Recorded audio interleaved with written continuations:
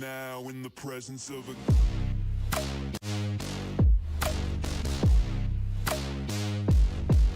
king.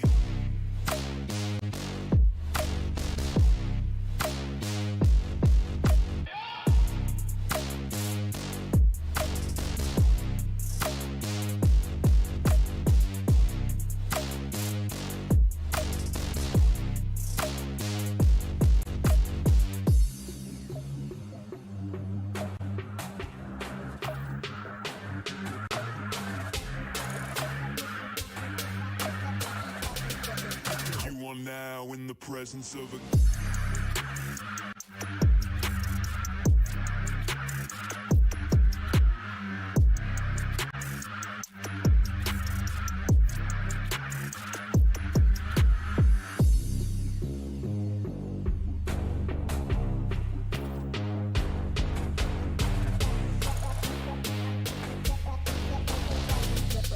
You are now in the presence of a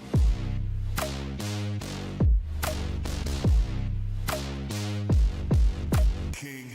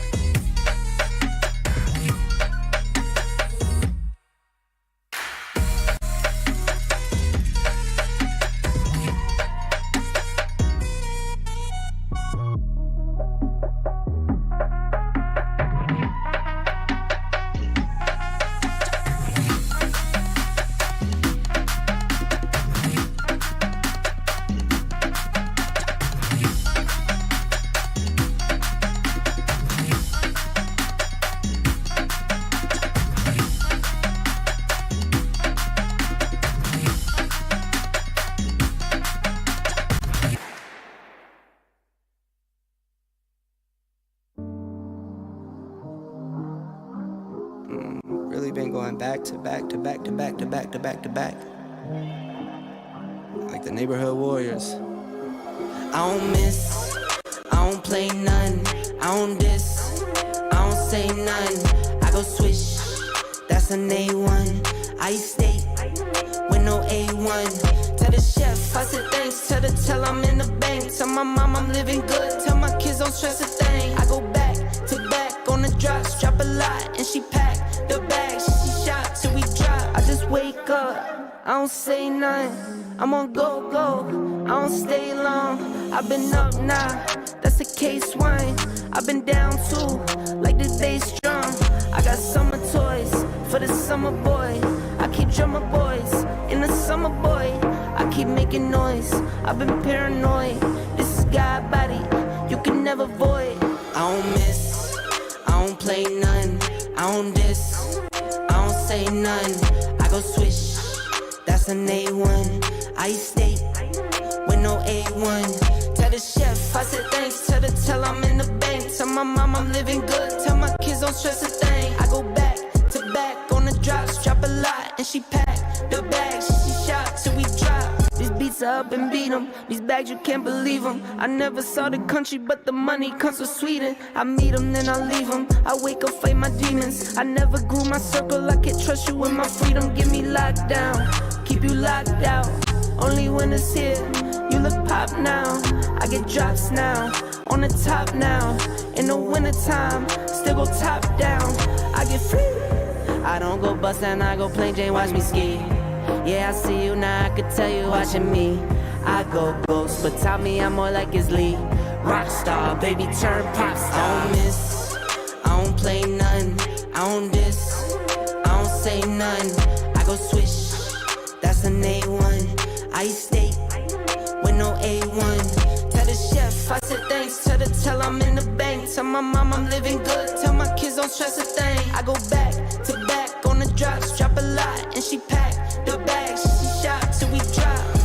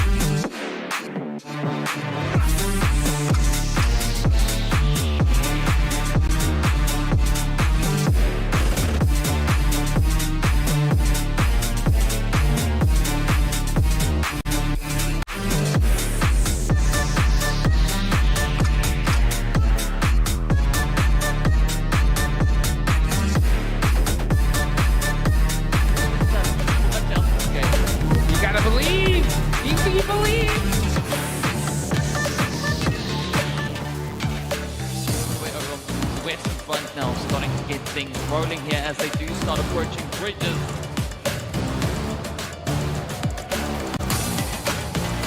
GX feeling the heat right on that southern beach side and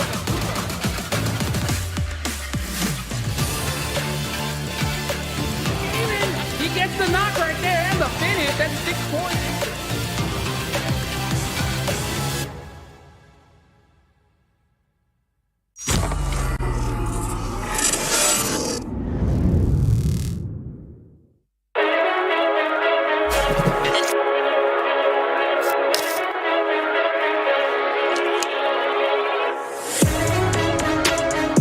Out of this. Whoa, that is a risky play as he's gonna be giving out his position. Great knock right there from Royal War. Or even evade the point. Here we go. That's exactly what he's gonna be looking to do. He's gonna be looking to confirm that into elimination.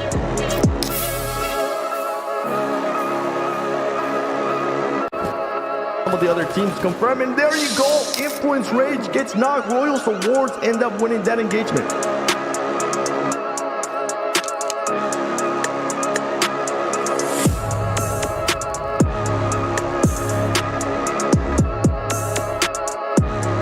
Another player from Furia gets knocked. This is wonderful. This is exactly what you want to see out of Royals Award.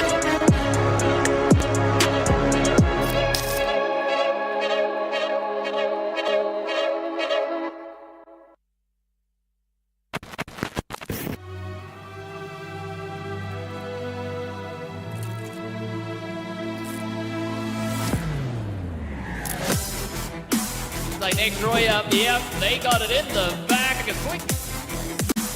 Oh boy, and here we go. We're starting. We'll need slide there.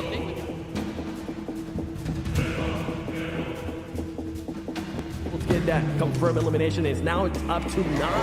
He will fall. A little bit because one of them does end up getting a great shot there from Walt as he makes it jump. Making sure he confirms that elimination right there. And there you go, being able to get another knock.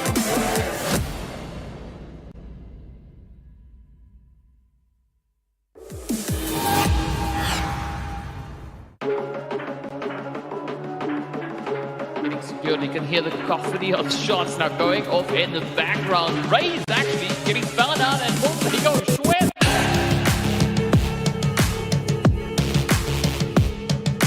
Oh, so close. And he's getting him to like what, 10 HP on.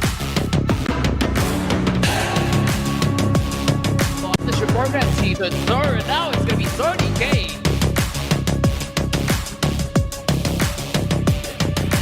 The way they were able to hold all this angle is what, ladies and gentlemen, that's it. Vampire Esports, they said, oh, you guys have been mocking us for how we didn't.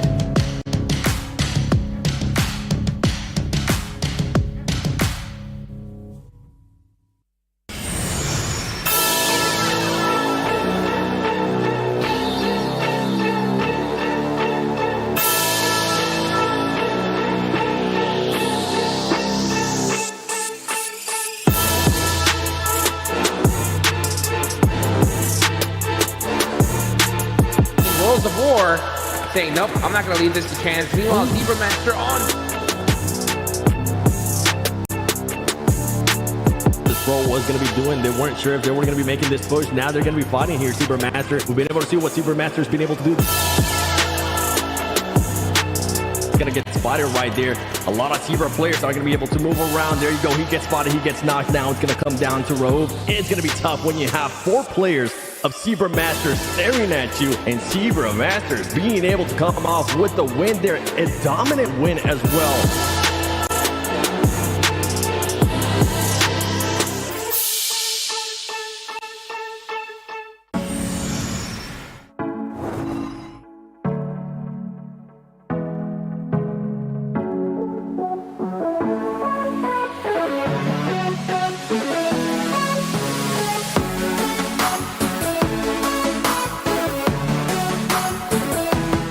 Smoke Gaming, well played by them. They put down some smoke as well. They knew that they were going to be coming. Smoke Gaming wants the spot. Smoke Gaming does realize that they're there. They're going to start eliminating those players, and Smoke Gaming gets away with it. Smoke Gaming, well, for them it seems easy as they just find play after play. Oh, he ends up getting 1. Yeah, he gets 2. Beautifully done. Gaming coming out of nowhere and Doing it in style. what a chicken dinner smoke gaming.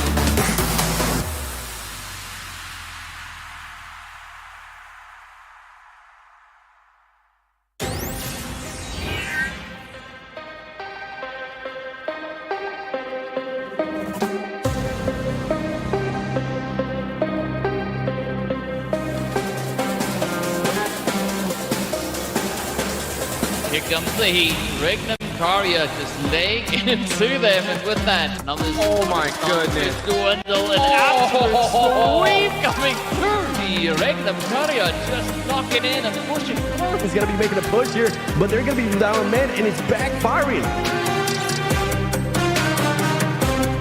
Standing up, ready to get some shots down the range, but a beautiful headshot there. Regnum Karya just on the money with the hit score. Ingo.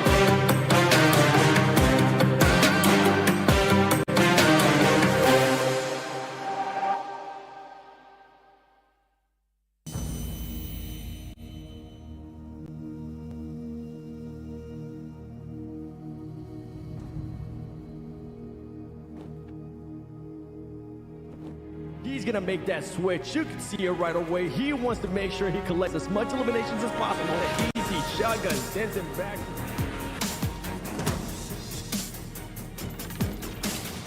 Enjoying this for Team Falcons. They made up their mind. They're going to be able to at least knock one right there.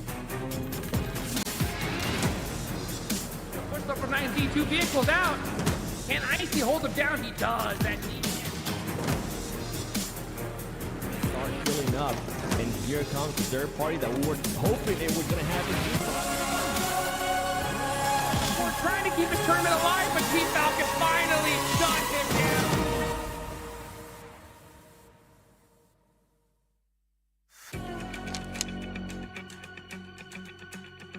Which you give them 2 shotguns, they're going to eliminate every opponent for you. So that was the 6th game of our life. We looked at how other teams play and the teams that are playing with us. I'm not too worried about Alpha 7 and S2G. And the second day we say to each other, like, we have to do 40 points, otherwise we're not gonna make it. IHC, we've got the Korean best teams, D+. So we decided together to drop on Falcon, and that was probably the play of the tournament.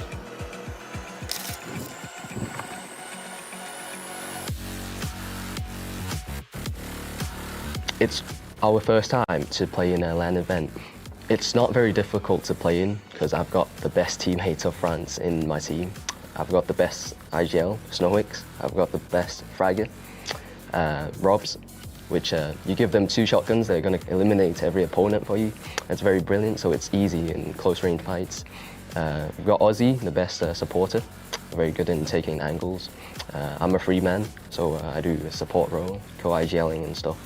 A brilliant brains, mindset and gun skill. As a team, we formed 2 weeks ago. Tout d'abord, on est parti de rien, on avait zéro synergie. And we haven't had the best games, but until now, we've talked about strategy and everything, and we've overcome our problems. Donc on s'entraînait avant, on a fait quelques scrims. That was pretty difficult because like we come from the Online Qualifier and we was top 45. First day we did not too good, I would say. First day it was pretty hard also because we did like almost 20 points, so we was close to not pass. After we went back to the hotel, we studied different strategies. 所以其實喺更多嘅時間就係我會花喺睇唔同嘅比賽，去觀察其他唔同嘅隊伍，去留意佢哋嘅進圈嘅路線啊，佢哋嘅打法，然之後從而去為整個 team 去準備更加多嘅唔同嘅戰術，令到佢哋喺場上面可以有更加好嘅發揮。We looked at how other teams play and the teams that are playing with us, and we made a strategy to overcome them. And the second day we say to each other, like, we have to do 40 points, otherwise we're not gonna make it. So day 2, of course, we did better than day 1. 然之後喺第2日，我哋由原本嘅12名追到上前5名。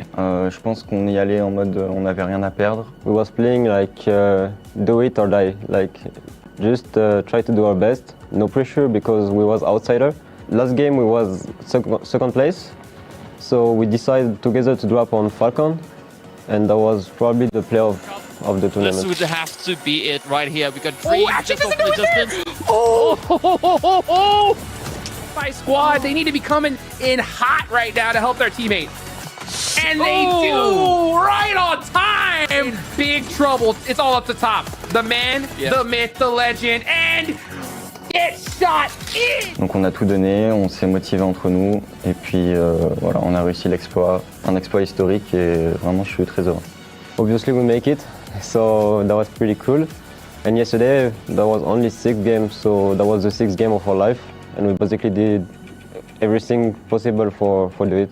而去到琴日，我哋仲要係可以直接攞到第一名嘅呢一個資格，直接進入呢個決賽嘅門票，亦都好難得。Finally there is gonna be only good team, but for me the main contender for the title is Alpha 7 and Nova Esports. Nova is a really good team. They do good globally. Of course, Nova Esports, the 2-time PMGC champions. From last PMGC, IHC, they're very good as well. They're good at fragging. IHC, we've got the Korean best teams, D+. We've got Indonesian team Boom. I'm not too worried about Alpha 7 and S2G. Pour moi, ça va être Nova Esports et je vais dire les plus qu'il y a. C'est des teams que j'apprécie vraiment, je regarde beaucoup leur gameplay et je pense que ça va être des teams vraiment très difficiles à battre.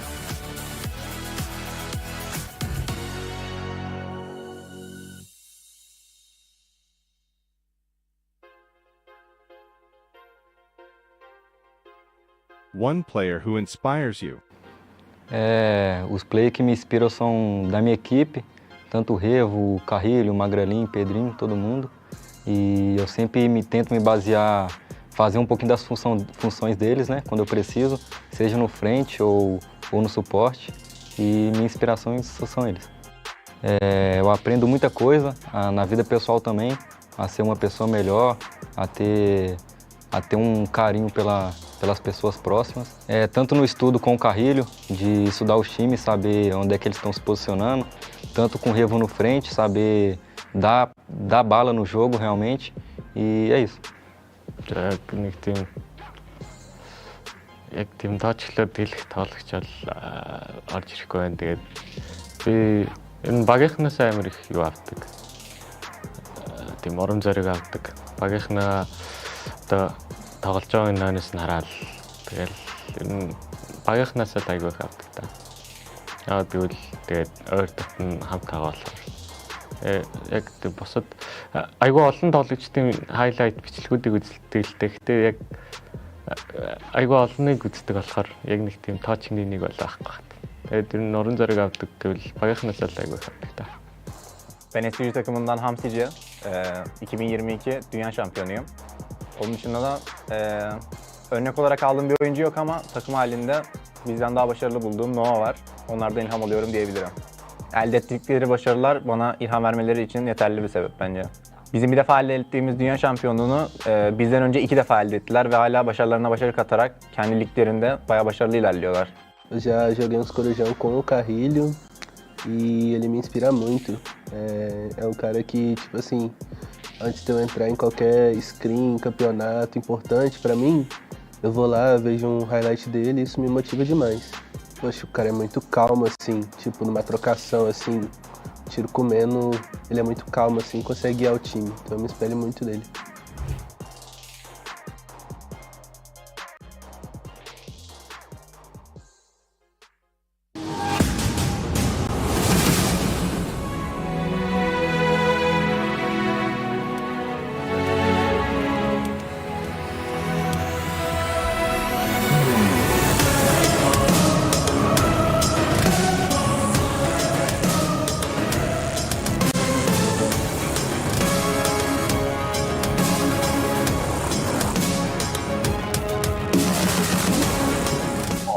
일단은 실감이 잘 안 나고요. 솔직히 기대 반, 걱정 반이 큰 것 같아요.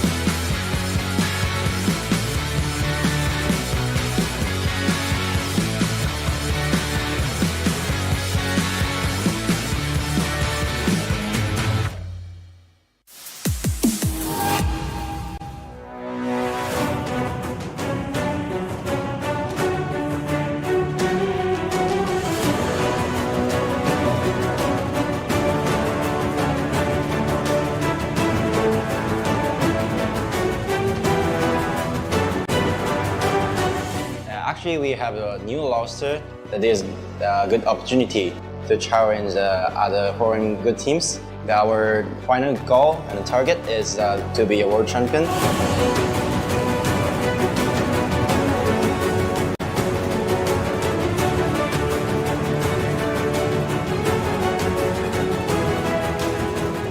PMGO に参加する意味としては、我々としても将来的なそのレベルアップを見据えてっていうのと、ずっと目標にしてきた、世界でのタイトルを取る、優勝するっていう目標に、着実に近づくというか、我々の力を試すいい機会になるのかなと思います。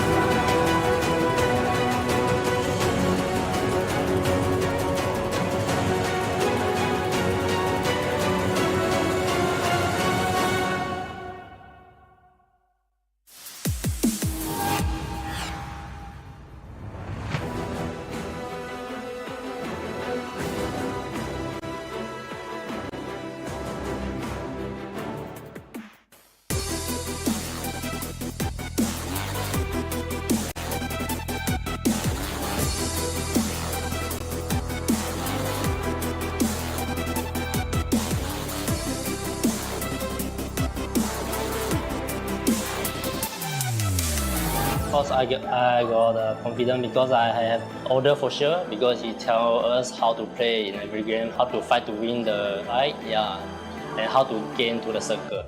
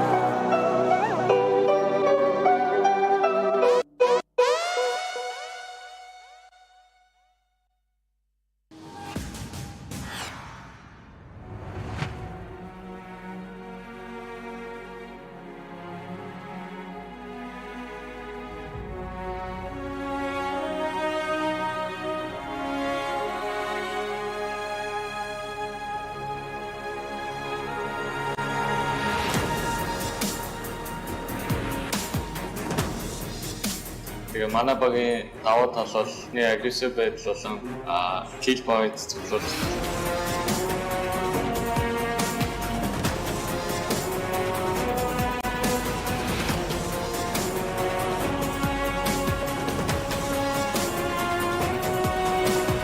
Манай багийн хувьд бол бусад багийн тоглолтын дээр анхаардаг, зөвхөн өөрсдийнхөө тоглолтын дээр анхаардаг.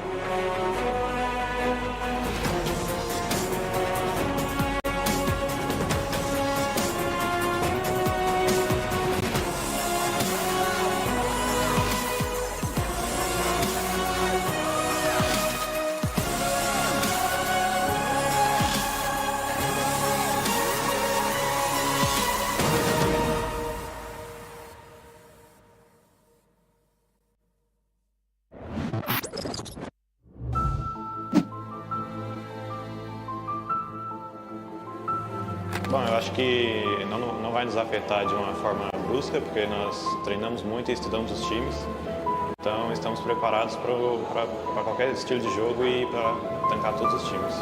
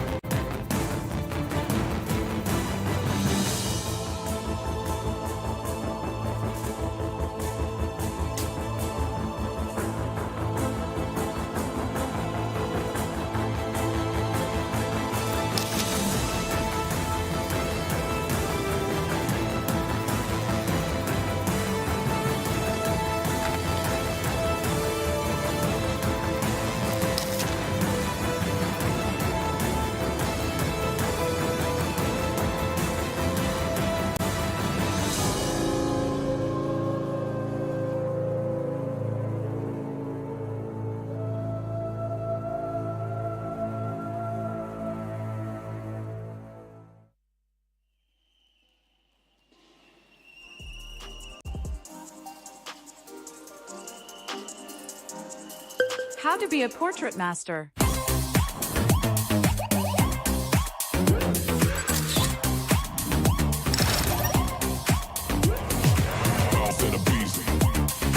One, two, three, yeah. Boss in the streets, I'm a boss till I call. Boss in the beast, I'm a boss till I fall. I'm a boss on the beat, I'm a boss, spit it raw. I'm a boss, keep it G, and I walk in the talk. I'm a boss.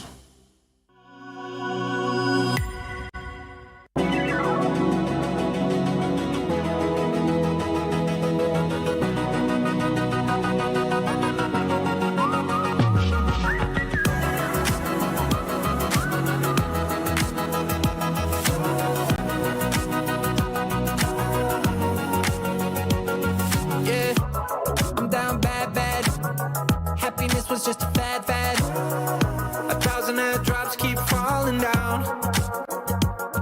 Yeah, I'm going in and flying carpet on the wind. Baby, I can barely see the ground. Driving in, yeah, I can feel the rush to be the one hit.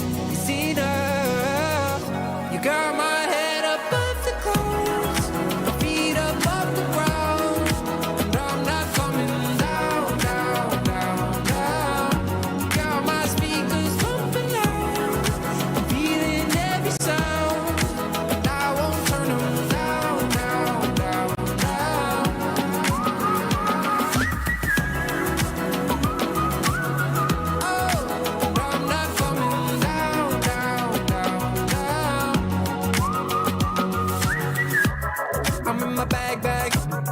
Treasure ship, embrace the flag. Magic in the lamp can't tie me down. We're living fast. Baby, even if we crash. You gas me up when I'm breaking down. Driving in, yeah, I can feel the rush to be the one hit. It's enough. You got my head above the clouds, my feet above the ground, and I'm not coming down. Got my speakers pumping loud, I'm feeling every sound, and I won't turn them down. Oh, and I'm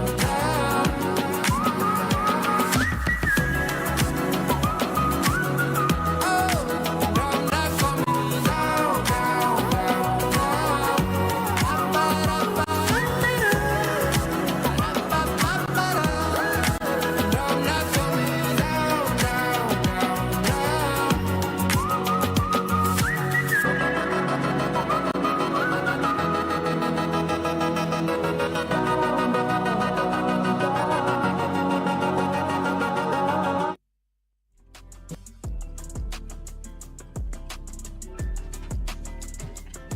Welcome to the second day of 2024 PMGO Brazil. I'm Isadora Basile, and it's a huge pleasure to have you here. Thank you so much. I'm very well accomplished by Carol. How are you, honey?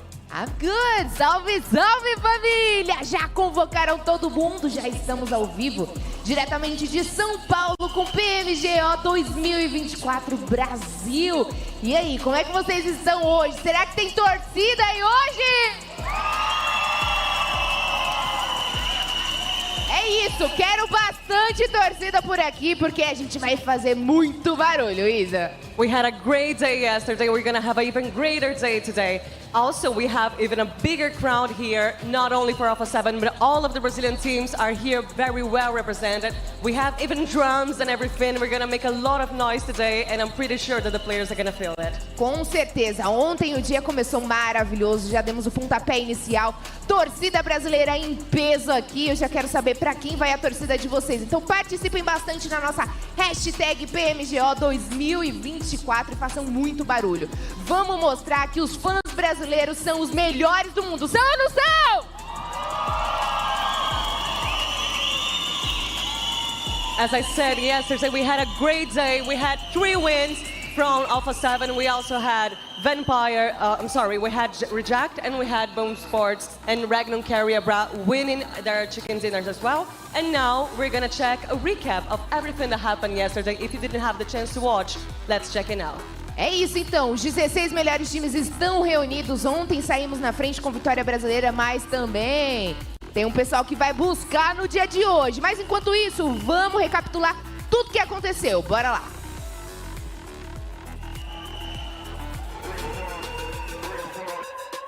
Welcome to the 2024 PMGO Brazil, now in the main event.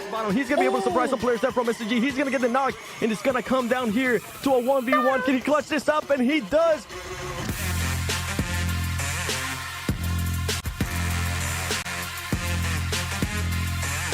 Deathwolf down to one player. Gotta be careful.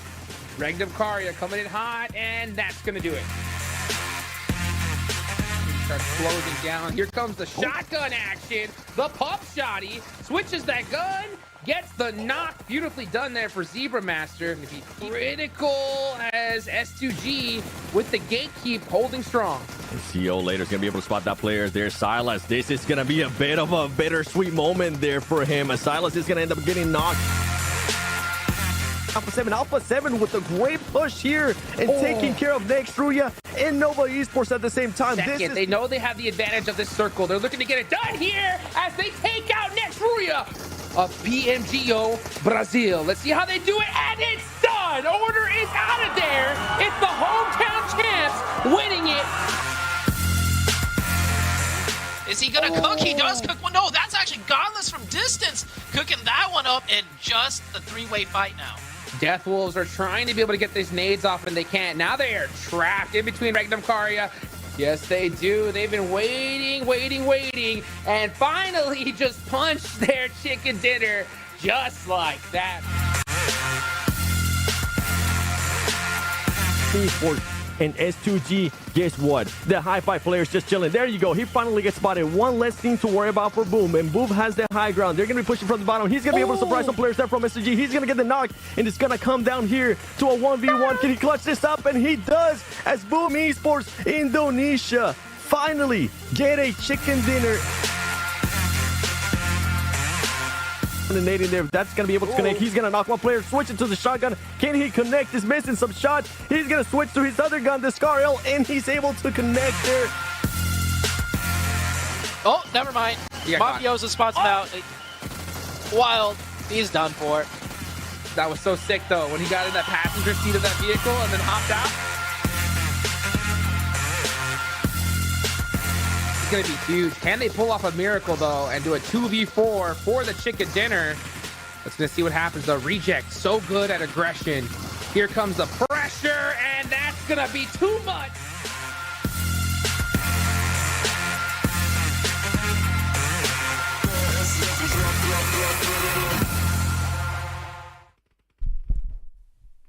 Welcome, ladies and gentlemen, to the PUBG Mobile Global Open Brazil 2024 main event day 2. Because my goodness, if you weren't here yesterday, you missed a lot of action and you missed Brazil dominating, as Alpha 7 does end up in first place after 3 chicken dinners. My name is The Sun Worlds Gaming. I'm not gonna be the only one here. I have Hot Jukes and Sute next to me. Hot Jukes, how are you doing today?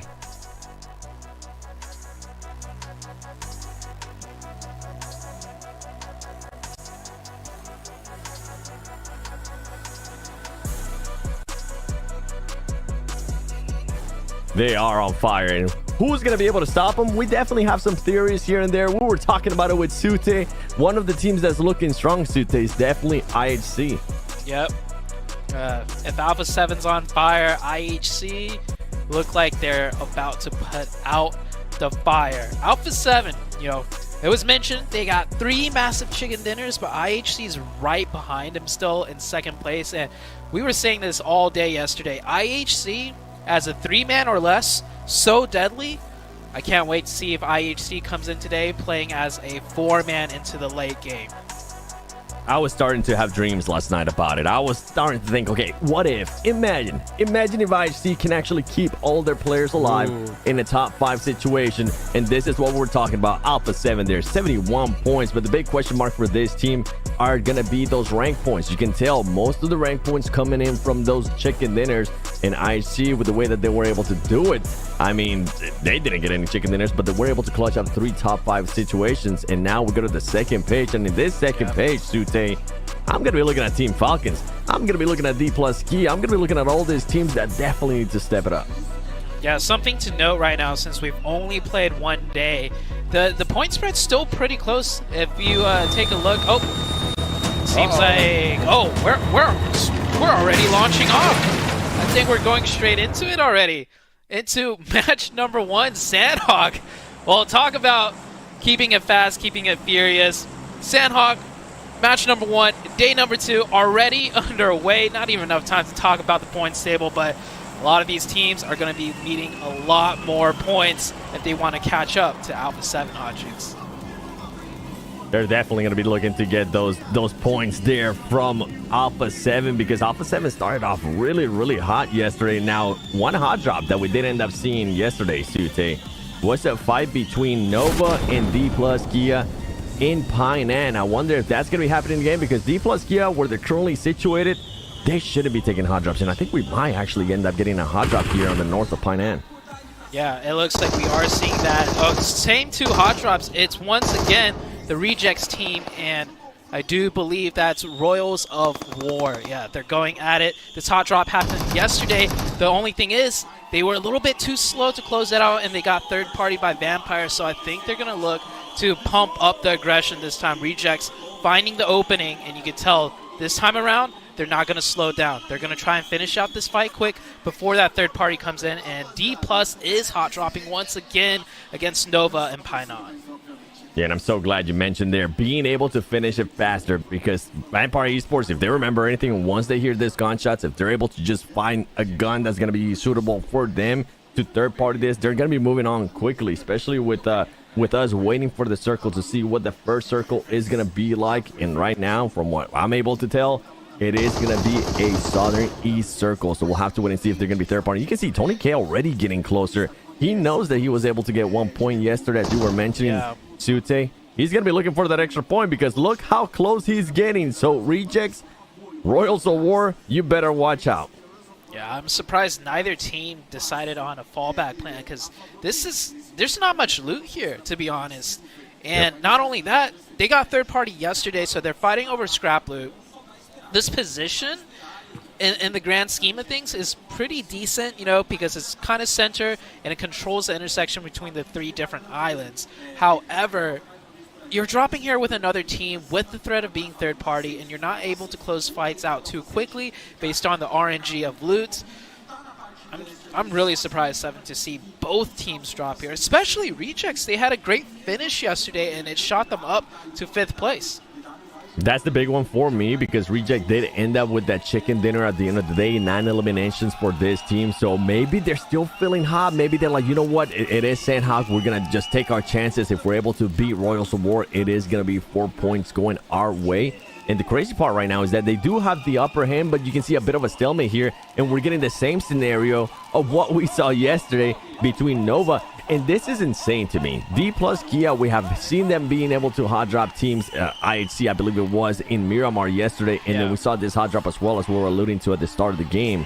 It is crazy that that team that needs the points decided not to back off and instead just fully commit. And then it starts building up questions for me as we get later into the day. Does that mean we might end up seeing D+ Kia again hot drop in the later stages? That'll be wild. Yeah. D+ yesterday lost all of their hot drop fights. They got absolutely decimated against Nova, right? Nova just eliminating all 4 without a single casualty. And I think once again, history repeats itself. Paraboy finds the opening again in that fight in Painan. We saw what Paraboy was able to do yesterday. You can't give that man a single pixel, because he was able to find them, and then he was able to knock him and make him an elimination point in a matter of a millisecond, at least from what we were able to tell yesterday. Here we go, Regis Ragey, OC trying to find an angle there on Tonka. If he's going to be able to, it would open up the fight between these 2 teams. You can see now Nova Esports starting to readjust themselves. Dream Y6, this is something we didn't even get a chance to see yesterday. He is going to be crossing to the other side of Painan and try to find some off angles, as D+ Kia was able to reset there with the player that ended up being knocked. Yeah, yesterday it was D+ trying to be the aggressors, and then they got caught trying to rotate back. It looks like this time around it's going to be Nova. But elsewhere, we got fights happening. It is Hi-Fi's, and Boom. Looks like Boom is going to lose that player on a vehicle rotation. And a lot of teams have already rotated towards the center of the zone. Meanwhile, the 4 different hot drop teams are still caught in that gridlock with each other. Yeah, luckily for them, they are currently within that circle, so I think there's not going to be that much pressure. But for these two teams, I think there will... I'll take that back. There is going to be some pressure from these two teams depending on what Vampire Esports decides to do. We were talking about it yesterday, how Vampire Esports decided third-party this fight, and now Regnum Karya, towards the north of them, could end up positioning themselves to also third-party Royals of War, also third-party Rejects, as we saw some of the players there from Rejects starting to pull up. And this is what happened. This is how Rejects was able to get that elimination. And the Knife, too, he wanted to get that, to try to send a bit of a message. But so far, after that engagement, nothing has been going on between these two teams. Yeah, oh, I'm surprised he switched to the AK and used those precious bullets. You saw he only had 30 in the mag, and the QBZ already running low on ammo. But looks like Regnum Karya is here now for that third party. I don't know if they realize the Rejects team is still here, but surely so. If there's a team still stuck here at the bridge, it's probably because there's something else impending them. And they got to be careful as one of the players goes down for Regnum Karya. Royals of War will find the opening. And keep in mind, Vampires is still... No, actually, Vampires has decided to rotate in. But IHC from the Northwest could come in now and third party this instead. So many teams that could end up third party and fourth party in this. Keep it going. That's what they want to see, as long as you're not able to end up losing any of your teammates. There you go. Cold Gold's going to be able to confirm that elimination for Royals of War. And meanwhile, Regnum Karya now find themselves in a particular spot here. They don't know, as you were mentioning, they don't know that Rejects is close by. Rejects could start pushing up a little bit more or try to get some off angles, or even if they wanted to, they could back off. They could go to the other side. As you can see, Reggie now trying to get an off angle. He needs to be careful. I'm not sure if Vampire Esports is still within that vicinity. I don't think they are, luckily for him. But if this ends up working out for them, this could be a massive, massive play for Reject. Yeah, meanwhile, IHC did rotate in, and it looks like they are ignoring this area completely. They're going to be more focused on their rotation. So this will be a isolated three-way fight, as some shots coming off in the off angle. So no knock there. Reject's hand is kind of forced to be shown there with that off angle, and they might disengage this or just wait for some more knocks to happen between the two different teams. And I think the way that Reject is currently positioning themselves, they're trying to see if they can score points from both of these squads, not only just from Royals of War, but possibly be able to steal some points as well from Regnum Karya. And here we go, a bit of a push there. Royals of War is going to get one of the players knocked. Tonka is going to get knocked. Kolgo's still going to be within this building, as he has two players from Regnum Karya starting to push him. And meanwhile, I think the player from Reject that was trying to get that off angle did end up getting spotted, and he ended up getting some shots onto him, which made him back off. But Regnum Karya now being able to take over this building right here, as Reject starting to make a push, but it's looking like a tough push. One of the players is going down right there, Sute. Yeah, Regnum Karya doing a great job handling both teams right now. Reject's really trying to capitalize on that third party, but the different angle from their player in the backline, I think, actually did come into play. Rejects will be able to get the reset back up to 4. You can see on that mini-map, Rejects have a player on the left and right side of the river. One of their positions is already known. The player on the west has given it up, but it looks like the player on the east also firing off shots now. So now all the positions of the Rejects player is known to Regnum Karya. Regnum Karya do have to play this very carefully, as he does get exposed. Maybe Regioso sneaking up here with the UMP was the play. And there we go. Regnum Karya now down to 2. And that's the thing that we were talking about. I don't think Regnum Karya knew that there was going to be two teams just being passive. Here we go. The push from Reject. Raul is going to end up getting knocked. Is he going to be able to confirm that elimination? He's not going to be able to, but now he's going to have to back up. And there it is for Regnum Karya. Beautiful, beautiful plays by Regioso as he continue on with the off angle. But now they need to be careful, because there's still one more player of Royals of War alive. Yeah, that looked like a little bit too premature of a celebration. I don't know if they know that Royals of War is still alive there. Elsewhere on the map, teams are getting it underway. The new zone did come up. It shifted back up north, so Corey is dead center. You can see S2G just north of the center zone fighting with Zebra Masters. Razy with that nade in hand, trying to hold back the push. S2G do have a little split defense with one player up on that hill. Hopefully Razy can handle his own right now. Hopefully they will be able to handle that because the shotguns are going to be coming now to play. You can see Zebra Masters now going for that push. I don't think he was able to spot it. We're not going to be able to see anything as we also get flashbang. And there's going to be just madness going on within this building. Zebra Masters decide to back up a little bit more. You were talking about that player from STG up in the mountain, being able to get that off angle. But Racy does end up getting knocked. Demeanor being able to get that angle on Racy. And now it's looking advantageous here for Zebra Masters. Are they're just looking to just corral Kasi. Look, every single angle that Kasi might want to exit from is going to be covered here from Zebra Masters. Yeah, S2G not looking good here at all. Two players up on the hill really need to make an opening. Actually, it's going to be Kasi to find that opening and the finish.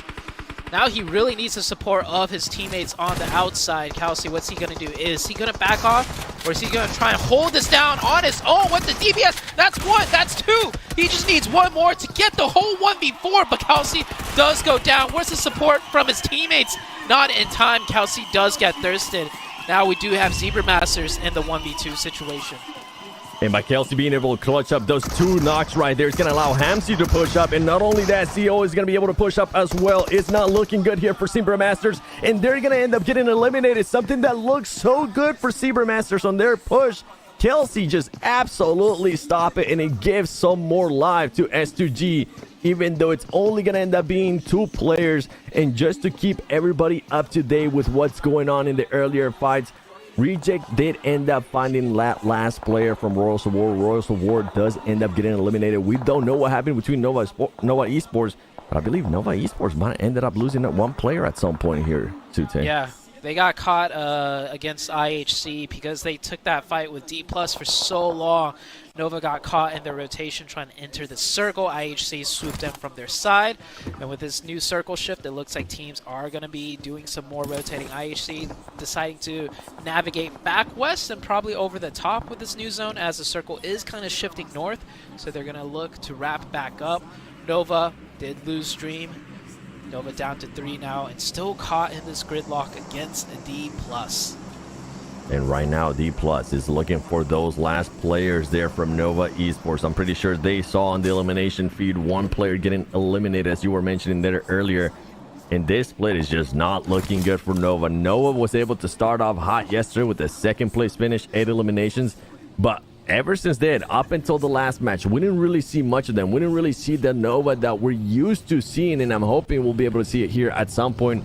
But some team that is trying to make a stop to that, some team that is trying to stop them from being able to do anything here. IHC's going to be making that push. I don't think they knew that D+ was going to be here as IHC just fully sensed it. They're going to get one of the players knocked. Are they going to be able to recover from this? I don't think they're going to be able to. They're going to end up losing that player, and now they got IHC and K's from D+ Kia in the same building. Wow, IHC, definitely a little bit of a mishap right there.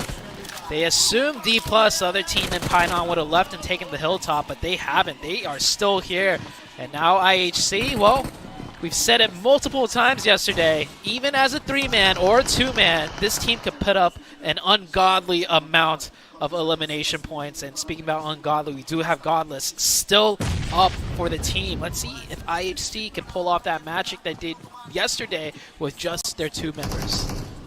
It would definitely be a tough one, and D+ Kia needs to be careful too because that player is still alive from Nova Esports. That's what I was worried about right there. Long skirt, being able to spot one player from D+ Kia. He's going to get the knock. He's not going to be able to get the finish, but if there was ever an opening there for the last 2 players of IHC, this would be, and I'm so glad you mentioned that as well because we saw this team so many times not having their full roster, but they were still able to clutch up plays. They were still able to make sure they secure those extra points, and that's why they're currently in second place. But now at this point, you need to be careful. You're going to possibly end up getting third party, as we saw some of the Vampire Esports players there towards the north of them.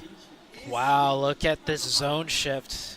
Falcons in a great position, and I think, you know, usually when they're dead center, surrounded by so many teams, on an area where it can be briefed from so many angles, D+ catches another player, and it's actually, oh, that's not IHC, that's actually Vampire getting caught out.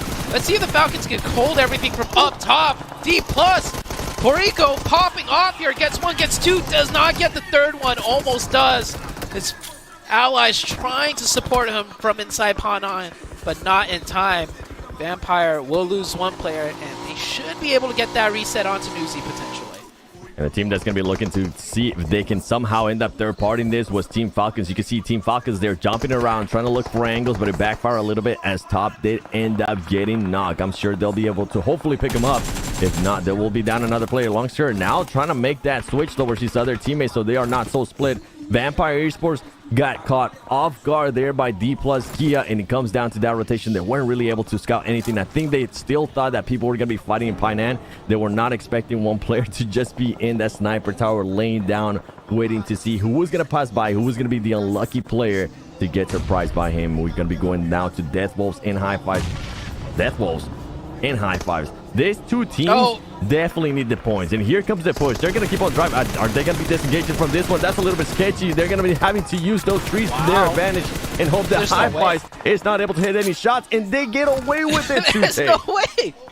He even crashed into the tree, and you saw a player jump out the car. I know that feeling. Been there, done that. And they actually do get away, and they get a decent position in the zone. Wow, what a rotation. And IHC finally get it taken out, and Reject, keeping true to their confidence-boosting ritual from yesterday. They're shooting every loot box after every team wipe, and it is working out for them. Rejects with 7 elim points plus 4 members up, and they're in a good spot in the zone. This Rejects team has been doing better and better match by match. I'm loving the attitude that Reject is showing right now. You were able to call that out yesterday, how they were shooting those boxes maybe to keep that momentum going, keep the energy up. But you know what? Let's switch up here to High Fives and Boom Esports. Boom Esports being surprised a little bit there by the player from High Fives. Monkey is going to be able to hit those shots. It's going to be able to turn that into elimination point. But they are going to be pretty much just switching out as High Fives does end up getting eliminated there. Only one player still alive from High Fives. Nova Esports now starting to make the push. Paraboy and Order, you wouldn't want to ask for a better duo, but the thing is they're going to be going up against 4 players of Deathwolves, and on top of that they need to watch out their back. As you can see, Longskirt is still fighting D+ Kia. So much action going on here. Is Order going to be able to find the opening? Order is going to get caught off guard there. There's just too many players from Deathwolves. Yeah, too many players from Deadwolves, and Deadwolves do have some enemies behind them. I was just going to say, Rada Boy does get third party from the back, but he confirmed Order, which is huge for them. Order definitely a player you do not want to face against in that close range situation. Paraboy trying to angle downwards so his teammate Longskirt can support, but Longskirt crossing in the open gets caught by Vampire. There's just too many angles, too many teams, all left alive. And Paraboy's going to actually run back and try and go for that revive while Deadwolves is focused elsewhere. And for Nova Esports, I think it was the split that kind of forced them to stay in those 2 buildings for a little bit too long. It allowed some of the other teams to rotate towards the top of that mountain and gatekeep them, and that's exactly what's happening here with Deathwolves. Deathwolves is going to be able to spot him again, and he's going to be able to spot Paraboy. Can hit those shots. He is going to be able to knock him. There's still one more player alive there for Nova Esports. Nova Esports not starting the day like they wanted to. Meanwhile, Deathwolves with now 3 players, seeing if they can spoil the start of the day here for Nova Esports even more by eliminating them, but they need to focus on themselves as well. They might not want to overextend on this. As you were mentioning, there's just so many teams here, and that Molotov is going to force Longster to back off that. Are they going to be able to find that angle? They are going to be able. Deathwolves with the elimination of Nova Esports there so far. Absolute madness. Now we switch over to Nextria and S2G. Yeah, this is on the east side of the zone. Falcons was holding this within a 3-1 split, so they lost 1 player to S2G, who just crashed straight in with the vehicles. S2G now trying to mount the defense against 4 enemy players of Nextria. Nextria looking good, Frozen up close with that DBS. Same with Hamzi, though. We saw how deadly S2G can be with that DBS. Can they replicate what Kelsey did? No, they cannot. Frozen will find the opening. S2G just down to the 1. S2G later throwing some Molotovs, trying to stop this team from pushing up. And this team with Nextria, they need to be careful because Falcons is going to be on the horizon as well. I don't think Falcons is going to be their biggest worry. Could end up being Alpha 7. As Alpha 7 is going to get a little bit closer. Here comes the push. CO later is going to be able to get 1 knock. He's going to get 2 knocks. Nextria is not looking good for them. They're just pushing 1 by 1 and is backfiring as Nextria is able to finally eliminate that final player from S2G and only end up losing one player. The only worry, as I was talking about, it was Alpha 7. Alpha 7 should be able to gatekeep them here with the positioning that they have. Yeah, with Falcons focused on Vampire, I think Alpha 7 could get free reign over next Ruya. Falcons, one of their players do drop. I think that was to actually Rejects from distance. And Rejects still putting in a lot of pressure from the downhill side right there. Can they make it up? We're down to only a handful of players, but multiple teams still vying for that top mountaintop, and Falcons forced to fall back as they are facing too much pressure from too many different teams. The Falcons trying to hold too much land right there within that spot. You saw Rejects. I mean, Rejects is still going in hot from yesterday. We were doubting why they would want a hot drop. Well, the momentum, that's why they want to keep that going. And guess what? Top is going to get eliminated by Vampire Esports. Vampire Esports making that push. Alpha 7 as well, stopping Death Wolves from pushing on them. But Alpha 7 needs to be careful because they do have two teams nearby. And one of their players is currently knocked. As Kane from next Ria is going to be making the push up. He's going to get him knocked as well. But now, Alpha 7, Carrillo barely alive. Can Mafioso hit those shots? Mafioso is able to hit those shots. Huge clutch up right there by the Alpha 7 players. They finish out next Ria. They're down to 2, but more importantly, they have good control of the hillside, and they catch the other player. Alpha 7 on fire right now with only 2 players. Yesterday, they got really good zones and got huge chickens, but now we see, even if they have to fight their way into the zone, they could do the same. We're down to 4 teams. We have Falcons, Vampires, Alpha 7, and the Reject team. Rejects, probably the next team on the chopping block, as they are the furthest away from the zone and they have to go uphill. But I think they could go in from the north side because the Falcons are too worried about every other angle to really gatekeep them. Yeah, and I don't think Vampire Esports is going to be able to spot him if they continue to snake as well. I love the little jump that Mafioso was able to do there. Usually we ground upon whenever players do end up jumping on top of a rock. But you know what? That rock was small enough that the other player wasn't going to be able to see him. From Dead Wolves, it works out well for them. They are able to take care of Dead Wolves, and now they can focus a little bit more towards the other teams, towards Falcons. And the only problem that I'm seeing here today is that I don't think they are aware that Vampire Esports Schweppes is getting closer and closer to them. And you were calling them out. You were saying Rejects could still be able to make it within this circle. And right now, they're doing exactly what they need to do. Just start inching up little by little. Take advantage of Falcons being distracted by Vampire and Alpha 7, because Reject could end up surprising some of the players there from Team Falcon. Yeah, 7, I love endings like this on Sandhawk. It's the classic hilltop snake showdown where you have multiple teams from all around the 360 degrees of the circle coming in at the top. And of course, you do have the Falcons players at the tippy top. They definitely have their work cut out for them. And Circle 9, here we go. It's going to close dead center. Who's going to come out on top? Obviously, Vampire does have the man advantage here, but in situations like these, everything could change in the blink of an eye. Yeah, and for Team Falcons, even though they're currently at the center, I feel like they wish they were in a different position because they're going to have 3 teams just looking at them. You can see the utility now starting to rain down, and I'm with you. I'm usually not a fan of snaking, but boy, in this kind of situations when you have 4 teams left, go for it. Pull a 6-less, lay it down, and start hoping that nobody spots you. As Icy is still looking around, you can see Vampire Esports making a little bit of noise there by throwing that utility, seeing if they could possibly spot anybody.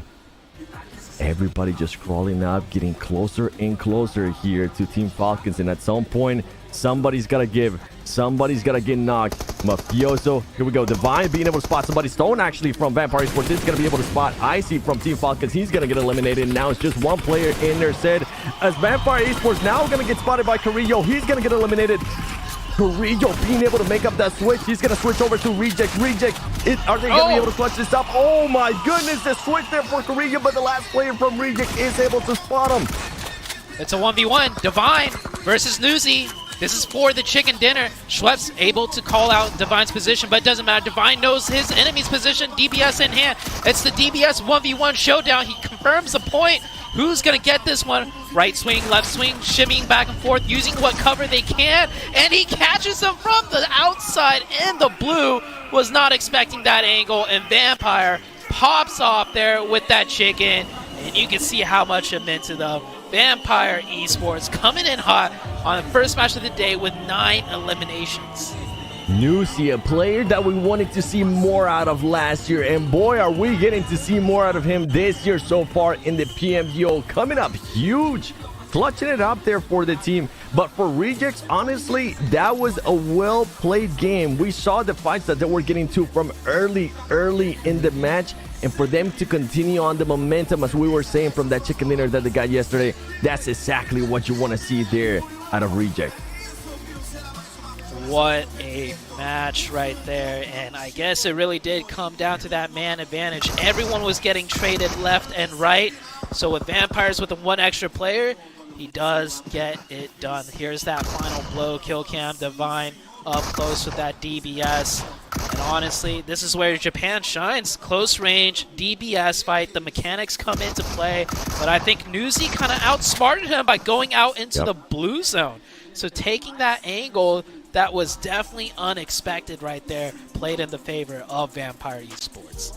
You gotta risk it, and that's exactly what he did. I'm glad you called that on. You know what, Maxman, if you are watching, I'm gonna need you to go and back and just review that whole play, because so much madness happening. We went from having 4 teams to a blink of an eye, we only had 2 teams left, and that was quite a surprise for me. I think right now they're trying to figure out who wants to do the interview, who wants to do it, and look at that. I think it's gonna end up being Tony K. Hot Jukes.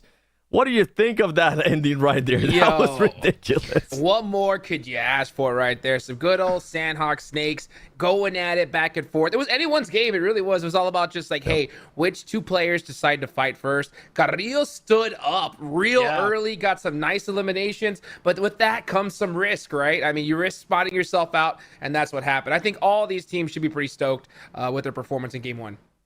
They should be. They should be. And for Team Falcons, honestly, they were having such a great position. If they wouldn't have lost those players earlier by getting a little bit too confident and trying to hold down much angle and trying to take on so many fights, I feel like that team should have been able to win. It was theirs to win with the position that they have, but they were just worrying about way too much stuff with everything going on there, Sute. Yeah, I gotta say, it wasn't really shown on camera, but they were holding that 3-1 split. They had one person at the compounds right down the hill, and that was too greedy of a hold, so S2G came straight in with their vehicle rotation with just 2 players, and the Falcons lost a player down to the 3-man, and on top of that hill with 3, they were not able to hold off the multitude of teams and angles. I just want to throw out there, though, if it was IHC, though, with 3 up on that hill, I mean, they might have taken everyone down, but Falcons not able to do it there. Well, we'll have to wait and see if IHC can maybe start clutching it up with not just 2, with not just the duo. I want to see what they can do with 4. Talk about this last map. First, I want to ask you, because you had a great game in the prelim stage, now you're having a great game here, and also I want to ask you because you're playing more aggressive now. Do you feel like you were hiding something during the prelim stage? เขาบอกว่าทำไมเกมนี้เราแบบว่าเหมือนกับเล่นและ aggressive มากขึ้นเนี่ยเรายังมีอะไรซ่อนอยู่อีกไหมก็ยังเหลือเตรียมไว้อีกเยอะครับรอดูได้เลยครับ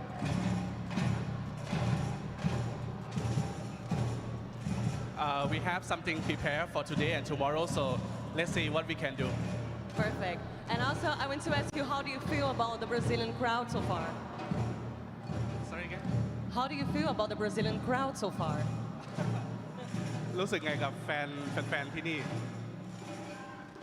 ก็ทำให้พวกผมตื่นแบบว่าเหมือนบ้าขึ้นกว่าเดิมครับเพราะว่าเสียงดังผมจะได้ไม่หลับ So he say like it's make him more aggressive because the loud noise that him encouragement. Yeah. That's really great. And last, I want to ask you the expectations not only for the next matches that we have today, we have 5 more matches, but also for tomorrow. The expectations for the next matches today, we still have 5 matches this day in our second day of 2024 PMGO Brazil, and tomorrow, what are your expectations for tomorrow as well? ก็คือคาดหวังไงบ้างในวันนี้แล้วก็วันพรุ่งนี้วันนี้ก็พยายามจี้ที่ 1ให้ไม่ห่างแล้วก็วันสุดท้ายก็จะเอาแชมป์ครับ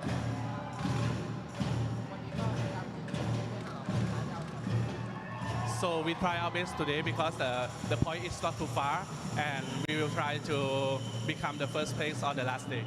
That's perfect. Thank you so much. Congratulations on your victory. Thank you so much. And we come back soon with more 2024 PMGO Brazil. See you soon. Sertani and Tony K looking happy for a bit there, Sute. We thought that team wasn't going to be able to do much. I think it was D plus Kia that ended up surprising them at one point, but they were able to come back from it, and they were able to come back strong and get that chicken dinner. Yeah, great rotation out of Vampire too, going across the bridge, up on the north side, and then just right into that side of the mountain. And they did lose one player to D+, like you mentioned, but with 3, it was enough because everyone in the war of attrition piling up that hill had less than 3, and that was the magic number they needed. Talking about magic numbers, we got a chance to see there Hodgers, the push by IHC getting a little bit too much. We did end up with just a duo for IHC, but so far, first match, it's not the same as yesterday. IHC cannot clutch it up with just a duo. Hopefully Hodgers will be able to see more of actual 4 players alive from IHC and not just a duo. I mean, we need to. I mean, you said it's not the same as yesterday for IHC, but guess what? It's the same as yesterday when it comes to Vampire because they are undefeated in Sandhawk, right? 2 chicken dinners already to start the day. I mean, what more could you ask for, especially 19 points? These guys, all they got to do is just show up in the rest of the maps, and we could see some shakeups in the leaderboard for sure.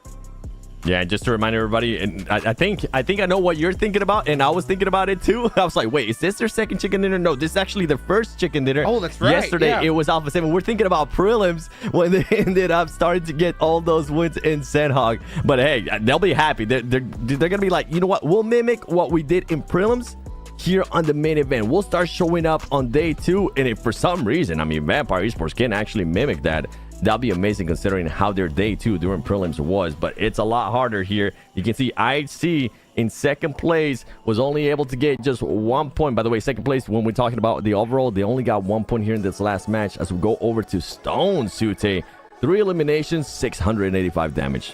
Yeah, Stone, such a veteran player. I remember back in the days when I was competing when he was under the team of Mega. So this guy has been around the block. He's got that experience under his belt, and he's only been getting better and better. And of course, winning all that moolah with Vampire Esports in the past couple of years. I mean, that is just some more motivation for them to continue that upward trend. And Vampire, with that huge win, it does put them in contention for that first place where the $100,000 does wait for the victor. I'm gonna need to talk to Stone's tattoo artist because that tattoo on his arm just looks so sick, man. Absolutely awesome looking. But you know what? I was teasing the overall standings, and guess who's no longer in second place after that match? Alpha 7 still in first place, being able to expand on their lead now between that second place. Reject jumping all the way up 3 places to second place, and on top of that, Vampire Esports jumping up 4 places as well to that third place. Hot Jukes. I mean, that's what I was trying to say is, you know, like when we saw Vampire, right, get that chicken dinner in Sandhawk during the prelims, they just started a tear, you know? So I think that all these teams that did their research, when they saw that, hey, Vampire wanted chicken dinner, especially with a sick 1v1 at the end, you know these guys are going to start heating up. So even though, like, Alpha 7, 3 chicken dinners yesterday, I think there's definitely a lot of pressure on their backs. So they can't let off the gas. They have to continue to get some serious points on the board and create a gap so big that nobody can even think about passing it up. And luckily for Alpha 7, I feel like we got a bit of a question to answer for us, Sute. We're kind of talking about it during the cast too. We were saying how this team needed to start showing us more, not only just on their chicken dinners, but also how they would be able to do when they didn't get the chicken dinners. Well, guess what? In this one, they didn't get a chicken dinner. They got very, very close. But now we're starting to see a little bit some more elimination points and definitely more placement points when they don't get a chicken dinner. Yeah, I actually feel like this works in favor of Alpha 7 of not getting the chicken dinner by being delivered the zones, right? Yesterday on Sandhawk, they pretty much had free reign on top of the hill where the zone ended up just a little bit north of that, and it's such an easy win for them. I think today, with the day starting off as more of a challenge for Alpha 7, it gets them ready to fight for the zones, to fight their way in, and it is just looking really great for Alpha 7 because that was our big worry, right? Yesterday's points from them came from the 3 chicken dinners. The placement points and the elim points came from those zones that really just gifted it to them. So now, not gifted the zone, and they're already starting off hot. I think Alpha 7's going to maintain their lead today. Yeah, I know, and the players personally, I know how they end up working in regards to their mental state. if they don't end up performing well, they're going to be going in with the wrong thoughts tomorrow on the final day. And that's usually what ends up butting them in the butt. So for them to be able to start the day off like that is great. But I want to continue to see that, right? I want to, especially going to Erangel, if we go back to the Erangel that they did end up winning, it was the exact same. I feel like one of the zones was gifted to them the whole time, and they were just picking and fighting who they wanted to fight with. I kind of want to see what they do if they don't continue to get the zone, Jukes, if they actually have to fight a little bit more. Yeah, that's a good point. I mean, they can definitely do it, especially since they were a team that loved to play edge for so long. You know, that was their whole play style, right? So it's not something they're unfamiliar with. But I think now, you know, we see them playing that more central kind of play style. And they got 3 chicken dinners yesterday. So I hope that, you know, their coach talked to them, said, hey, yeah, I know that we have had that edge play before, but center zone works for us. Let's try to move there a little bit earlier. And if we don't get the zone, heck, if any team can push into it, it's them. Yeah, I mean, they can frag out. Anybody can frag out. Yeah. We saw what Carrillo can do. We know what McGrillen's able to do as well. Mafioso, Revo. So that's the good thing, right? With this team, this is why a lot of the other teams tend to find Alpha 7 so scary. Going back to Reject, I kind of want to give more of their flowers too, because not only were they able to take the fight to Regnum Karya, the way Reiji, or I don't remember the player's name from Reject, but the way he was able to get that off angle, Royals of War was able to spot him, but he still committed to it. He kept going, and ultimately it ended up helping them on getting that win over Regnum Karya. Yeah, Rejects, really, I do want to applaud them. Every single year, they have been just getting noticeably better. The first time they made it to the global stage, I believe they didn't even make it out of the group stages, right? They couldn't even get into the finals. And then the year after that, I think it was like they got into the finals, but they finished definitely second page of the leaderboards. And now we see them in second place. This is the best they have ever done, and I think it's that confidence. And just something to throw out there, like, you know, a little tidbit. When I used to play a little bit of the comps in Japan, I remember their leagues were really strict. Like, there was no BM or toxicity. You actually maybe get a fine, especially since they have their own league. They have an established rule set. So it's actually quite interesting to see, you know, where you could get fined for shooting a box and showing disrespect. Now on the global stage, Japan's like, they're letting it all out. They're not pulling any stops. You die to us, we are shooting your box, and we're continuing that aggression and building that confidence, and it is working out great for Rejects. At global events, I'm pretty sure they're like, I wish we could stare at those admins from Japan, because look what we're doing now, Jukes. Look what we're doing now. Just letting all that hatred that's been built up over time, right? Now maybe it's like a purge scenario here in PMGO. And you know what? That's the overall energy of this event. It's crazy there. I mean, you heard Sertani during the interview. He could hardly even hear the questions because there was so much noise going on over there. So the hype is at an all-time high. I love it for sure. And I'll tell you what, in order to be a team that just like loves hot dropping and to have success, any success doing it, you have to be fearless, right? You have to have that just like, you know what, we're going to push everybody. If we go out in last place, we go out. And I think the fact that they started that and actually had some success is the reason why we see them just that aggression just start and just nonstop from whenever, you know, the time needs it.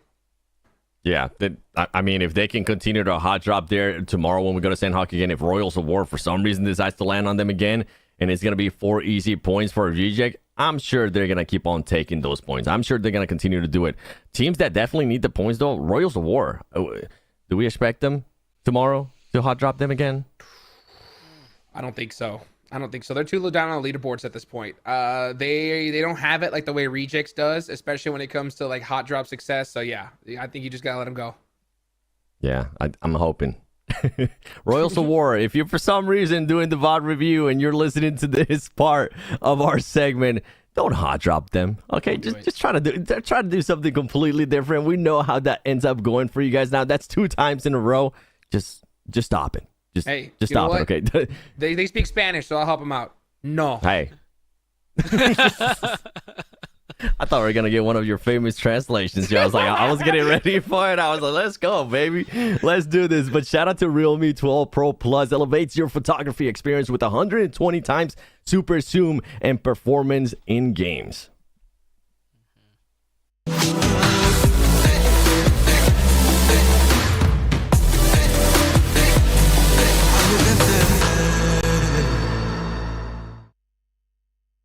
How to be a portrait master. Bounce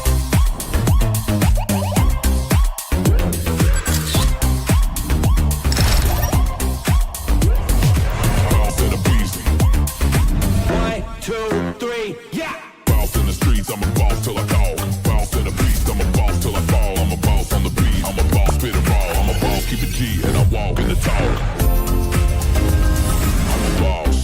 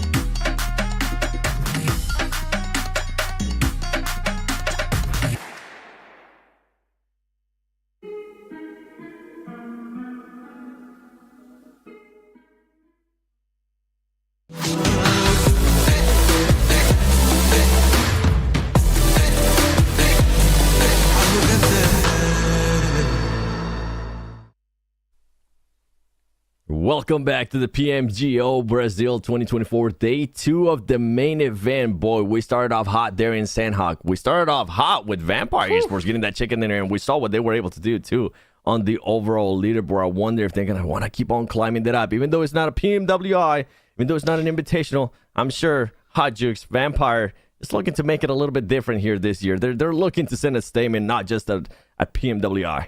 Oh, yeah. I mean, they want to start off. I mean, well, they didn't start off as strong as they wanted. That's for sure, right? But with this chicken dinner here, it's rocket launched them up the leaderboards. The big thing, though, is the prize pool, right? A huge difference between first and second. They got to get it done.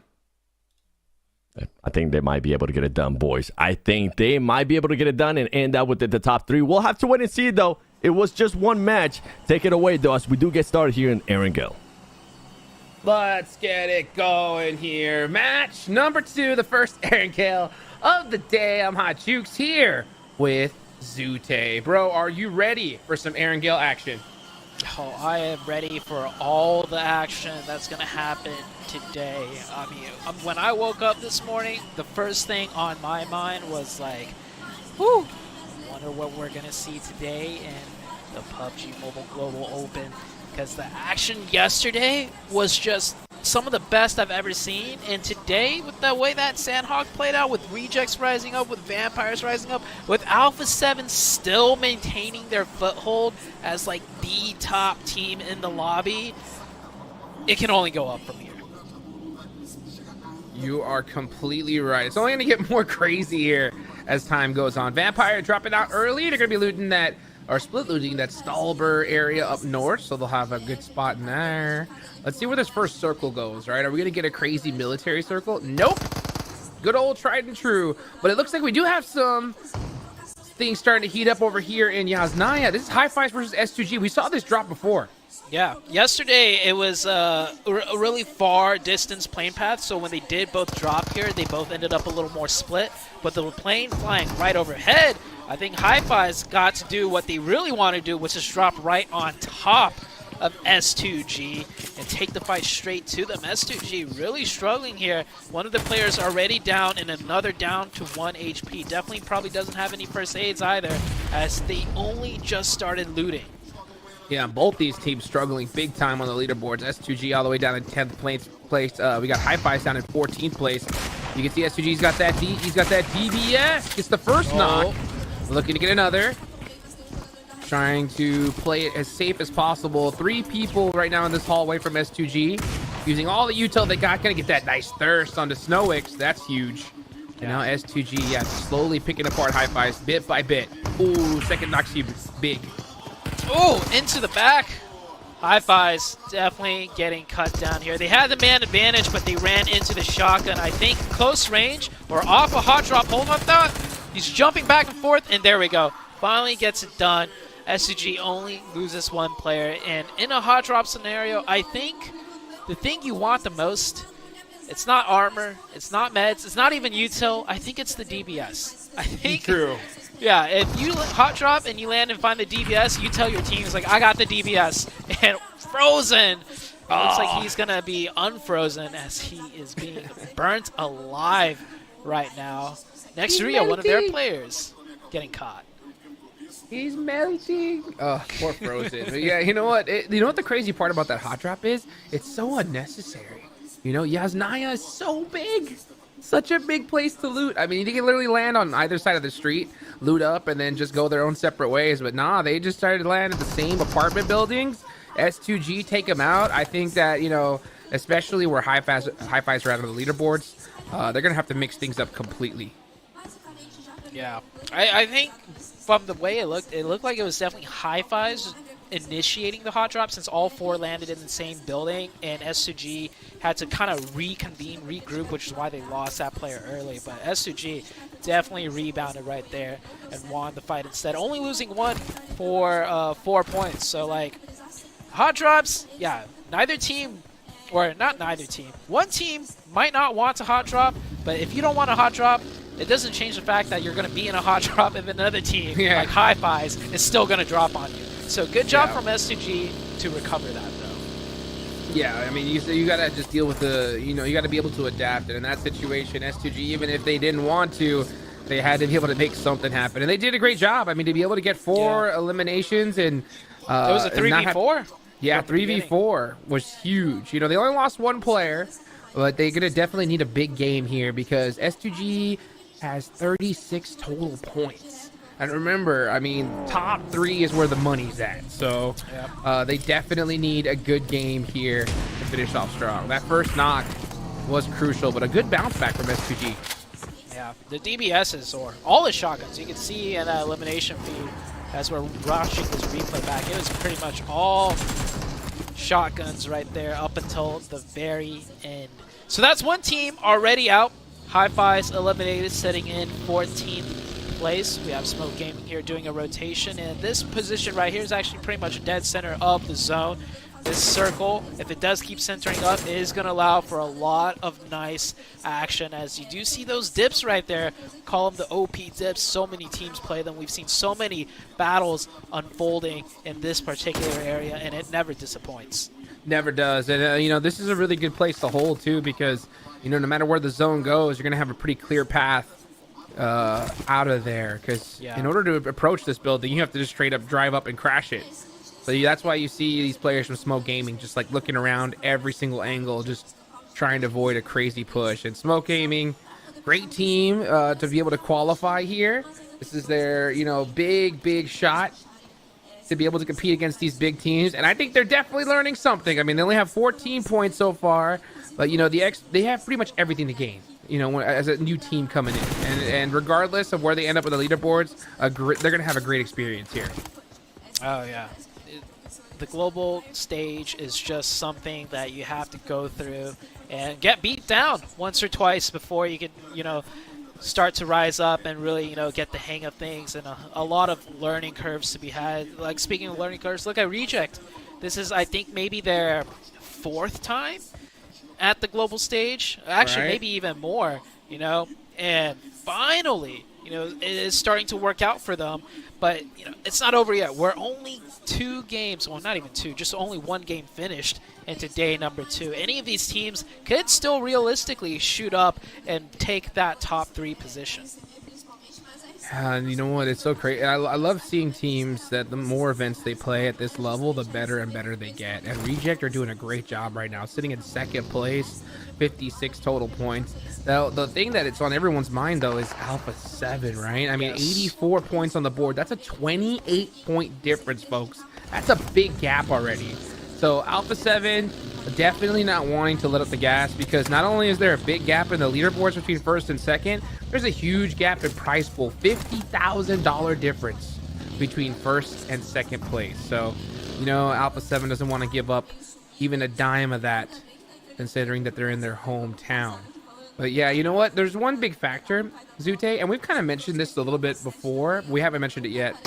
Is, you know, when you are such a top team that has dominated for so long, there becomes that presence that you have, right? If you're a team like Alpha 7, if you're a Vampire, you know, Nova, whenever you have such success in tournaments, all of a sudden, anytime you push that team and you realize it's them, sometimes you'll have players hesitate. And they'll be like, oh, you know, it's Alpha 7, or oh, it's this. And that little hesitation, man, those teams take advantage of it and take you out so quickly. And I think Reject, especially a team that just hot drops constantly, have proven that they've kind of gotten over that, you know? Those nerves start to leave. And I think they're a lot more comfortable here in the PMGO. Yeah, I do remember watching them before. If they got into a hot drop, if they don't find the opening within the first minute, you usually see them to, you know, back off. And especially when a third party comes in, they always almost back off. And that's for a lot of teams, not just Rejects at this stage. But Rejects instead, they have that confidence. They see a third party coming in, they're just like, more points for us to make right here. Yeah, and they just go head into 2 different teams, but they play it smart. So Rejects definitely showing a lot of experience, and they decided, you know, how they want to take certain situations, and they're going to take it straight on. New zone did shift out. We are pulling back west right onto Potato Hill. Potato Hill is now the new center of zone, so we won't see that nice area around Shelter with all those different divots come into play, but this area of the map could still make for some pretty entertaining situations. Oh yeah, we could even maybe get a school finish. That'd be pretty fun to watch, no? We haven't seen one of those in a hot minute. Oh yeah, so let's see where these teams are going to decide to go. Right now, outside of the circle, Royals of War are going to be coming in through the Pachiki side there on the southwestern area. S2G are still up in Yasnaya, so they're going to be barely creeping up on the edge. But Team Falcons, look at that, hanging around in a shack, very, very close to Boom. Let's see who's going to be able to get that nade off. Oh, and yeah, that's the hard part about a shack is if you're in there, there's only one place you're going to go. I'm surprised they're even getting off of this now. Yeah, I think with too many teams rotating by, look at the minimap, multitudes of colors coming in here as Boom will come back and finish off the other two Falcons player. Man, Falcons really struggling out here. They're just down to that solo player at the shack. And look, it's Rejects coming in here. They want some of the action. Definitely a team that's not scared to take on any type of fights, and they actually knock one player from Boom. Pombit goes down. Sara still close range here, and they gotta be a little bit wary here because this is like center zone, so you have a lot of teams moving in and out here looking to see if they get third party, looking to see what positions are open, and I think teams are starting to finally settle down and disengage now. And that is going to be it for Team Falcons right there. That nade just doing them in. Not having a lot of success here at the start of the day. And yeah, you can just see Top. You saw him just kind of like, you know, just put his hands over his head and just say, oh, that's a tough one right there. Yeah. Getting some nice shots through the tree leaves right there. Boom has readjusted to a different position. Really good job out of Boom. That was a really sticky situation. You saw how many teams are moving in and out, and with those sight lines, they can get third party from distance very easily. So Boom finds a nice secondary position right here at this little divot. Nade comes in, does some damage, but it's fine. Flyboy driving in circles here, just trying to get as much info as possible. They don't want to stay too still right there, or else, yeah, those nades might just come in. And I think they spotted a new location to go to as the new circle came up, actually. It goes up north, so that is why they're going to rotate right here. Yeah, they're going to rotate this blue here. It's not a terrible location. It's kind of difficult to leave from because it's really weak from apartment side. So they could definitely get pinched. We'll just see how that ends up playing out. They're already down to 3, so we'll see like where that finishes. Meanwhile, Nova starting to get into it. That's going to be against Nexria, so they get a couple, at least one elimination under their belts. And they're going to be holding this beautiful, beautiful little hill ridge right here below school. I know this is a spot you really like, Zoo. Oh, yeah, I was just going to say, anytime this type of zone happens, this is my preferred position right here. You are in the open, but you have this nice ridge line. Not just one, you got 2 different ridge lines to work with. So you can take a lot of shots everywhere. You still have school as a backup, and you can monitor school too. You can see which school apartment building is unoccupied, because if the zone keeps closing in on school, you don't want to be, you know, the first team in there and stuck in there. And you also have a way of leaving this position too. So Nova, this is a team that I see, you know, frequent this spot quite a lot. Yeah, it's a really good location. Like I said, even if the zone shifts, you have a great way to be able to get out of there. A lot of coverage with that tree line. The only place it's weak from is right in the opposite direction of Dream, that little shack right behind it. If a team rolls up there, it's going to be an all-out war. But you know Nova is not scared of a fight, that's for sure. So you can see teams trying to find their little stay location in Zone 3. But, oh, Smoke getting run over by Death Wolves. Man, that's not gonna feel too good. Yeah, Death Wolves out here getting more points. Death Wolves really turned it up today too so far with their performance. Sandhawk did pretty decent for them, so it looks like they're going to keep that aggression up. Smoke Gaming just caught out on the east side, trying to make their way in. Smoke Gaming down to 3, looking to do whatever they can to just get any type of position or any type of points really before they get eliminated out of here. Majority of the teams are all in the zone besides Smoke Gaming. Rejects are on the far south, and yeah, it's just Smoke that still hasn't made a way into the zone. Yeah, I mean, they have a really big task ahead of them. I mean, this is their first time competing at this level. They are one of the qualifying teams. I mean, not a lot was expected from them. I mean, they did do great during the prelims, but this is a whole nother monster here. So there's an old saying, right? Sometimes you got to pay to learn. And they're definitely learning a big lesson here. And I'll tell you what, I mean, we've seen plenty of times a team goes to a global event like this, and then when they come home to their region, they're like the best by far, you know? And then we just see them just level up little by little. Well, they're gonna have to level up right now, because now look who's got their eyes set on them. It's none other than Alpha 7. Alpha 7 is here for the points, here for the fight. New circle pops up, though.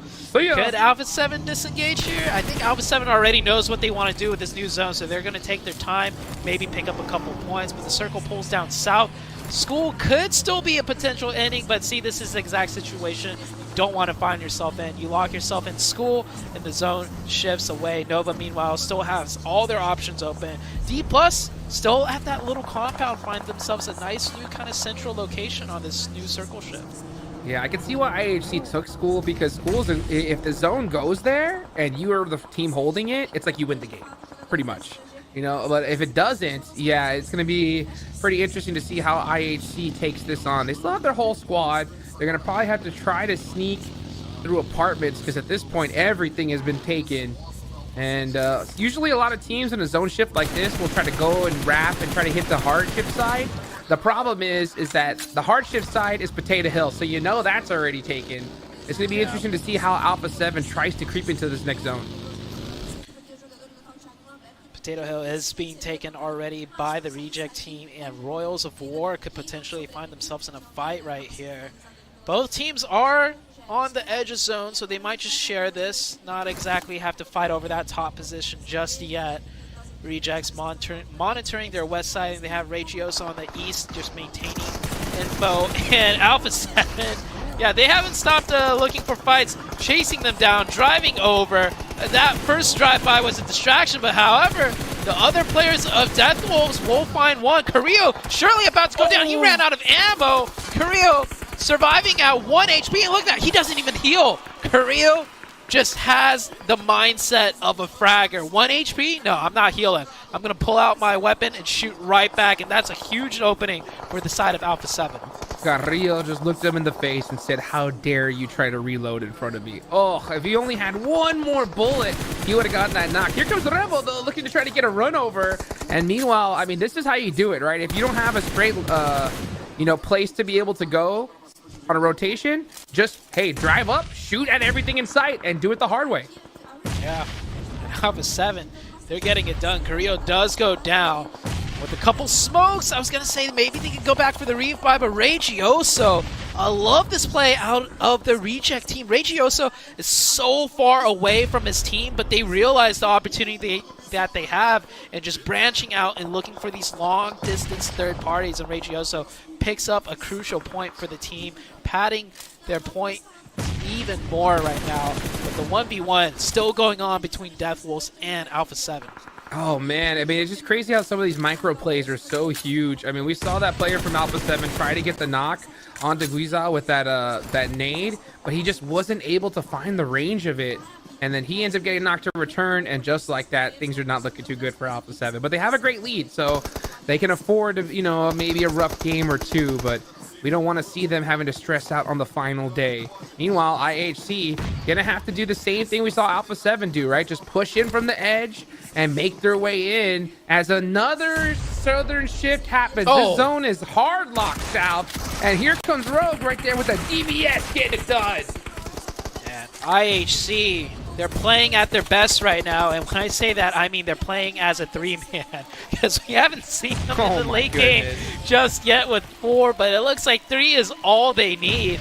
Rejects, though, with newfound confidence, with newfound strength as a 4-man team, this might be too challenging for even the likes of IHC now. I'll tell you what, out of all the teams I've seen so far, a on-fire Rejects could be extremely dangerous. That knock is going to be huge to help buy them some time, but they're not. I think they're getting shot from Nova down south as well. Yeah. IHC Yeah, just trying to get in this next circle. Good on Nova to try to apply pressure here because they know that all these teams are very, very much under pressure with the zone coming on in. Godless going look in. Look at this. Oh, almost gets trying to get that run over. Oh. Jumps out the D. Tries to pull out that DBS, but Duello just too fast. Yeah, Duello really heads up right there. I like that push, honestly, by IHC, too. They know they're down to 3-man, and with so much pressure down south by Nova, that knock that they got earlier, that was their only potential chance of getting a good position in the zone. So he had to just go for it. It might have looked bad, right, pushing in by yourself, but it was a timing thing. He couldn't wait for his teammates. If he waited, it's back to a 3v4, so he took a risk. It didn't pay off, however, and Rejects will continue to hold the top position on Potato Hill with 4. Meanwhile, Nova close by, still with 4 players in a good spot, too. I really like that split from Reject, having that 2 pushed up, 2 in the back, but they were in a perfect position. They were throwing smokes on the right side so they could just stand out in the open. And then, I mean, even if they were covering him perfectly. So even if IHC was, starting to apply pressure with those 2 teammates up there, they were going to get shot from behind so quickly. So a great job. Meanwhile, IHC is stuck in the blue zone, and they had to get out of there real quick because this blue zone is starting to chunk. IHC did sneak on in and trying to circumvent Nova, but Nova's pushing on up. Here we go. Who's gonna win this one? Dream with the DBS trying to hold it down, but man, these Reject squad are starting to get heated. Actually, it's Regnum Karya. I saw RC. I thought it was Reject. Nope, it's Regnum Karya on the push. Yeah, Regnum Karya catching Nova right here. Nova down to 1. Long Skirt gets a revive on 1, and that's about it. Zone closing in at the same time. Paraboy went down earlier trying to hold the inner side of the zone, but IHC catches him by surprise. And just like that, Nova was a 4-man team in a great position, but I think they tried to do a little bit too much, and Regnum Karya just really hindered what they wanted to achieve here. Now Nova down to 2-man, forced to go in to the zone. And we have the Zebra Masters here on the northeastern side still with a 4, taking a fight with the likes of Vampire Esports. Here they go. Zebra Masters have that high ground. If they're able to throw that util perfectly, Vampire's going to be in big trouble. Here comes Schweppes trying to push on up. Apply some pressure with that M4, trying to buy some time for his teammates. And he's going to have to do it quickly because there's only 47 seconds left on the clock. Tony K trying to get this res off. Next zone does go on up, and oh my goodness, Reject are going to have to come down from Potato Hill. Yeah, I think Rejects with 4 players, though, should have a decent chance at getting more points into this match. D+ sitting at the God Complex now. The zone really favoring them every circle so far. Vampire down to 2 with the close zone by. May just have to snake in for the rest of the match. Zebra Masters with 4, though, can make a lot of noise and look for more and more points. Yeah, it's Zebra Masters time to stand up and really just, not get passive at all. They got to get hyper-aggressive here with their position, especially considering that they're only in 15th place right now. I'm surprised they even let up off of Nova at all. I thought that they were going to be able to get that push and finish him off. But, oh, you can see Order trying to just find a location dead center as Nobu from D+ Kia. I thought he had an angle there. Decides to give it up. This is where D+ needs to get somewhat aggressive. If one of their players gets knocked, another team might full send them, and I'm mainly just looking at Rejects, but with D+ that far down the leaderboards and with 4 players up, they need to look for some points now, because if they just sit at this compound, all the fighting is going to go 360 around them, and they have a great chance at third party a lot of things if they step out. Let's see what ends up happening. Regnum Karya, Brock going down there. Zebra Master, like I said, they had to start getting aggressive, trying to be able to get that spray down that just little grass line. Oh, he does see someone pop up. Does he get the knock? Tony K, I can't tell. Jukes. It looks good. Yep, that's going to be enough. What happened? Take a look at the elim numbers on the right-hand side from all of the teams. One number is not like the other numbers.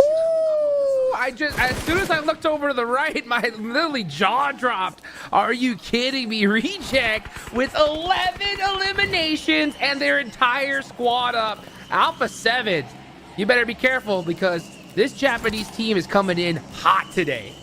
If they get the chicken, they could tie up, or maybe, no I way. don't know. It's a lot, but we'll see.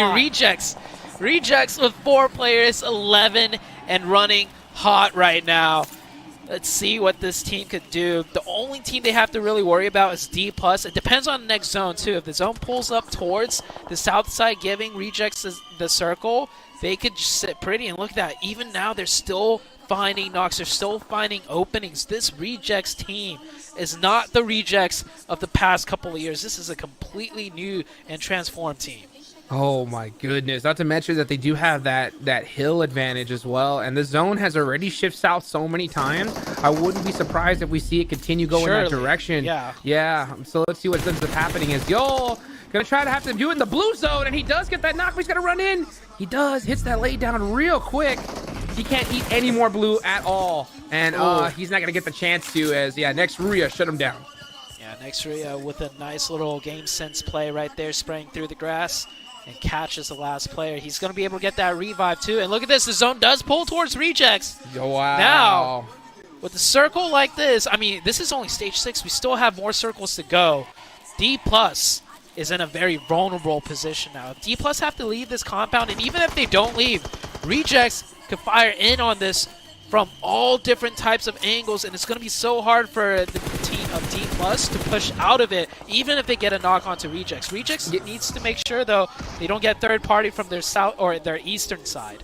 Yeah, you're so right. I mean, a lot of people would think that, nah, D+ Kia, they have the only cover. They're good. No, I mean, Rejects are going to know exactly where they're at. And if Sara up there is able to throw smokes on their windows and doors, they can't see anything out, right? Yeah. And then Rejects is going to be free to push up for free. So, yeah, good eye right there. But that's going to be really the main team that Reject just has to get through. Oh, and they're getting some help from the other side. Oh, D+ Kia, good luck with this one. Yeah, look how many elims D+ Kia has right now. A big old donut. That is just not good. So you have 4 players here, but you may as well only have 2 because they're not able to utilize their numbers whatsoever. They're getting pressured in hard. Rejects, one of their players does fall down to the likes of Zebra Master, but Zebra Masters is more focused on D+ Kia's position. Hopefully Rejects can get that revive safely. Yeah, I think Reject's totally fine with this. So, like, yeah, y'all battle it out. If you actually decide to go in that building, we'll come third party you. So Zebra Master needs to be careful here. Yeah, now they're starting to set their eyes on the big threat outside. Because, yeah, D+ Kia, there's not much they could do inside that building. So you can see them starting to push on out. But Zebra Master are very vulnerable from this position. One knock. Duello has that nade. Look if he at hits those it, it'll be nades. huge. They're raining a whole entire red zone. I saw one player had 6 nades in their hand, and they're throwing everything. They're throwing the kitchen sink, and Duello, with all that pressure, feels the need to rise up to push him back, and Duello does go down. A revive will come through. One of the players gets carried back, but Duello, I don't think, will be able to be saved. Zebra Master biting way more than they could chew, though. Yeah, they're pushing D+ and Rejects all at the same time. Duello might be able to get revived here, and Zebra Masters are actually out. They're Zebra out. Master bit off more than they could chew, focusing on too many teams at once. They had to hard commit on one or the other, or just what they should have done was just hold the hill. Hold the hill, focus behind them, didn't worry about these teams. But yeah, getting taken out is going to be critical, and now Reject going to just be able to get up there. Wolf takes down the Death Wolves. Only 3 teams remaining. Rejects back up to 4. Duello somehow getting revived right there. Next, Ruya with 2. D+ with 3. And Jukes, look at that circle. It's not a big shift, but that may be the biggest shift you've ever seen for the likes of Rejects. I mean, this is just south, south, south. The zone just keeps going in this direction. And this is the final zone, guys. This is the last place it's going to go. This zone will go into nothing in a very, very short few moments. So you can see K trying to get a nade on this Wolf. Doesn't get it done. Wolf going to try to be able to get one knock here. He needs to time this nade. Honestly, there's no reason he should throw it right now. Yeah, he should hold on to all his util till at least there's like, 5 seconds left, or when the zone starts closing. Look at Regioso, just working on his aim right now. Or no, maybe he was clearing his back. He shot seriously 3 trees with a DBS at that range. I think you never know. You never know, baby, right? You got to make sure that, hey, if somebody's behind these trees, I need to be sure, No. So, here's the thing. I think, okay, they have... Sara with a nice knock right there. Why would you peek? D Plus shouldn't even look at rejects. They should just focus on the team behind them. Yeah, it's just D Plus just really not playing correctly whatsoever. I just have to throw it up to that. Z-Wolf getting close with that nade now, and he does find Nobu. D Plus down to 2. Can D Plus get anything done right now? They only have 1 elimination to their name, and they are getting peppered down. D Plus down to the 1 player. Next Ruya looking to get at least the 2nd place now. Oh, Team Reject is licking their lips right now. Oh, Wolf with this spot, though, could be dangerous. For sure. He's going to have to do it all by himself, though. If he gets knocked, it's all over. Got to hit these shots. It's all up to Wolf. 10 if bullets. Any other team than Reject's going to win, it's up to him. That's it. Oh, never mind. Here comes Blue. No more long range. Only the DBS. They never finish off the last player of D+, so I think that is a mistake out of the side of Z-Wolf right there. Rejects just sitting pretty now. Oh. One of them gets naded, but I think Rejects are still fine. Wait, Rejects only has 2? I thought they still had 4. Next Ruya could do this. Okay, getting taken out. It almost looked like they were kind of working as a squad because they knew what the best thought was, but now it's just Kane. Last one up, Reiji, looking to have a monster performance here. 1 more elimination. That'll be 15 and a chicken dinner. That nade looks good. Oh, just a little bit too far. Gun switch. It's all over, baby. It is Team Reject with a monster chicken dinner. I think the biggest chicken dinner yet. I didn't even see how many elims they had at the end. 15. That is definitely the biggest I've seen so far for this tournament. 15 eliminations in the grand finals, and Rejects are just starting to heat up. Earlier, we saw them shoot the trees, right? So I think that's another part of their rituals, right? First, you shoot the loot boxes, and then to display even more confidence, take the time to do some, aim training with that DBS in hand. Do some quick flicks on the 3 trees, like if these guys aren't going to come out and let me shoot them, I'm going to target practice elsewhere. That's their thought process right there. Using PMGO to practice? Are you kidding me? Oh, 7! Hey, Alpha 7 and Reject had a 28-point gap before this game.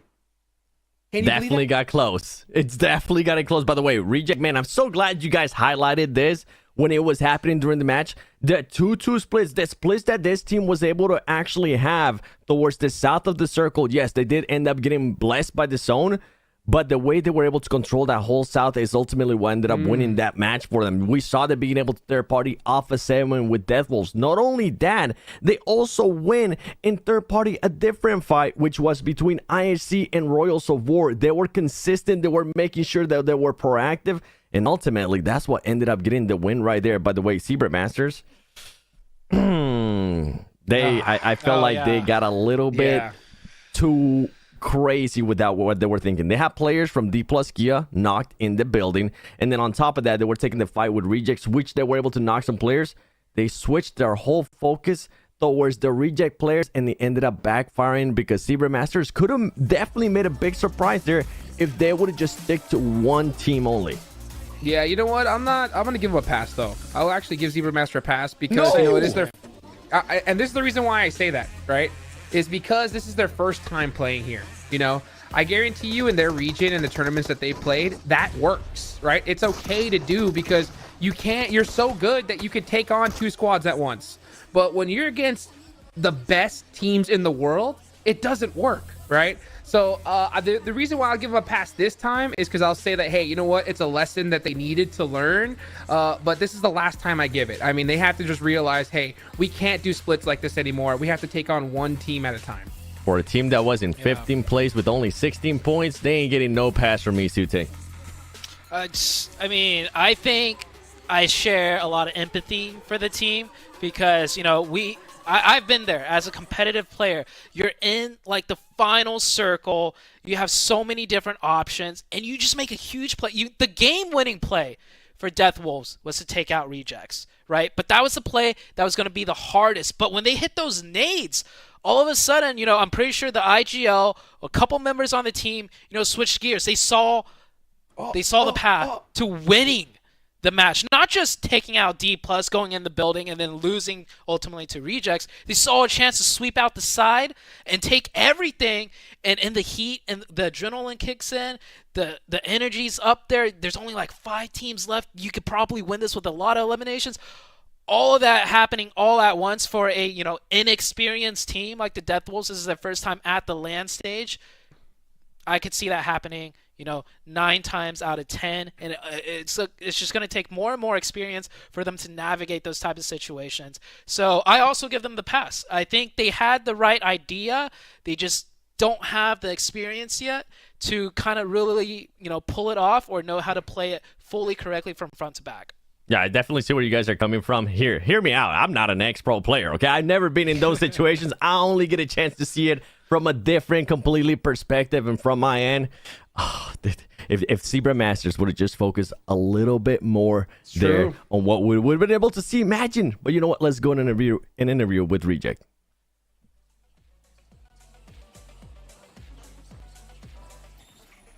And we are back here with the winner chicken dinner in the hands of Reject Team.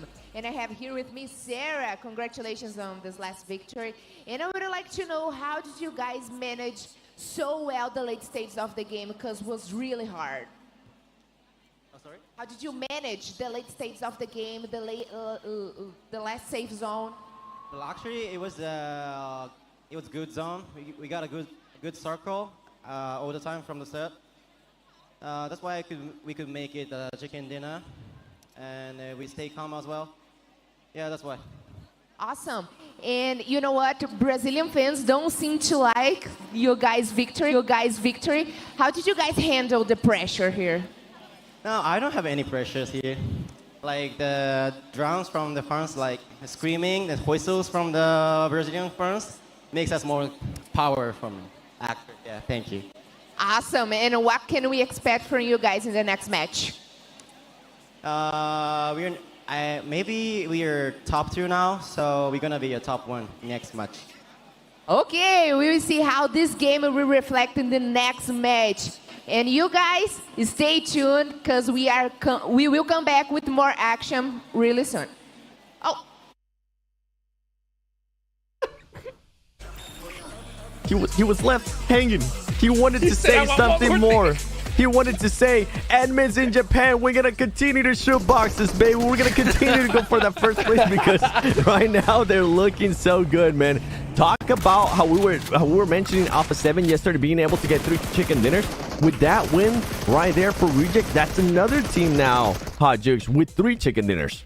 Man, I'm so glad that we get to see the player cams and the audience cam. I mean, because obviously it's all Alpha 7 inside the audience, and I want to see their faces right now, and I also want to see their hands, because I can imagine that, you know what, the nails that they have got to be all bitten off right now. Gone. Absolutely gone.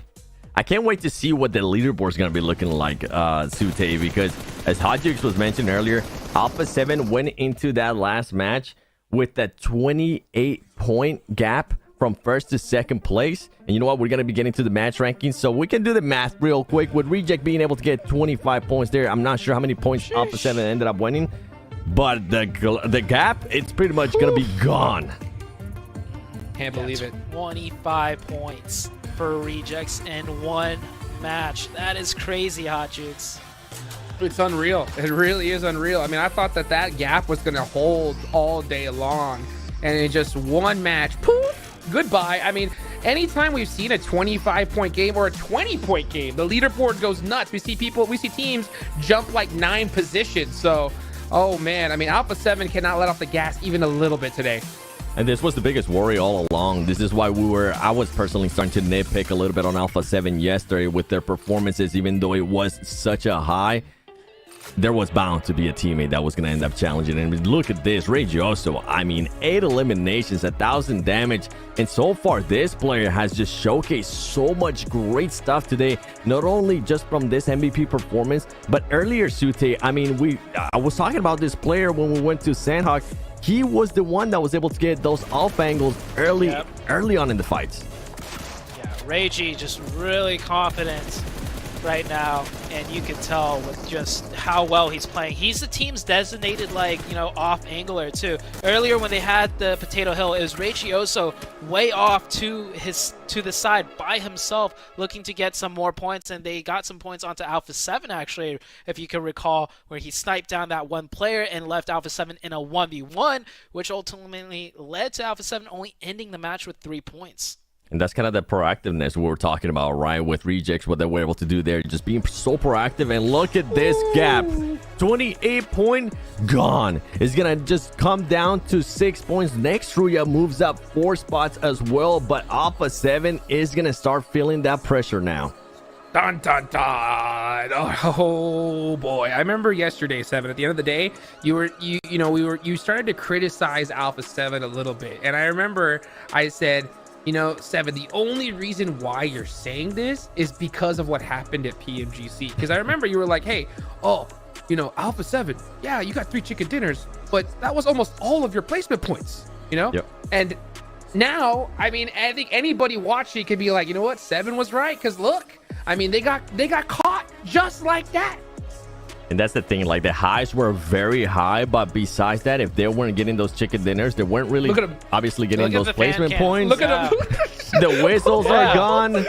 I was hearing drums earlier. I'm not seeing any drums now. You can see the energy definitely switching. And I mean, ultimately, this kind of stuff, not only does it end up affecting the fans right there that are from Alpha 7, the players are also going to start feeling it. And I was talking about this early on in the day too, because Alpha 7, knowing the players, being able to talk to them, being able to hang out with them, as we're going to be going here on the second match of Erangel of day 2, that's going to start affecting them. It could end up getting into their head. It could end up making themselves doubt even more on certain situations.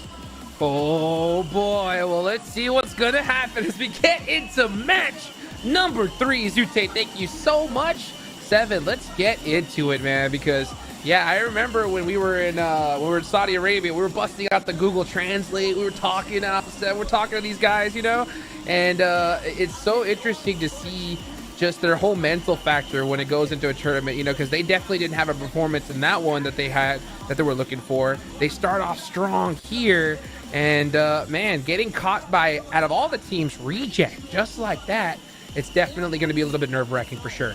Yeah, and the thing is with that, just talking in regards still to the previous match for Alpha 7, they had to make a tough rotation too from the circle. They didn't end up getting Zone Blessed, as Reject ultimately did end up getting Zone Blessed.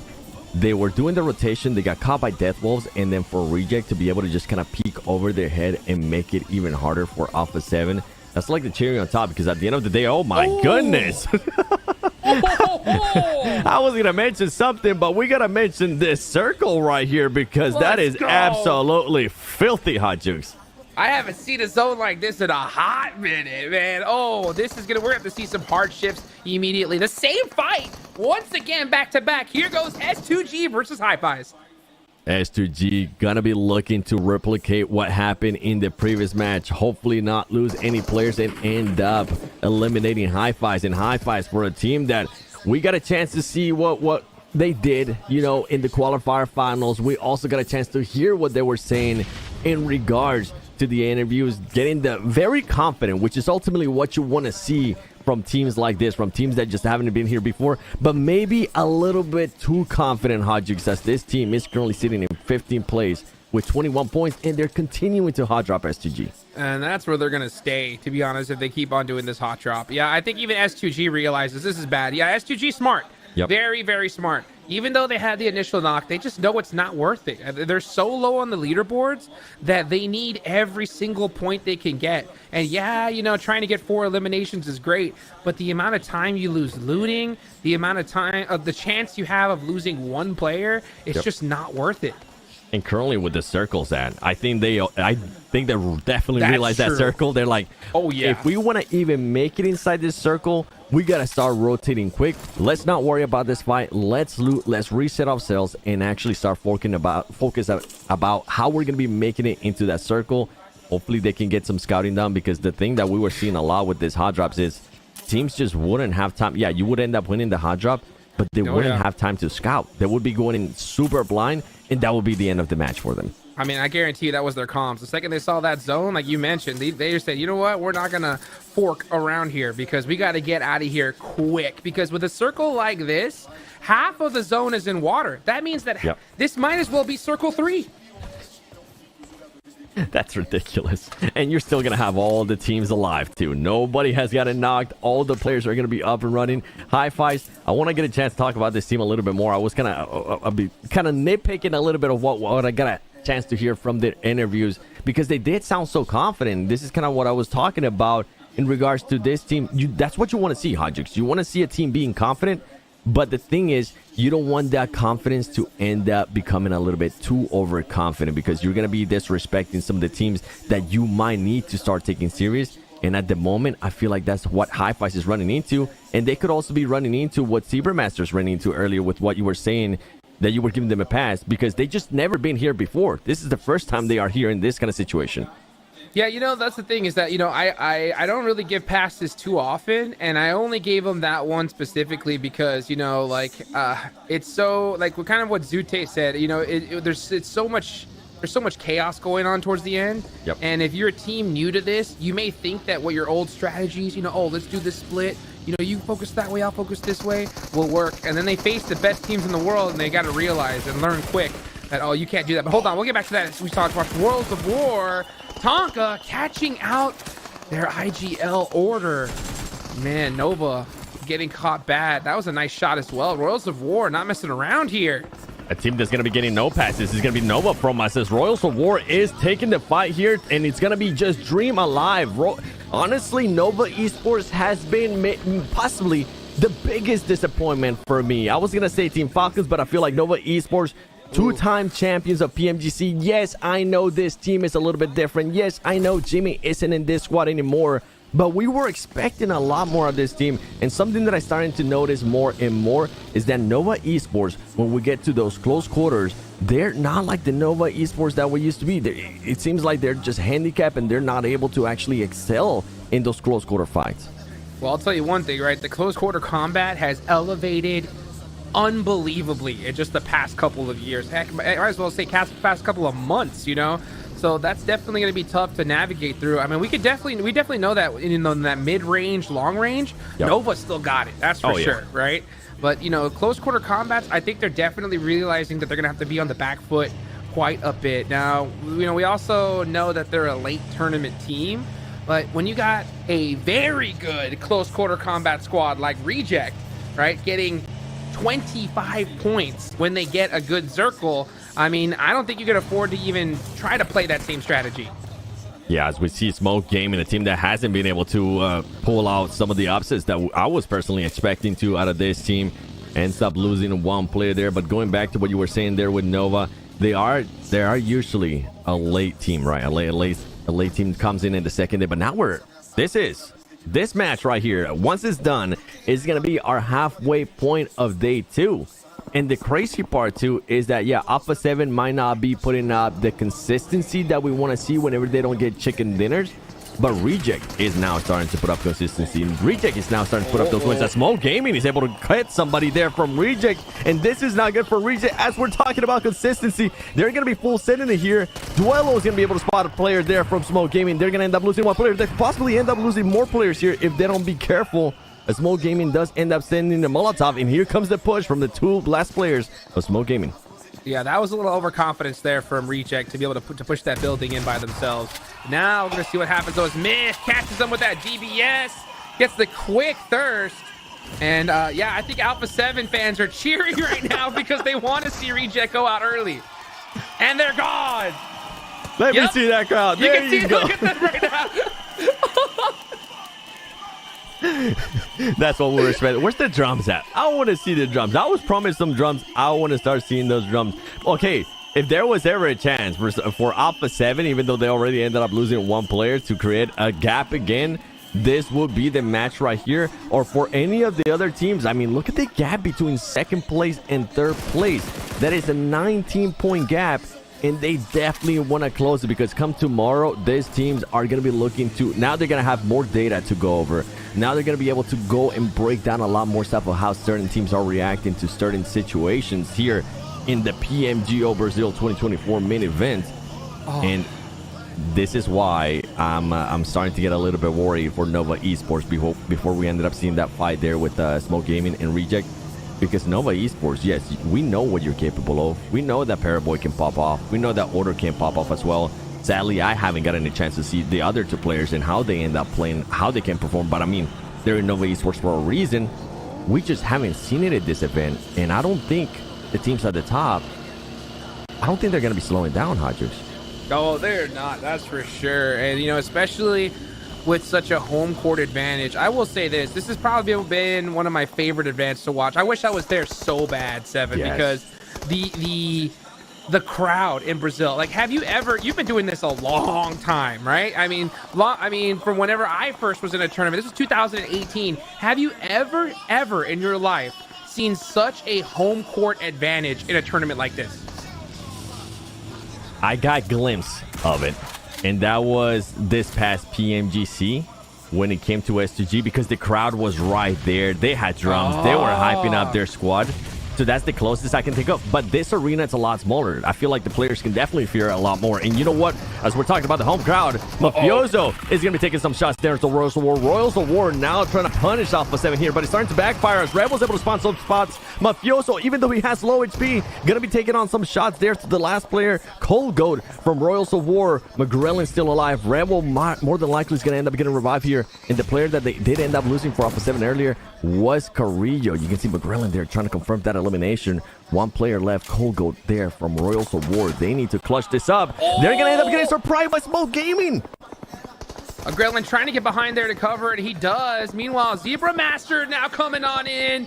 Alpha 7 going to have to try to get these reses off as soon as possible. Zebra Master's going the other way. They might even be able to get some time here to breathe, but nope, now that time is up. Here comes Zebra Master on the third party. Alpha 7 are going to have to make it happen.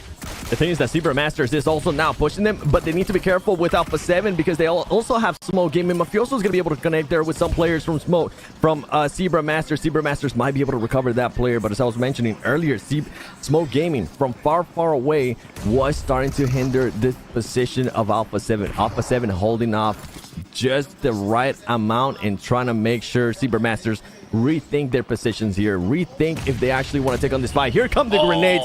Zebra Masters is so good with those grenades. Rebel's going to be making the push. Rebel's going to end up getting knocked, and it's just McGrellin, and McGrellin hasn't been... Actually, who is the ones that's still alive? It is going to be Mafioso. Mafioso ended up backing all the way up. Can he get away from this fight alive? And that's, I think, what he's going to be wanting to. They need to get this point. 3 points is not going to be just enough. Yes, they are still in first place. Yes, Reject is dead, but if there was ever a chance, as I mentioned earlier, for Alpha 7 to start creating the gap, would be here. It's going to be a lot tough, though, with just one player alive.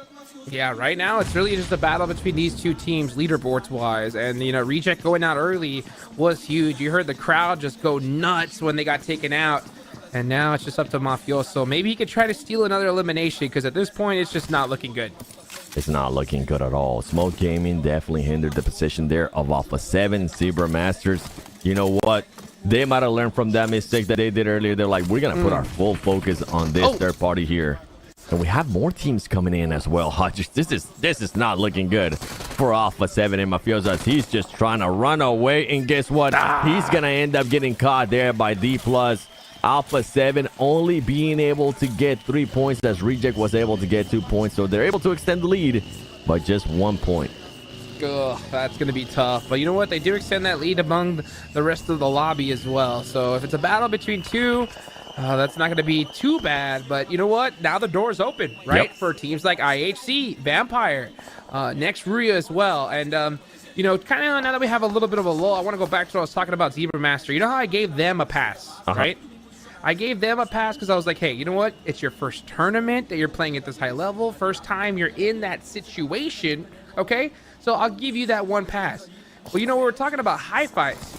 They kept top dropping S2G. That wasn't their first time. So they don't get a pass, right? Yeah. They don't. They should have left earlier. And I think seeing S2G leave so early because of this circle, now they're in a really good position in the zone. So, I mean, that's another team that, you know, we definitely expected a lot from here.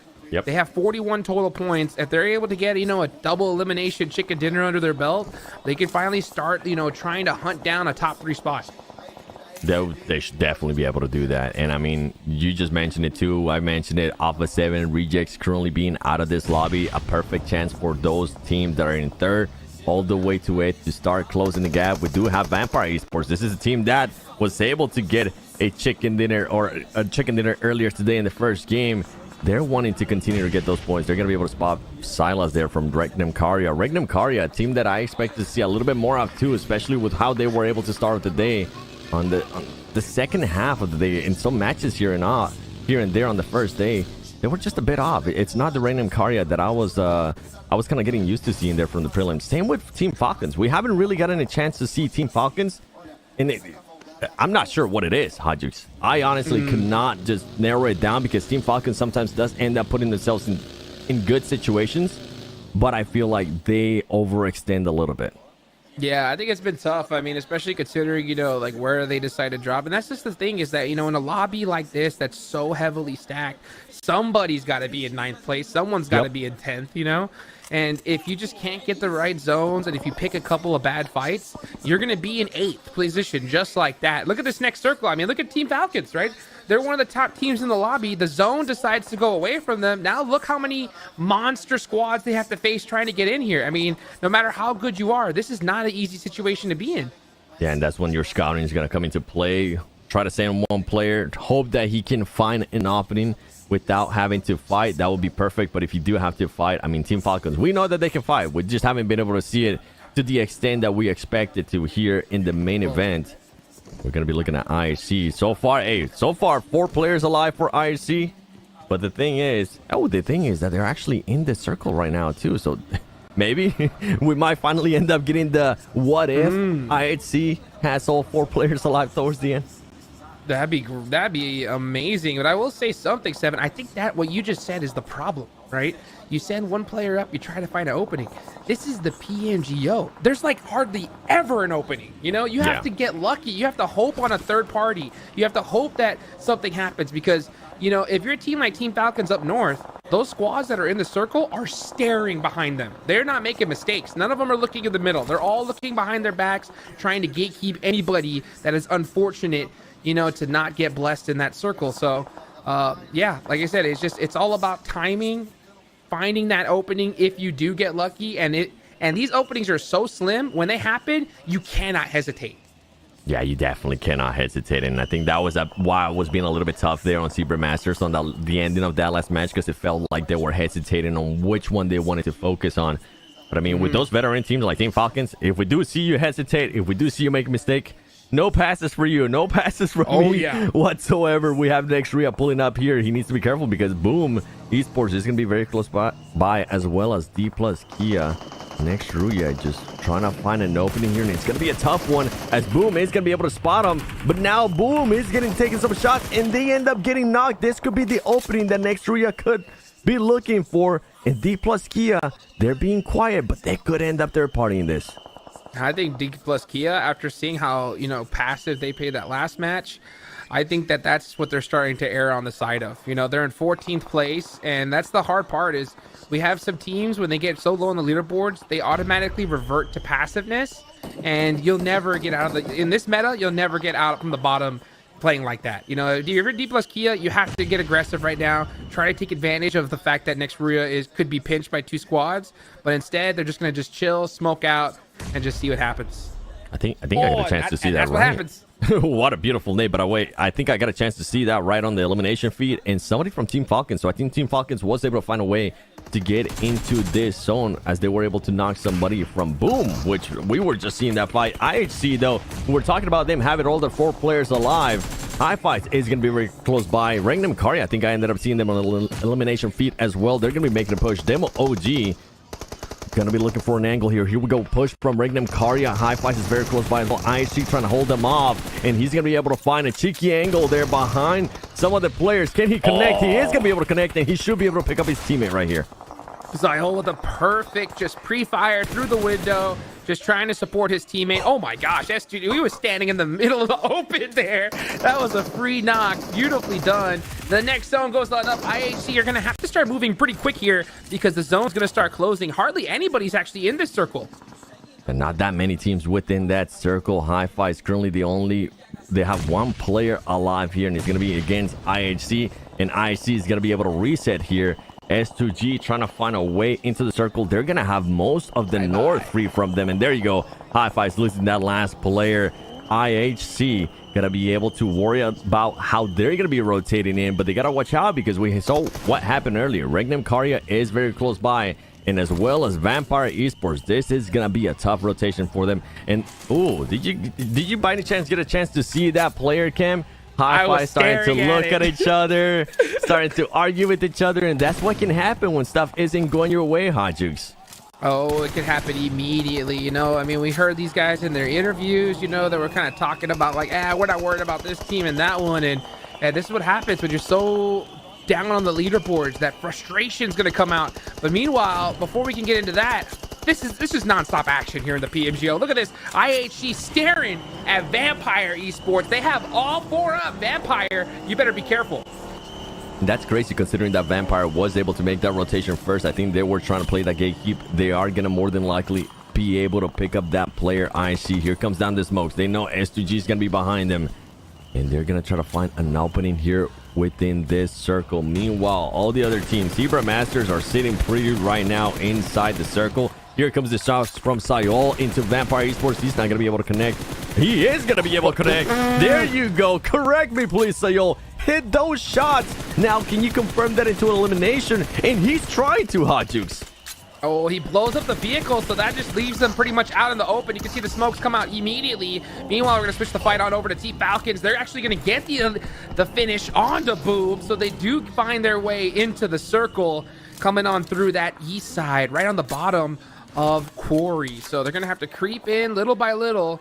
And yeah, Team Falcons, you can see they already have a player all the way up on top scouting for them. So, I mean, heck, this could be finally that bounce back game we've been waiting to see from them. It could be, and I wish I would have loved to see how that team ended up rotating into the circle, because we were talking about it there for a long time, saying they needed to send it up somebody to scout, and I think they ended up working out that so well with their timing too, as possibly the east of the circle when they ended up rotating into this one was wide open. But now Nextria, we saw what Nextria was able to do earlier too. Surprise Boom kind of made Boom back off. And now we're going to be switching to this fight. This is the fight that I was waiting for. It's going to be none other than IC versus H2G. S2G is going to be able to find somebody there from IC. He's going to be able to knock a Hamsi. We saw what he was able to do yesterday.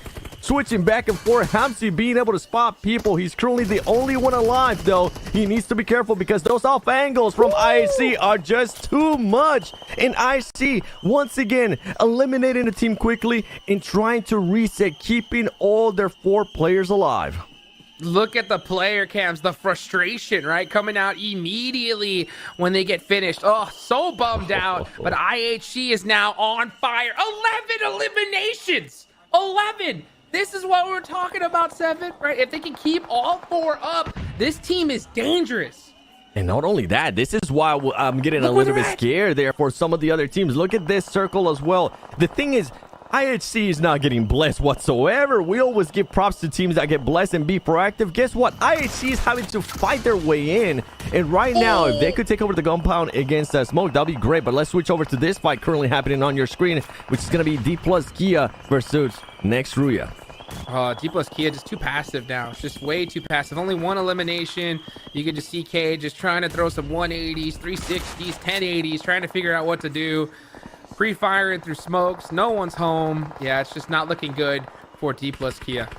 It's not looking good whatsoever. You mentioned the passiveness there out of this team. And here comes the push. K making it way too easy there for Nextria, as he was the last player alive from D plus Kia. And D plus Kia, even though they ended up getting that 3rd place in the last match, they only ended up with 1 elimination. And that's something that Sute was mentioning. Just way too passive, and we got a chance to see it here again. But here we go. IHC making that full commitment over to where Vampire Esports wants. And you're going to be able to knock some players too from Vampire Esports. Stolen's going to be knocked, and he's going to be trying to get some angles, find even more openings for his team. IHC does not care who's in front of them. They're going for it. Zebra Masters now starting to 3rd party.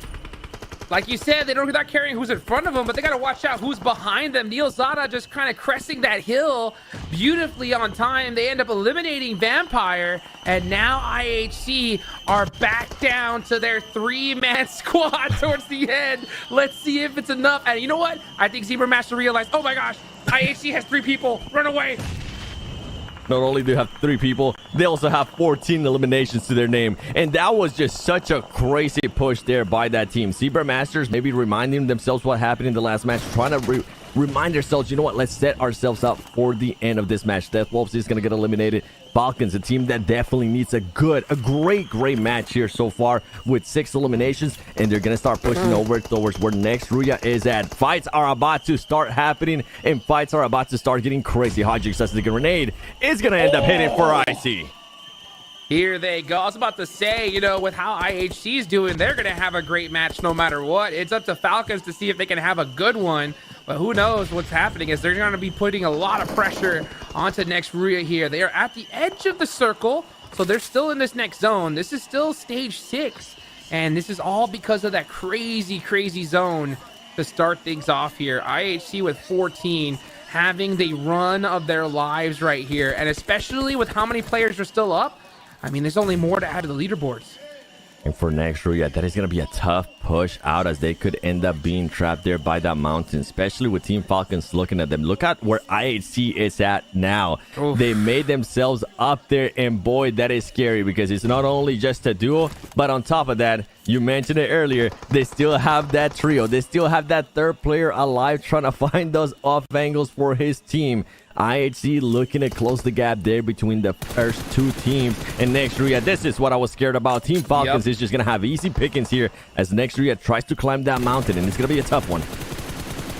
The Wolf is able to get up there, but the rest of the team hasn't been able to do so far. I think Frozen was going to go try to follow that path that Z-Wolf set in front of him. Meanwhile, Swain is in the back, just completely stuck.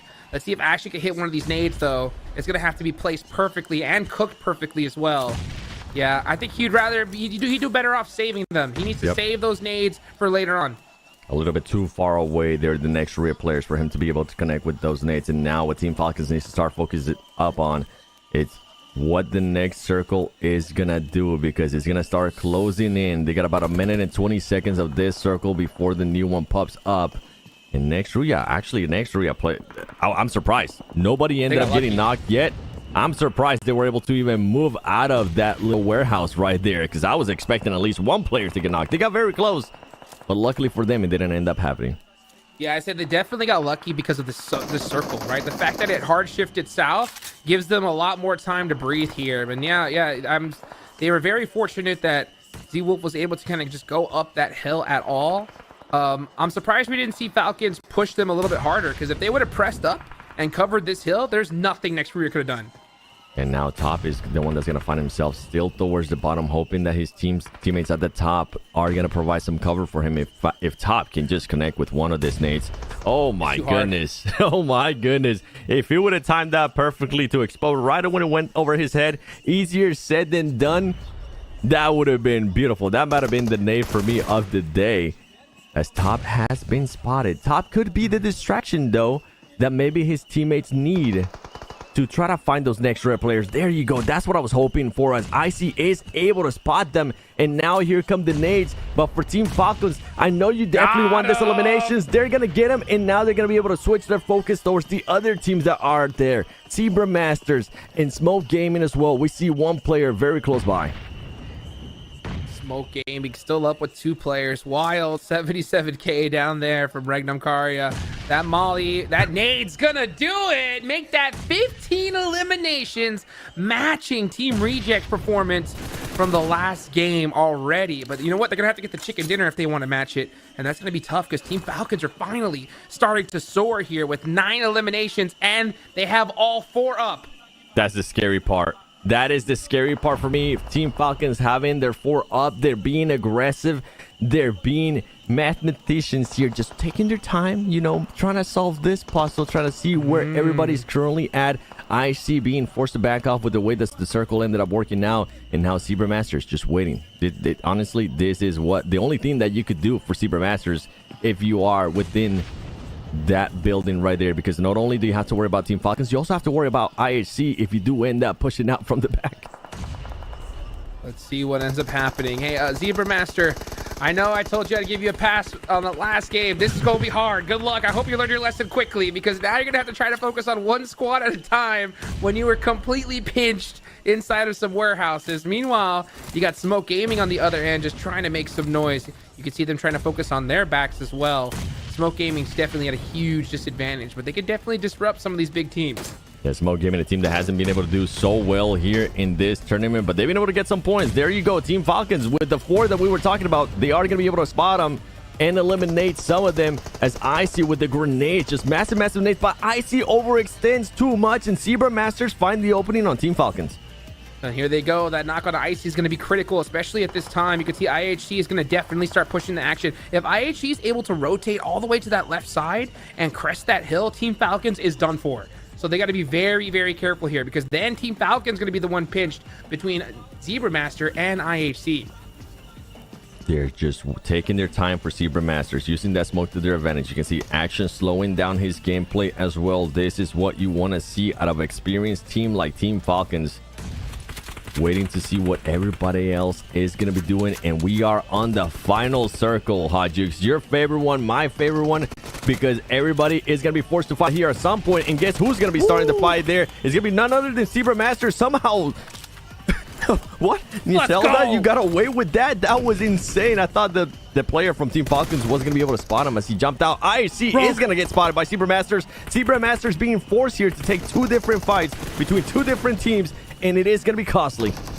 Zebra Master not going out without a fight, though. They're putting in work with all that they have. That knock on a Rogue was critical. They've knocked both of these teams by themselves here. Meanwhile, Team Falcons, they have the huge advantage when it comes to the circle. They have the most real estate. Action's trying to sneak his way up with that DBS. It's anyone's game here. Here come out the nades. It's going to be up to Demo to hold a 1v2 situation. Zebra Master, Neil Zada coming on out with a DBS, trying to pre-fire. People are getting knocked all over the place. And that is going to be it for IHC. It's only just going to be Neil Sada alive from Zebra Masters, and it's not looking good for him, as he's going to have to go up against 4 players from Team Falcons. Team Falcons smelling that blood in the water. They're going to be looking to close this out, and here comes the push as Neil Sada is able to knock one, but it's not good enough, as Team Falcons finally gets the win at the main event of the PMGO Brazil 2024. Wait. Okay, I was a little bit confused there. We started showing their Zebra Masters. I was like, no. That ain't happening. Look at them, though. Look, this is the thing, though. They know that they need to do a lot better than this. They know that they need to close the gap. But I'm so glad, Hot Jukes, that we finally are getting a response out of Team Falcons. This should push them up the leaderboard in a big way. This team never fails to make me chuckle, because that was their reaction after getting a 15 elimination chicken dinner. Can you believe it? Oh, there's a smile. There's the smile from top. Yeah, a little smile, because he's saying, okay, so you're saying there's a chance. You know what I'm saying? That's basically what this game was. IHC, we have to give them some flowers too, because man, these guys really popped off in this one. Imagine if they had all 4. I was just about to say that. Just imagine, what if? But it was a great game by IHC. The way that they had to push into every circle, all the fights that they took outside of the circle as well, ultimately led them to a top 3 situation. And here we go. We get to see the reaction of this team. Okay, we got to see some excitement. All right. Okay, this is more like what we're expecting. A little bit of excitement. Nothing over the top like some of the other teams do, but just the right amount. Oh, yeah. I mean, I think they're definitely frustrated with how they've started so far. Yep. That one put them back in the game, though, especially considering that Alpha 7 and Reject went out early. They still have a lead. They're going to have a lead regardless, right? Yep. But that closed that gap big time, especially considering that now that we're only at the halfway point of this tournament. We are at the halfway point, and now we're starting to talk about teams at the top that are looking to expand on that cushion points that they have, making that gap even bigger and bigger. The thing that we haven't mentioned, and now that you mentioned halfway point, my mind goes straight to it. Those teams at the bottom, they're going to be looking to get those highlights. They're going to be looking to maybe go up against Nova Esports, and this is why I was getting a little bit worried for Nova Esports, as I mean, those teams at the bottom, they know that they're not going to be challenging. They know that the prize pool, it's not going to be that much of a difference where they are currently located. Why not go for some highlights? And who else? If you can start hunting down some of the teams like Nova Esports, add Paraboy to your highlight. That will definitely get you some views. Ugh. Zoo, you saw the match. I saw you do that. I saw you do that little head shake. What are you thinking? I mean, it was a great game for a lot of these teams. Falcons, about time they start showing up, and I think this is probably the best time for them to show up, the halfway point, right? Yep. Really change the course of the game, really change your mindset halfway. You still got a lot of games left to go. It's great. And Alpha 7, and also, I mean, you got to throw Rejects in there now because they're both like contending for first. Them two both going out early did open up the gateway for a lot of the other teams to catch up. IHC in particular, I know you guys are saying, imagine if they had 4. Well, to be fair, they did have 4. They had 4 into the late game, as late as it has been so far for them. I don't think we've seen them with 4, that late into the game. And that last push was a difficult push where they pushed into Vampires, and it was Zebra Masters, I think, right over the top of them at the same time. Them only losing 1 player there to breach that circle, I think that was as good as it could get. Sure, keeping 4 up would have been amazing. It would have been spectacular. But I think that would have had to rely more on another team messing up rather than playing, to their tip top, which they did, and they only lost 1. I'm with you. I think that's what was so impressive to me, that they were even able to make that crazy push, because we just saw that when we switched over to that fight, we just saw vehicles crashing and I see players just starting to pop out of everywhere, and only 1 player ended up getting eliminated. So for them to be able to do that, and I feels like it speaks volumes of their confidence as well, that they were able to carry throughout that whole match, because Jukes, we were seeing them. They were willing to take fights, and they were eliminating teams with ease.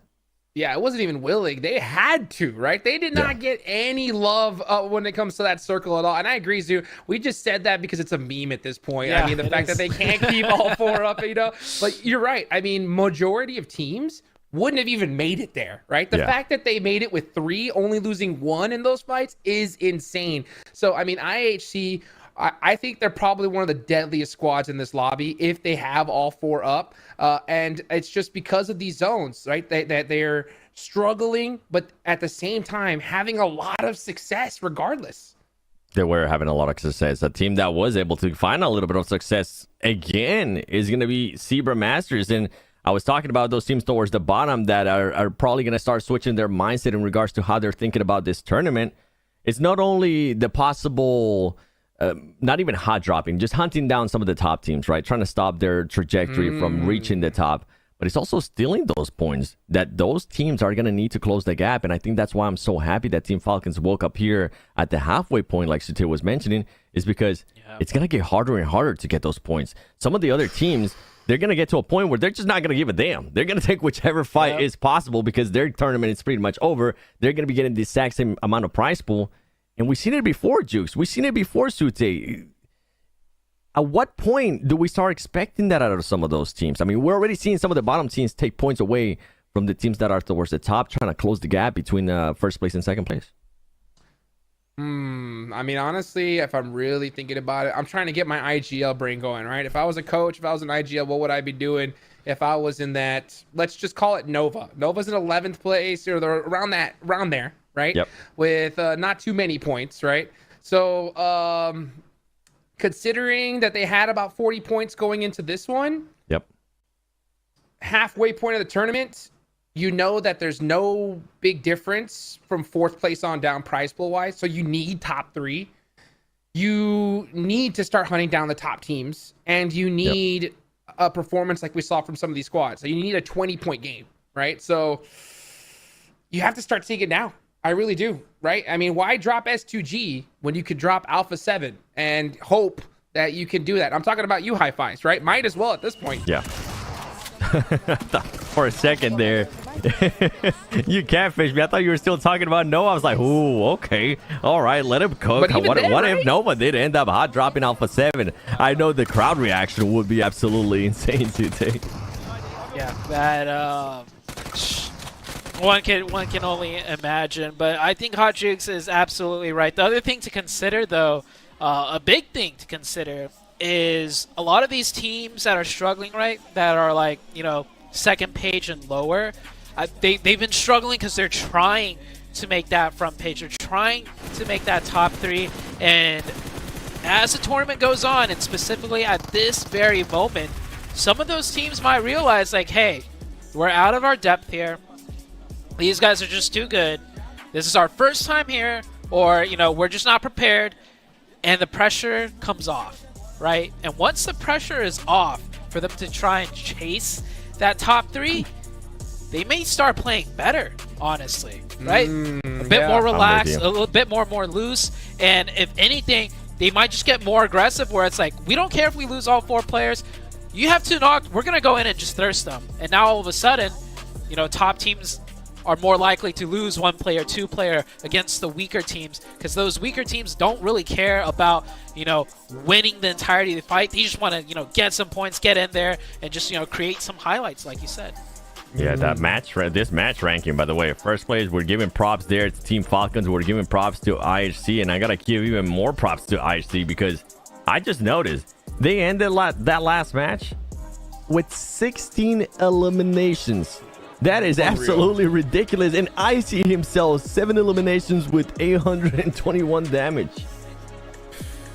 That's just ridiculous. I mean, I really didn't even think that anybody was going to even touch IHC elimination-wise, considering just how far ahead they were in the lobby. But then Team Falcons just wiped everybody out right there at the end, basically almost matching them. And they got the chicken dinner. So, I mean, Team Falcons, I mean, this leaderboard just have to shake up after this one. I wonder just how many placements they're going to move up. They should have to move up a little bit more. They should be able to close that gap. I want to start seeing how Alpha 7 is going to be reacting, right? We're going to have what now 3 matches going into the day. We're going to be going into the 4th one. Alpha 7 hasn't got any chicken dinner at this point. Yesterday, Alpha 7 had 2 chicken dinners, and they were feeling comfortable. They were feeling hyped up. You saw how the crowd was feeling as well. They're definitely a team that can feed off that energy.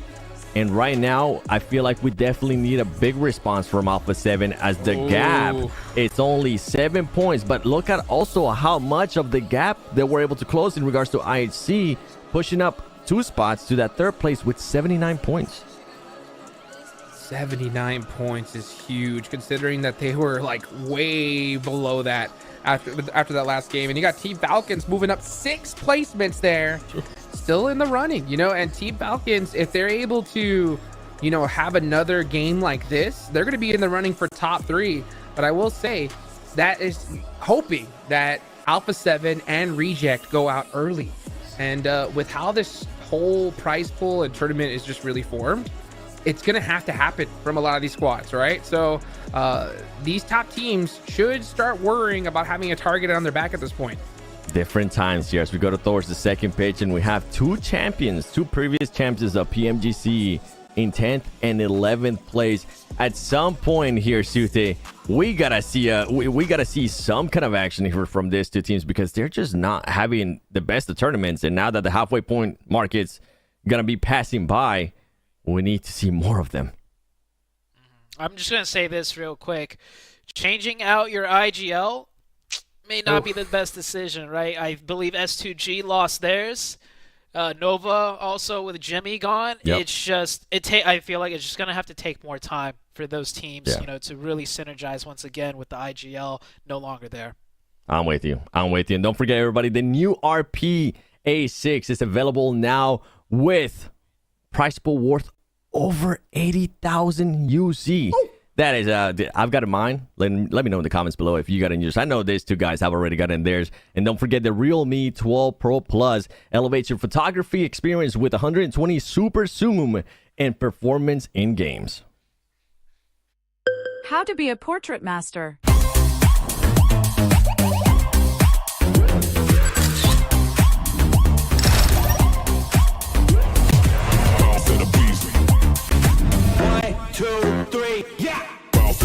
I'm a boss till I call. Boss in the beast, I'm a boss till I fall. I'm a boss on the beat, I'm a boss, spit it raw. I'm a boss, keep it G, and I walk in the talk. I'm a boss.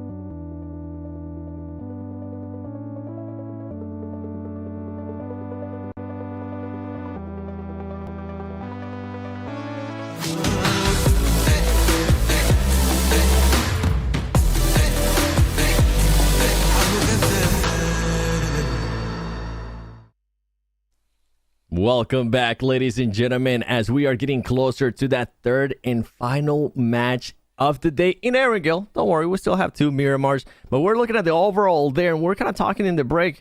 Sutia, what do you think is wrong with Nova Esports? Why aren't they performing as well as we're used to seeing them perform?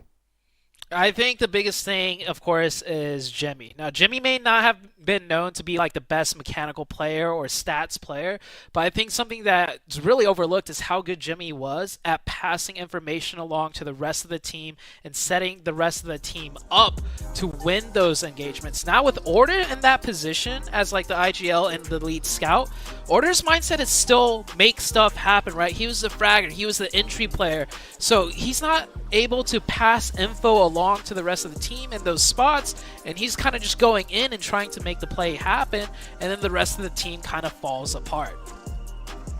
I'm actually going to disagree with you, Zoo. I'm going to disagree. Oh, now here's what I say. I agree with what your point is, right? But I disagree with that's the problem that Nova's having. In my opinion, the problem that they're having is that the game has changed, right? Where close quarter combat is king, right? Teams need to be able to perform better. That it's elevated to a new level. Not to mention, let's be real, the DBS is just, it's so overpowered right now. Personally, you know, a flick snipe headshot is what gets my heart pumping. I hate the fact that the DBS is so strong, but it is what it is. And I just think that Nova doesn't have that same firepower compared to these other teams when it comes to that close quarter. So I think that's why we see them struggle time and time again. But you know what? A new match is happening. Seven and Zoo, y'all take this one away. I'm going to go and just cool off because this thing's getting too hot.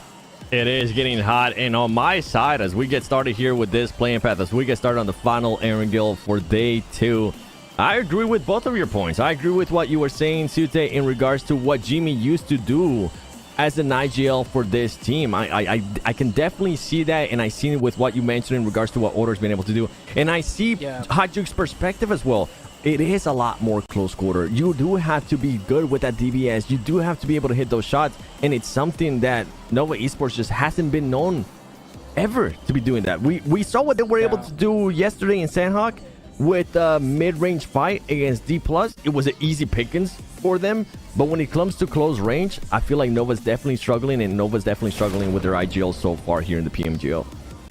Yeah, when Nova is able to do that mid-range, long-range, and even they might get the most difficult shifts, they're like superb at navigating all of that. But the second it comes down to just close range, straight up 4v4, it gets really difficult. And nothing is more difficult on Erangel than that military base circle. And Falcon struck. Wait, is that a hot drop onto IHC?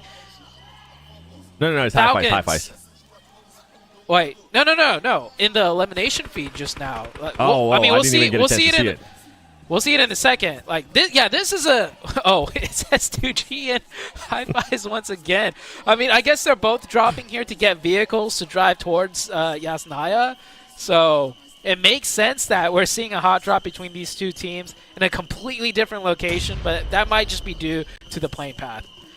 Is definitely due to the playing path. Usually different play paths means, you know what, we might not be likely to see the same hot drop as before, as we're nowhere near Yasnaya.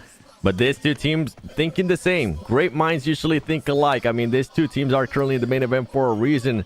But Hi-Fi's decided to back off. STG as well decided to back off. And we'll have to wait and see what's going to happen there. I know you mentioned Team Falcons. Team Falcons needs to continue to follow up on these good performances. Earlier in the first Erangel, they ended up with just 0 elims, 15 plays, not what they want to see, but it's a bit of a bounce back. And you know what, STG, I was thinking they were going to back off from this. They decide to jump up. They want this fight. He's got a machete they want the in action. hand. He has a knife on hand. He wants to be able to spawn, but they need to be careful. He's throwing it too. Imagine if that ends up hitting, as Racy does end up hitting those shotgun shots. S2G getting some revenge for all the trouble Hi-Fi has really, been giving them. And they're going to feel good about that one. And yeah, one of the Falcons players, no, one of the IHC players did go down. So one of the IHC players is out. And I think Falcons is kind of caught in a split loot drop fight with Royals of War. There's just a lot of stuff going on. And I'm not surprised. Yeah, top right there, knocking one of Royals War Rivas going down there. And I think all the action, the pacing, early game has been heightened with the fact that we do have that military circle.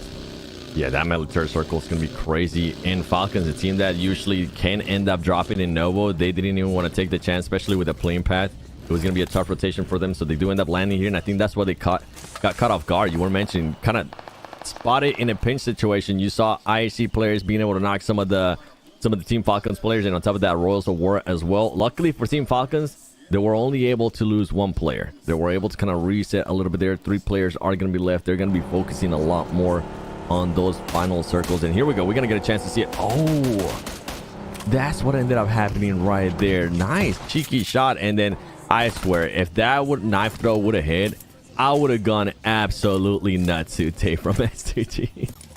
Yeah, that would have been crazy. But hey, if all you have is that knife, may as well use it. And I like how they bum rushed them with all 3 players, right? 3v1. The best part for me was when they hopped out of the vehicle, I immediately noticed one player hopped out holding that knife. He definitely didn't have a weapon, but he did not care. IHC getting some more points right there. IHC rotating out of Novo straight into Hi-Fi's, who's forced to kind of more scrap loot. So Hi-Fi is just really not getting anything done here, sitting in last place. And did they spot? I think they spotted Monkey. I think they spotted him too. Oh, no, they didn't.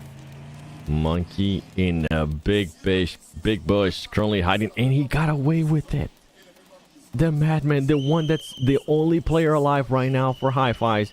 But look at IHC. IHC still wondering if they're going to be able to spot that player. Meanwhile, Monkey, if I would recommend anything, stay still, don't move, because here come IHC again. And they're looking to find you. They're looking around. You can see them. Right now, they're just locked in on that eye icon, seeing if they can possibly spot that player. Oh, they were getting one more vehicle for IHC, and they're going to be backing up from this. Monkey getting away with it there in the bush. Yeah, that bush really coming in clutch. I thought for sure the first time when they went back, it was because they spotted him out, but no, they just went for another vehicle. I wonder what Monkey's thinking. Monkey must be like, oh, I'm dead. Oh, they didn't see me. And then they come back again. He's like, oh, I'm definitely dead now. Oh, no, they didn't spot me again. But elsewhere on the map, this fight is breaking out. This is actually on Military Island on the far south, this lone compound south of the military base. Frozen, I think no, he's not here by himself. He does have a teammate in the form of Wolf. And they're stalling right now for the rest of the backup to come. And here comes the backup. The nade from Guizao does not land. And it is a 4v4, but Nextria does have the advantage getting that opening. And Frozen is going to be trying to find those angles here. Frozen and Nextria currently in 4th position with 70 points. That's a team that's going to be looking to close that gap even more to 1st place, as they are 20 points behind.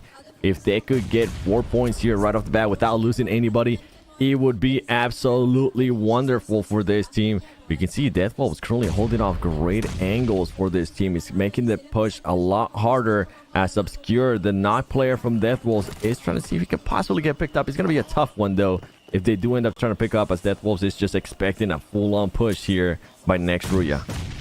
Yeah, I know Deathwolves is a more inexperienced team compared to some of the rosters here, but I love how they're not going for this revive. They're waiting and waiting and waiting. They want to establish maximum pressure on the defense first before they go for that revive, but unfortunately one of them gets caught and that player goes down. And now this should be the go-ahead for Nextria to start pushing it. And Frozen rotating around, being able to get those angles. And here we go with the push from Nextria. Now 2 players from Deathwolves are gone. It's going to be making it a little bit easier here for Nextria. They just need to make sure that they do this cleanly, as they don't want to end up losing any of the players from their team. Kain's going to be on top of the roof. He's going to try to get an angle here on this. Oh, is he going to be able to do it? He's going to be the last player alive too. Very low HP. And now everybody from Nextria is going to recognize that, and it's going to be easy pickings there for Nextria. 4 more points, helping them close the gap to 1st place. And Nextria, this is a team that's been very quiet. I feel like I personally been focusing a little bit more towards the top teams that have been popping off here and there. But Nextria, quiet and surely, they're climbing up that leaderboard. I mean, currently within the top 4, definitely what you want to be after the halfway point of this tournament. Yeah.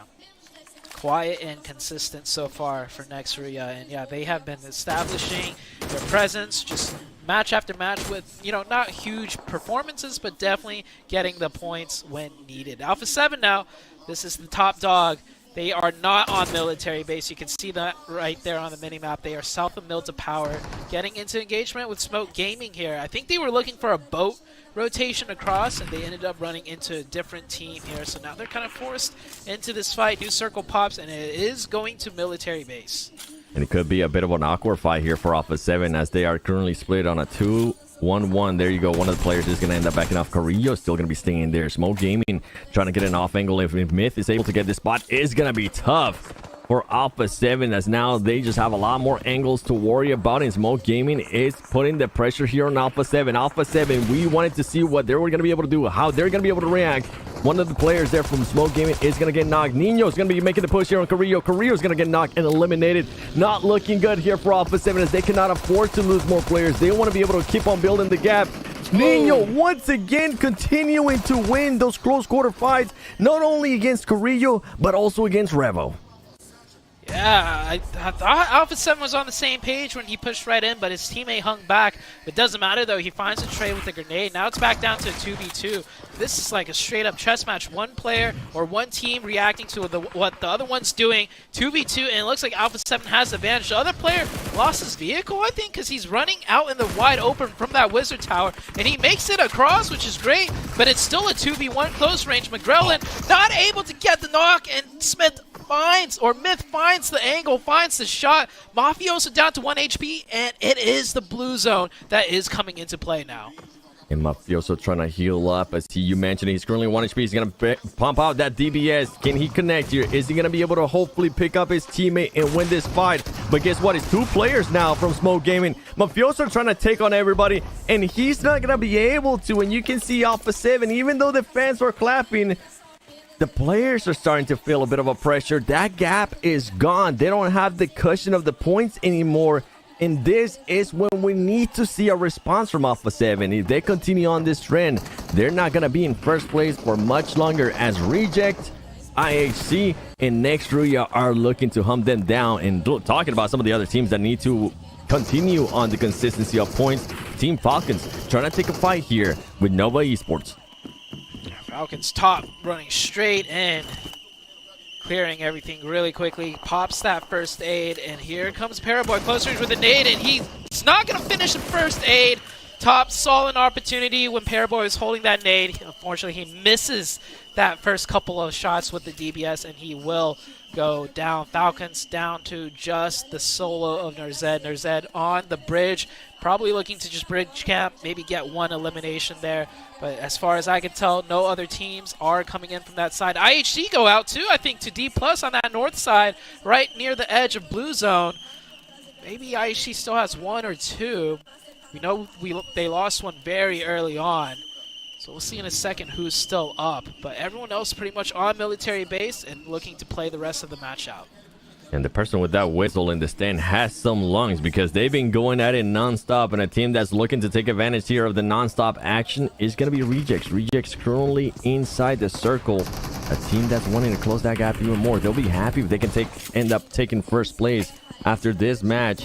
Regnum Karya now getting into a fight there with Royals of War. Royals of War was a bit handicapped, and Regnum Karya is going to end up winning this engagement. 1 player is still alive from Royals of War. We don't know where, though. And you were right. IHC does end up getting eliminated.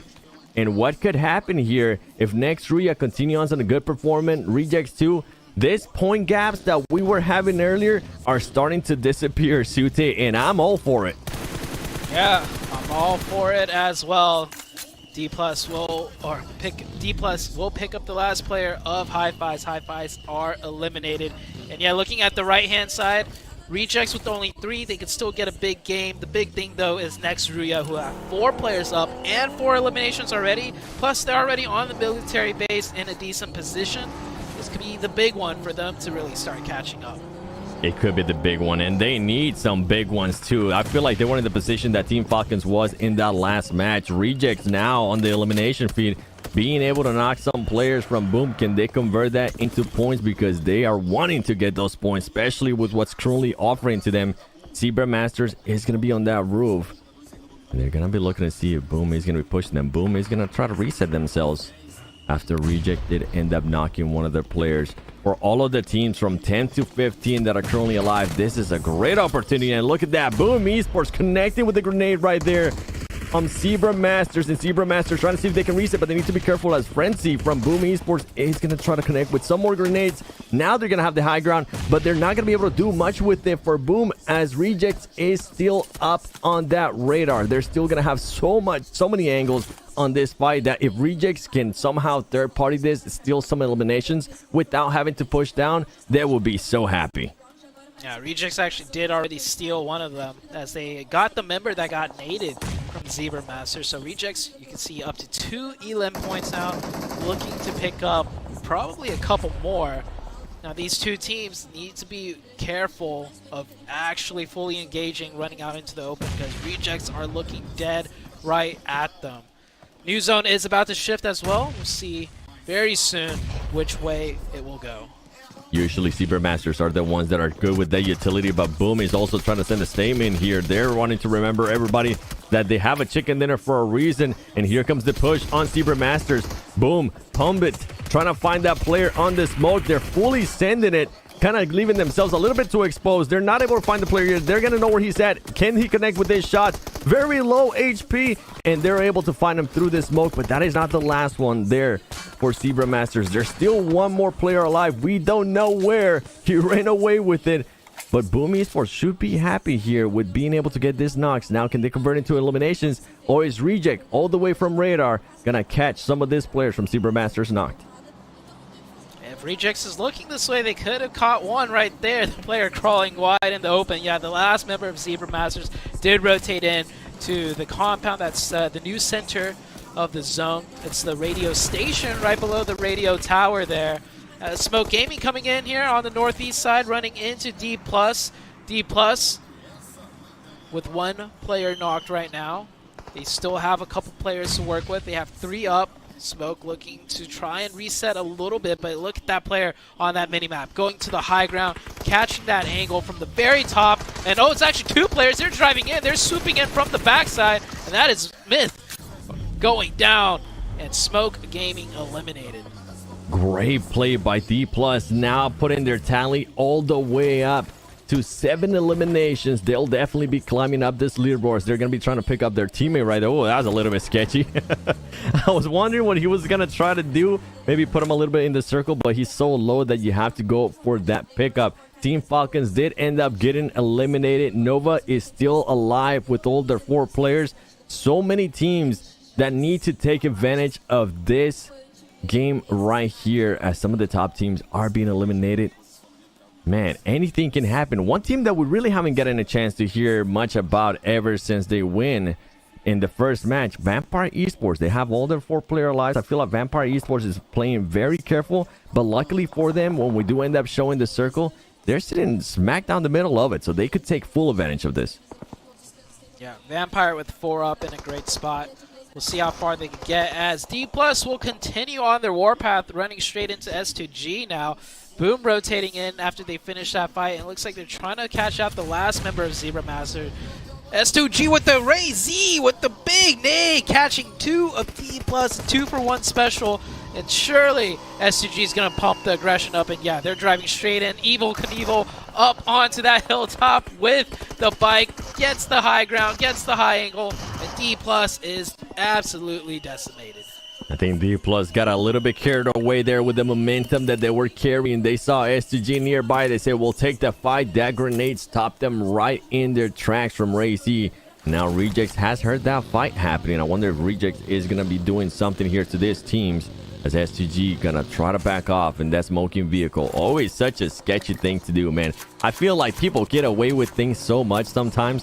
When I hop in a smoking vehicle, I feel like it gets blown up as I blink. Some people get away with it. Yeah, I mean, it's all about the timing. Boom has moved into the radio station. New zone pops up, and I think radio station is dead center now. Yep, radio station is. Vampire's still in the zone. Rejects can still use that radio tower, and Rejects with 3 players up there can definitely nab a couple more elimination points.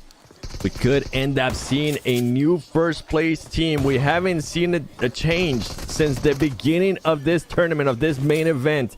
It's only been Alpha 7 that could be challenging now. Boom Esports being able to take control of this area right here. But you were mentioning Rejects with the position that they're going to be at. They're not really going to have to rotate anytime soon. It comes down to what they're going to be able to do to third party some of these fights. They know that Boom is going to be down there.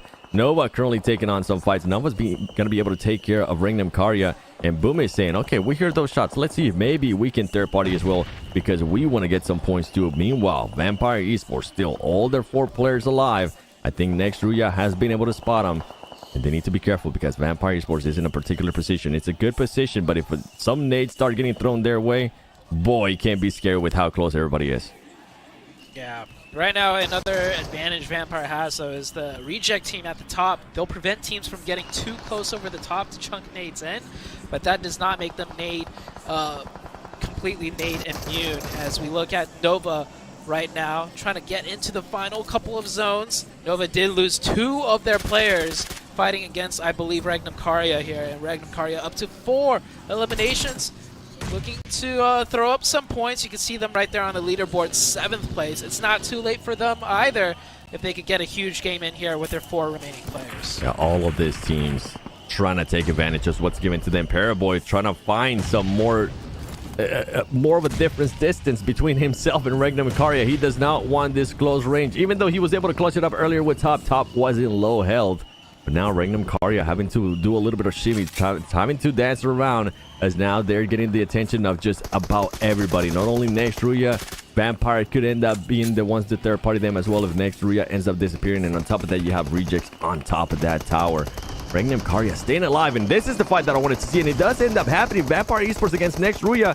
Players are going back and forth. They're trading them around. Nextruya with the height advantage. It should be an easy cleanup here, as it is going to be a 3v1. Only Stone is the one alive. Now it's going to be actually only Tony K in the smoke, and that is an easy cleanup right there for Nextruya against Vampire Esports. Yeah, big pickup for Nextruya. Vampire Esports, that position may look strong, but honestly, they needed some other players, other teams from the high ground to kind of help out. But Nextruya found a timing where it was an isolated fight. Now S2G's here looking over, but the fight's already done, and Nextruya gets that full reset to Nextruya back up to 4. S2G with 4. We have 3 teams with 4 players still up this late into the game, and we only have 5 teams left actually, and it is only going to stage 6. And I think Nextruya is going to end up learning from the mistakes there of Vampire. I agree with what you were saying there. I felt like they should have had a little bit more of a spread out situation there for Vampire Esports. They just got caught by surprise. And look at this circle. Okay, Reject, you are set. Boom, you're set. Regnum Karya trying to find a push here with what they're trying to do. And on top of that, you have S2G now trying to find some angles there towards the top of that radar, seeing if they could possibly surprise some of the players from Reject. I think Reject was able to spot him. Yeah, Rejects should be fine here. No team can actually push up to the top here at this point, unless if they do some wild rotation where they go into the blue and then drive up to the top, but that's not going to happen. But hopefully for Rejects, they get the next zone, right? Because if the zone shifts off of them, which there is a high chance it will, they have to pretty much drive off the mountaintop and just full send it down and hope they don't get blown up. But let's see if they can pick up more elimination points before being forced to do so. The next big team that needs to make a play is Nextruya. You can see there, they are not in this next circle, and they have a tough time right now to find a way in, even with 4 players up. We've seen crazier thing happens, and I wouldn't be surprised if Reject at one point does end up sending a car over that mountain. It would be insane, but I'm all for it. You know what? I like insanity sometimes whenever it is given to us. Yeah, with SCG, I don't think that we're going to be sending anybody into that zone. If they would have, I would have been pleasantly surprised. They just wanted to get a little bit closer and make it harder for Reject to get some angles there on them, as they are towards the south of Rejects. And Nextruya trying to find their way in. Boom. If you're Boom at this point, what do you end up doing? Do you just keep on doing what you're doing and hope that Rejects are going to be taking those shots onto the players that are going to be pushing towards them? Yeah, exactly. I think Boom is relying on the fact that the teams on the hilltops will provide some help if they get crashed up straight. So that's why Boom is holding more of a spread still rather than condensing into one building. They know they have a opportunity here with other teams over the top to kind of rely on them for support. And Nexteria knows that too, because Nexteria has 4, but they're not full sending any compounds. They're trying to work the outside to see if they can find any openings, but I don't think they know that Regnum Karia on the outside has 4 players up. I think they're going to be finding out here. Reject, there you go. This is what I was expecting to see Reject do, and this is what we were all expecting for Rejects to do, which is third party anybody, gatekeep anybody that's going to put themselves super exposed. And I'm glad that S2G did end up working that out. They were able to get close enough to the point that Reject, it's going to be super tough for Reject to find an angle on them. They're going to have to expose themselves a little bit too much. And now S2G is going to be able to possibly start picking up some of these fights too. Start possibly costing some damage on those teams pushing up. There you go. When you overextend a little bit too much, Reiji, you will get spot. Duelo. Oh, Duelo, you're feeling risky. Are you going to want to push this out? I don't think he's going to. I think he's going to end up winning a little bit more. They're just going to let them know, hey, we know that you guys are there. You know what? Let's make a peace treaty. Unless you guys don't want to, then we're going to have to send it to you. Yeah, I love the way Rejects are playing this. They always leave Regioso to do his own thing, because I think Regioso does have, probably the most accurate shot, the most, mechanical long-range player on the team, because he's always in these long-range positions by himself, while the rest of the team focus on, more immediate potential threats. So Rejects do have a great system going on. Each player really knows, what their role is at any given moment, and I think that's why we see Rejects, having so much success, as the tournament goes on. And after they pressured out S2G, they realized, okay, they can't come up. We're okay here. Now they're all going back up to the top and focusing elsewhere. And the best thing yet for them is that they do get some of the next circle. They do get the circles. We know what Reject can do whenever they do end up getting blessed by that circle. Meanwhile, Regnum Karia, one of their players, trying to get an angle there, waiting for a Reject player to just stay still long enough. All they need is just half a second, and they're going to end up knocking you. Meanwhile, Regioso trying to spot those players from Nexteria. Even if you give him just a little bit, he's going to start taking those shots. He's going to start putting up that pressure on you. Seawolf currently within that smoke, and he knows that he cannot push up just yet, as Frozen is currently starting to get shots on himself as well. Meanwhile, Boom, while all of this is happening, while Seawolf is trying to push up, as Frozen is trying to find an angle to hide as well, Boom Esports are just chilling. They're doing exactly what they need to do. Do not overextend, just wait for the right time. Let all these teams in the hilltop take care of things, and that's it. Oh, you know what? Boom saying, maybe we'll get a little bit into that action. Maybe we'll knock some players as they start throwing grenades and hopefully try to stop Nexteria from pushing closer and closer to them. I love how Regiosa spotted that S2G player at the last thing. Like, wait a second, these are my points here, shooting at the distance. Get back down there. And there we go. Nexteria not able to get much further. Will get taken out. And I love what Boom did right there. Use that vehicle, even if for just a couple of seconds. It's always faster than running on feet, and he has some hard cover now. And S2G, I don't think they can climb up any higher, but they have been getting uncomfortably close to the side of Reject. Rejects right now just looking up and down. There's a team on their north, a team on their south, all getting really close by, but they should be okay from up here still. Yeah, for Duelo, you're trying to see if you don't want to end up sliding off. And S2G, I mean, right now, this is what they wanted to do. They're going to be willing to take some damage from the blue zone if they can get a little bit closer, get the angle even harder for Reject. And ultimately, the closer and closer that they do end up getting to Reject, the harder it is going to be able for Reject to get those shots on S2G. And I think that's why earlier we didn't even see them be... They were able to spot some players from S2G, from Reject, but it was just going to be hard to take those pushes. Here we go. Sarah now making a jump down. They know that Regnum Karia players are going to be here. If he can connect on these two players whenever they do end up picking, that'll be massive points for this team. A team that's trying to take that first place after this match from Alpha 7 for the first time. Could we have a leader change? We'll have to wait and see. It's looking good here for Rejects though with this circle, but once it starts closing in, it's going to be a lot tougher, Sute. Yeah, I think Sara right there really recognizes that there's two players that's going to be caught out of the next zone as it closes in, so he's going to get a little bit more over aggressive and risk getting knocked himself, but he definitely needs to do this, not let the two members in for free, but the smokes will be good, and that is a good smoke path right there. as Regnum Karya bring their 2 other members closer into this next circle.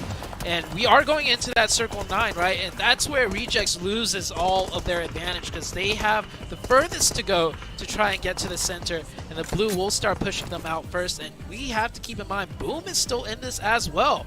This 4-way fight is getting more and more difficult now for every team involved.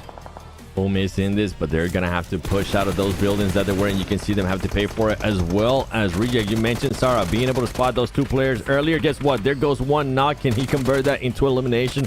And he's gonna switch to the other player there from Regnum Karya, trying to see if he can get that knock. He's gonna be able to spot Wild 77K. Easy knock for him. Great angle right there by him, and confirming Silas into an elimination point. Yeah, Sarah, one-man team right here, handling the entirety of Regnum Karya. He's not done with the last player, but Blue Zone is closing in. He's going to bide his time. And for Rejects, they can actually get... Actually, do they have control of the center? This mountain juts out quite a bit. Rachioso might be near center, or more near center than all the other players right now. But hold that thought, as S2G, Hamzi, right over the top. Rachioso did hear the player. He's cooking the nade. Can he cook it to perfection? But Hamzi peeks out with that DBS. No longer is that nade in hand. He might have to just take the gunfight.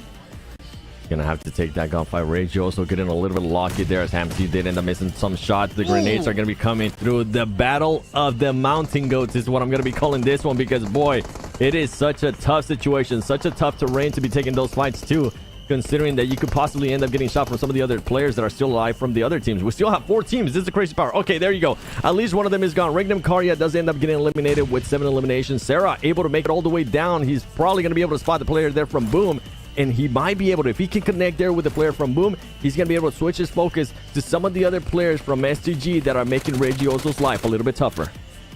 Ooh, Sarah really needed that one. That would have been a great point, but he might actually see some of the players on the top. And look at this quick lean peek to the right and to the left. He catches one. The mechanics coming in now. Sarah getting low from that grenade, and his teammate Regioso goes down. It is now a 3v1 situation.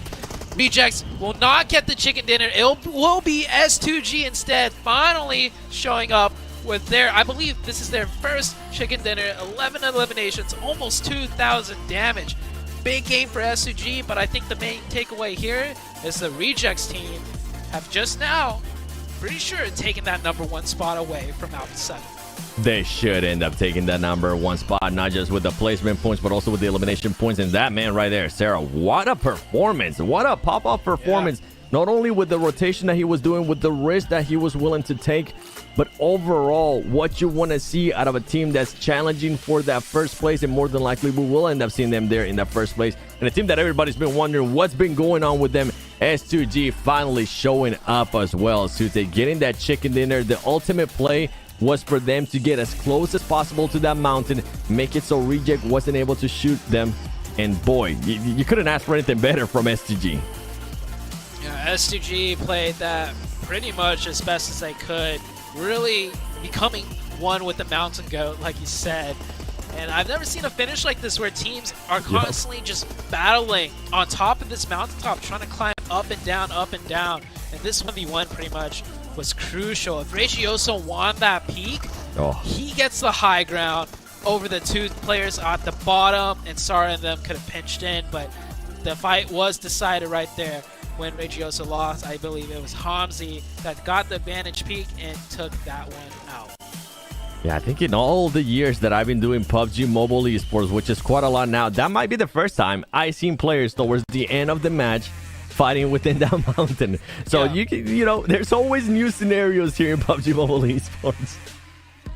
Usually the circle shifts just off of the mountaintop completely, and teams just have to go down. But there, it just kept centering right up, like right in the middle of the mountain, not on top of the radio tower, but like all the rocks that jet off it.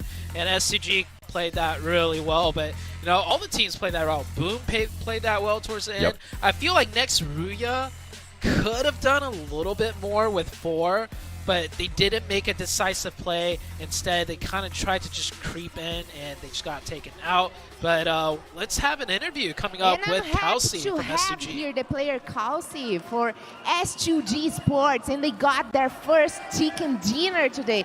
Congratulations in the first chicken dinner. You guys were awesome in this last match. And also, I would like to know how this will reflect in the next match, because we want to know how you guys will keep this, to keep the similar performance for the next matches. Sonraki maçlar için nasıl benzer performans sergileyeceğinizi merak ediyoruz. Bu sizin bugünkü ilk chicken dinner'ınızdı, yani ilk zaferinizdi. Bununla ilgili ne hissediyorsunuz? Aslında kendi oyunumuz bu ama ilk gün oynayamadık. Bugün başladık şu anda.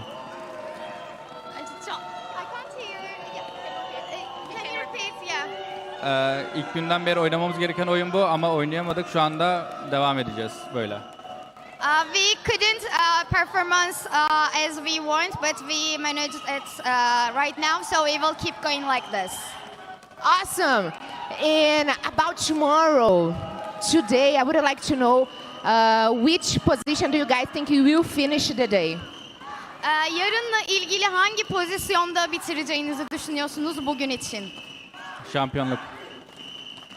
Şampiyonluk. They will be the champion. Okay, they will manage to be on the top one. Maybe tomorrow we'll see how this will reflect their game. Thanks so much for the interview. You guys are incredible here. And I will see you guys in the next match again. Well, let's see if there was ever a time span, or if there was ever a scenario for you guys to end up being the champions, you guys needed to wake up, and that's exactly what they did there in that last match, Hot Jukes. Yes, they did. And you know what? To be able to get a chicken dinner right there, just at the start of the second half of this tournament, it was just so critical. It was a must-have. One thing I did notice in this game, and I think we're going to see going forward, is what we kind of talked about a little bit before, how these top teams are going to start having targets on their back. Out of all the squads to take down Alpha 7, it was Smoke Gaming. I think it was Yuzu that was talking about that, you know, you know, these teams at the bottom are going to have nothing to lose, right? They're just going to just start pushing no matter what.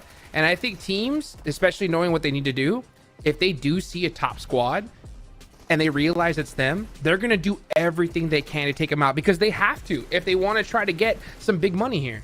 Yeah, it's pretty much, you know, a must at this point. You need to get the points, and you need to deny points. And what better way to do that than just taking the fight with the top team, especially if you're in that situation. That's what Smoke Gaming did. Alpha 7, you know, in my opinion, played that fight kind of incorrectly. It looked like some of the players weren't really synced up together, 7.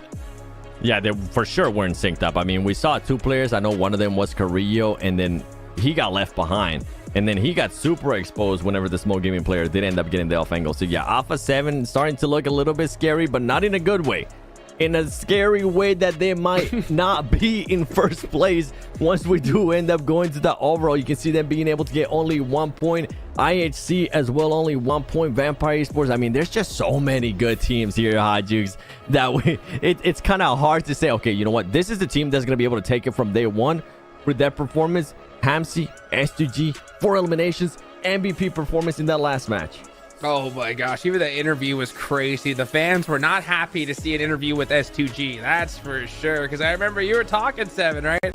About how hyped the crowd was over there at PMGC. And I remember you kind of telling me a little bit about how you would talk about a team that they didn't like, and I heard the fans weren't too happy, huh? Let's just say one of the Alpha 7 players, let me borrow a jersey, I decided to show it on the broadcast. We had all of S2G fans in front of us. And boy, if we were to put the camera on them, there would have had to been a lot of blurry done because there were just certain fingers being pointed towards me, and I was loving it. I love when fans provide that passion behind their team. So I'm all for it, even if it was against me. I didn't take it personally. Keep it going. And you can tell Alpha 7 fans, Brazilian fans, are used to be known to be very passionate as well. So love to see that out of them. And here we go. Oh! We do have that switch as Reject ends up taking that first place. 98 points. Alpha 7 drops down to second place with 91. Check out for the Elix out of Reject, though. 61. That's crazy. That's unreal. 61 eliminations. I mean, this is the first time Alpha 7 has been unseeded from their first place. And it's so crazy the fact that that happened, considering that they had a 28-point lead from second going into day 7. Some people were saying that I was being toxic. Some people were saying that we were trying to curse Alpha 7. We weren't, okay? We just know these things. We've been doing this for so long that we know what can happen when some of these other teams do end up waking up. And the scary part, and the thing that Sute, you just highlighted as well, Hot Jukes, is this team towards the bottom. I mean, Smoke Gaming, 26 points. They know. At this point, they have to know that they are too far away to even try to challenge for that first place. They know how the prize pool works. That mentality is going to start switching for some of these teams. And I wouldn't be surprised if we start seeing more of the fights that we saw there towards the beginning of that match in regards to Smoke Gaming taking the fight to Alpha 7, eliminating them, stopping them from getting those big points that they need to maintain those positions at the top. You know, one thing that we're going to start seeing here is unintentional teaming, right? And what I mean by that is, let's just say, you know, because these players and teams are smart, right? When they look at the elimination feed, they can hear the shots, right? So if they hear a fight going on behind them and they see the opportunity to gatekeep, and let's say there's multiple teams that are gatekeeping, they realize that, oh, all the teams say that's Alpha 7 over there. They know what they all need to do to be able to pass them up on the leaderboard. Suddenly, what's in the middle of the zone doesn't matter anymore. If all three of those teams turn around and gatekeep Alpha 7 together, no matter how, there's nothing they can do, right? So that's going to start coming into play here. Alpha 7's going to have to adapt to it. Oh, they have to. I mean, they haven't really adapted, and they kind of continue on the trend of what that Sute and I were able to point out at the beginning of the day too. Whenever they don't get chicken dinners, they're not able to get the placement points that we're used to seeing them. Yeah, they were able to kind of save face a little bit with the first Sandhawk, but after that first Sandhawk, I was like, I don't just want to see this Sandhawk. I want to see them being able to do this in Erangel. I want to see them being able to do this in all the other maps that we're going to be playing, and they're not going to end up chicken dinners. And right now, yes, you can have the fan base right there. When everything is going great, awesome. When things start going south, Hot Jukes, oh man, that pressure's just going to start building and building on their shoulders. Yeah, and you can see it in the fans, you know, but at the same time, they're still hyping up their squad. You know, they're not turning against them at all. They're there to support them, and that's what I love to see, and that's what a home crowd should do. So it's good to be able to see that, you know what, even though they've had a few rough games, the crowd is just there for them no matter what. They are going to be there for them no matter what, but for Alpha 7, they need to respond, and they need to respond in a big way, as we're going to be jumping into the first Miramar of day 2, and who's gonna end up taking them. Yesterday we had Boom Esports getting the chicken dinner. We saw Rejects coming and finishing off the day with a great win, 9 eliminations. Reject now in first place. I'm sure that they're gonna be looking to mimic the same performance from the last match of Miramar here today. Oh, yes, they are. One thing we didn't really get to talk about, too, is S2G, right? S2G moved up. They were in 10th place, and they moved up to 7th in that last match. So they're at 62 total points after that chicken dinner. One more good game here, and we'll see them in that top 4. If we do get that good game, Miramar, of course, the most difficult map, in my opinion, out of the 3. So it really comes down to those circles and those rotations. S2G, time for them to, you know, step it up even more. That was a big win for them, and you heard in that interview, I believe they asked the player, you know, where do you think you'll end up? What's your mentality going into the next couple of games? And he said champion. I think they want that first place. Yeah, they want it. They want it bad. But, you know, in order to do so, these top teams are going to have to get stopped, and they're going to continue to have a good performance here. And you can see with this first circle, it's going to be a southern, you know, Miramar zone. But S2G are going to be landing pretty much, you know, in a good position for it. So we'll see how this all turns out at the end. You got Alpha 7 finally getting their nice El Pozo drop, so they're going to be looted up to the teeth as they get ready for a very critical match here. They got to end the day strong. Yeah. Well, if they do end it strong. And first circle, finally, a easy circle in my opinion on Miramar. So far, I believe all the ones we've seen are like super far down south, like Los Leones area, where there's a lot of mountains, not a lot of road access way. This one, by far, is the easiest circle you could kind of ask for on Miramar. So we'll see what these teams can do with a circle like this one. We see S2G right there in a great spot to rotate in from. All of these teams actually have an easy way of rotating into this first zone. Let's just see where it shifts, though. Yeah, I don't see any hot drops going on right now, so that's going to be pretty good for a lot of these squads, and I think a necessary thing for majority of these teams. Now, two teams that usually go at it off the rip, IHC and D plus Kia. You can see them kind of popping some shots towards each other in Monte Nuevo. I think both of them realize what time it is, though. They can't afford to be able to fight each other so early on. Yeah, D plus still dropping around there, but, you know, gave it up. Now they're doing more of a split loot around the area, so they can still maintain the same strategy, right? The rotations that they're comfortable with coming from the west side. And now they don't have to contest IHC, and that works out better for both teams. And unless IHC was always winning the fights with, you know, 4 players up in a timely fashion, I think IHC is pretty happy with this as well, seeing as, you know, they don't have to take any fights whatsoever now. So let's see what happens. Another team that's in a really good position. It's going to be none other than Nova, right? We saw S2G wake up. Are we going to see Nova wake up? And if they want to, they need to do so right now, right? I don't think it's any time they can wait any longer because they only have 45 points. That's a big difference between who's in 9th place right now. That's going to be Vampire with 61. So, yeah, Nova literally needs a double-digit chicken dinner here.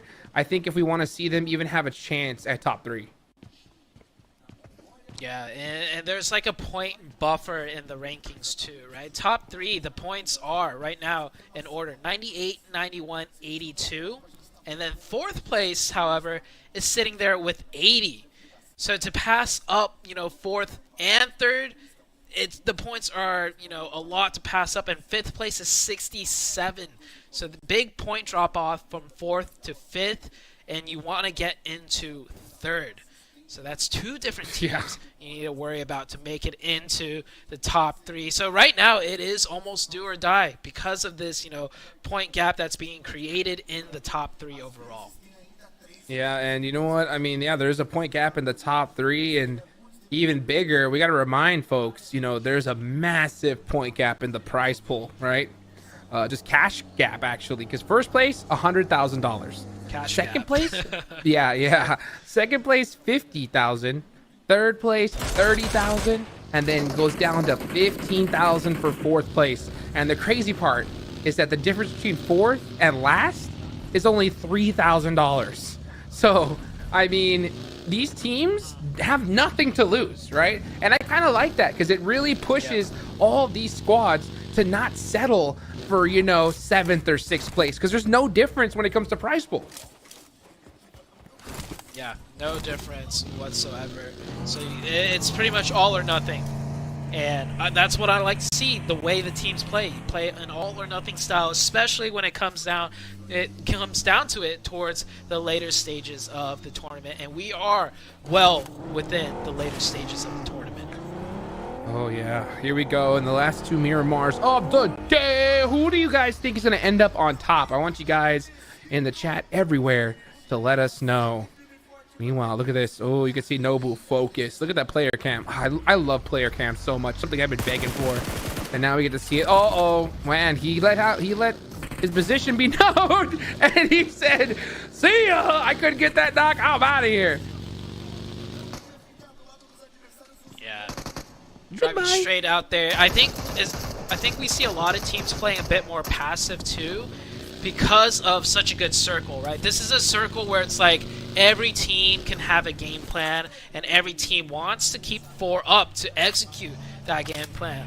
Before, on Miramar, it's like a hard circle down south where teams are kind of like, yeah, we're not really going to get into a good position anytime soon, so we will take fights when it arises. So we'll take those points instead. But with a circle like this, I think everyone's just like, just get into the circle, and we can play for the next one. It's easy to rotate. Let's just keep all 4 up.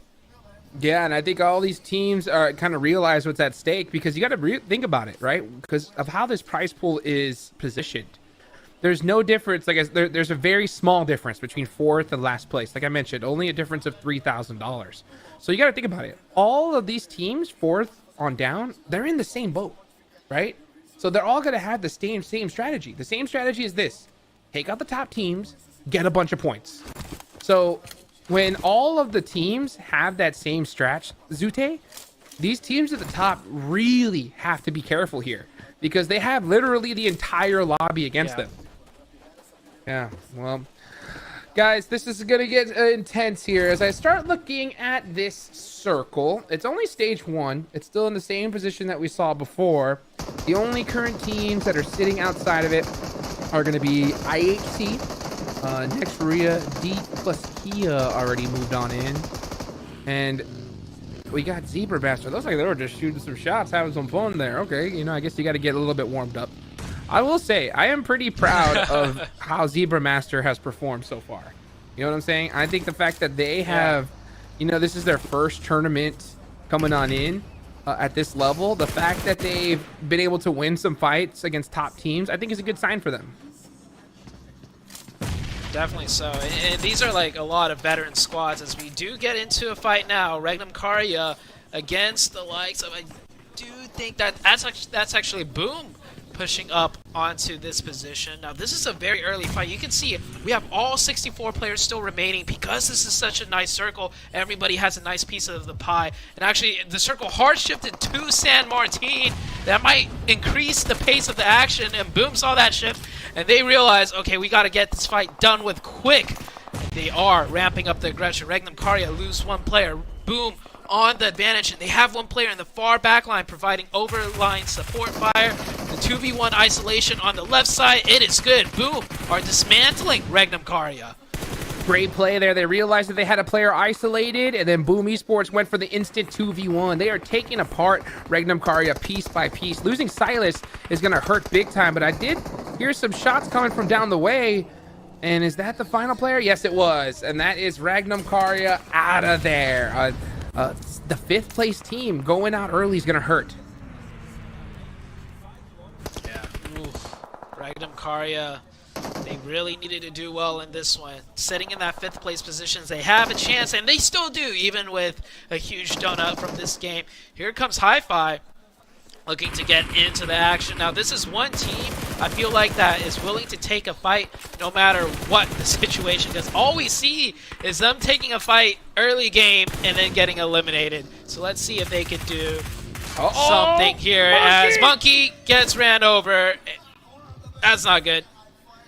But in the feed, I think I saw Nova get a player of Alpha 7. That's a huge fight. Maybe it was just one of the players that just ended up getting finished. But yeah, look at that. Boom. Still holding on. 5 eliminations. Great start for them, especially considering that they're currently sitting in 6th place. Yeah, not too far behind the top 3, honestly. 61 points. 3rd place, 82 points. That is easily doable. Well, I wouldn't say easily, but we've seen multiple squads in the match with the Chicken Dinner and getting like, what, 20 to 25 points. So they're on a good start, getting eliminations early and then working their way up from there. That is currently what Boom is doing right now. As we do see the circle now, yeah, it did hard shift up north towards the area of San Martin and Hacienda. A lot of teams have already rotated in. Vampire in a great spot. Rejects right behind them. That might be a huge fight to break out in the coming circles. And where is Alpha 7? Alpha 7's towards the east of Nova. And you're right, one of the players of Alpha 7 did get taken out by the Nova team. That's going to hurt going as a 3-man, especially for a squad that, I mean, there's so many expectations on Alpha 7. Really, for them, it's not about even top 3. It's first or nothing. They want to win their first world title at home. And man, Reject, just the aggression from them has been just so intense. They've really been putting themselves in good positions. And where is Reject? Yeah, they are dead center of this circle, just below Vampire. You can see it right there, the Duelo's name, right below the airdrop. So, man, Reject are going to have a big advantage when it comes to position, because Alpha 7 are going to have to play from the outside, and it looks like they might just drive into Boom. Yeah. New circle did pop up. It's centered right onto the side of Rejects and Vampire. Now, Rejects, I feel like from what I've seen, you know, in countless games, this position, it's great for just surviving, but I never really see teams, you know, get a big win or even a lot of eliminations from there. Because no team's going to really be able to crash into you, and you don't have really sightlines onto anything else. It's kind of like that spot that D+ was playing a couple of games ago on Erangel, right? Where they had 4 up, and they were hunkered in. They got the circle every single time pretty much, but they ended the match with, like, you know, 1 or 2 eliminations. We might see Reject, you know, fall to a similar fate, but we'll see where the circle shifts, because it can still hard shift away from them, which I feel like might actually work out more for Rejects rather than getting the zone. Ooh, oh really? Why's that? I mean, that way they have a reason to move out and push versus being continually surrounded, right? Like in that match, if you remember on Erangel, right? D+, they got every single circle to like the very 9th circle, and they couldn't do anything because they were just being constantly surrounded. They have no sight lines from inside their buildings. And from what I've seen on Miramar, Rejects is in like a similar spot. Now, it's a little bit better of a situation because they can actually see a bit further out. But it's still one of those things where I don't think Rejects is going to get a lot of elimination opportunities unless teams are forced to crash straight in. Oh, Order getting popped out by Zebra Master. And that is the isolated player. Here they go instantly on the push. And they're going to realize this is Nova right here. Boom, the IGL going out early once again. Not going to be easy. Yeah, the reason why I asked this a question is because I do agree that, you know, D+, that position wasn't good. But I will say, there's a big difference between D+ Kia and Reject, you know? When it comes to teams that I think could pull off aggression from that position, it's going to be Reject. I mean, these guys have just been shredding lobbies. But I will say, I don't want to see them switch to passiveness. So I do understand why you said that, for sure. Yeah, it's harder from that position to be aggressive. But, you know, Rejects, you see what Regioso can do. You know, he will off angle, he will take those opportunities, and with the circle shift like this, I think it's good, right? Because now their backside will be clear, and yes, they are forced to push out into the open into either, you know, Death Wolves or Vampire, but with 4 players up, and we've seen them fight their way into zones, they know how to navigate these situations. This is, in my opinion, a better circle shift for Rejects rather than centering right on top of them. Yeah, especially consider with this big old hill right there in the middle of the map of San Martin. Meanwhile, here we go. Zebra Master pushing up against Nova. They got to take him out here. Neil Zada gets finished, though, really early.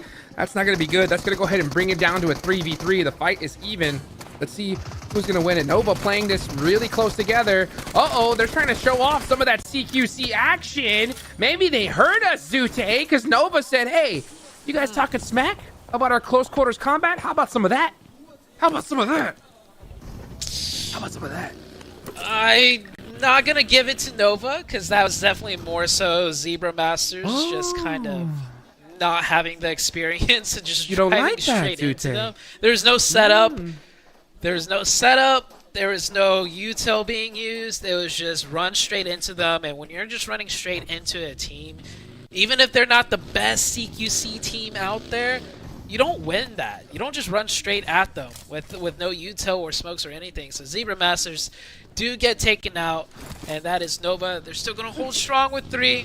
Their IGL order is gone, and I just can't help but to think, like, yeah, Order, he's a little bit newer to the IGL scouting position. Order did scout before, even when Jemmy was IGL, but having to do both is definitely harder. That's definitely a mix-up for sure. You know, meanwhile, we're going to watch next Korea getting punished by 2 teams, D+ Kia from on top. And yeah, Nobu's going to be peeking down here. And you got Death Wolves on the side. It's just not good. It's not a good scenario for them at all. So Frozen's going to probably end up having to do this by his lonesome. Unless somehow he can hit some critical knocks and give his team some breathing room to get out of there. It's probably not going to happen. Taking a look at the map, Alpha 7 did move down into Graveyard right next to Boom. Alpha 7 with only 2 players. So they still might have a chance at putting up some points, but being right next to Boom with the man advantage of 3, it might be difficult, and I'm sure Boom knows exactly where Alpha 7 is because they had to rotate in. Long range shots now on Miramar, as teams are still trying to, kind of shimmy their way into the edges of the zone on the west side. Next, Ruya facing a lot of opposition in the form of D+ and Death Wolves. They're fine. But you know what? I'll tell you right now, next Ruya's getting lucky. The fact that D+ Kia is getting punished so hard. If they're able to get this res off and fully focus all their efforts on D+ Kia, they could have a good chance here. Frozen gets the steal. Actually gets 2 steals right there. So next Ruya is soaking up a couple of points. That's big indeed. Great job by Frozen to capitalize on that opportunity in a dire situation. You see Frozen off of those 2 steals. He's going to make his way further into zone. He knows his 2 teammates back there are kind of pretty much done. Frozen by himself can't suppress all of Death Wolves, so he's going to kind of give up on the team and hope they can make it in on their own. New circle pops up, and we will have to see the Reject team push into Vampire. Vampire does have the advantage, but Rejects with 4 can still make it happen. Elsewhere on the map, it is that fight between Boom and Alpha 7. And I mentioned earlier, Alpha 7 with only 2, Boom with 3. Yeah, it's not going to work out. Alpha 7 goes out, and Rejects can only extend their lead at this point. Rejects still have 0 points overall, though, and with 12 teams left, they don't have any placement points yet either. That is a brutal, brutal loss for Alpha 7. That is not the time that you want to pull out the goose egg right there. So let's see what Team Reject can do. You know that all of Japan is cheering at this point for their squad. Meanwhile, Nova fans are trying to hope to see they can take out Boom. Flyboy has a really good angle on that roof, though. So Nova's going to have to be careful. Remember what we heard before. The CQC from Nova. Getting that knock finally. Gotta hit this shot here. Paraboy. Gotta be able to pull off some close quarters, my boy. Let's see if you can do it.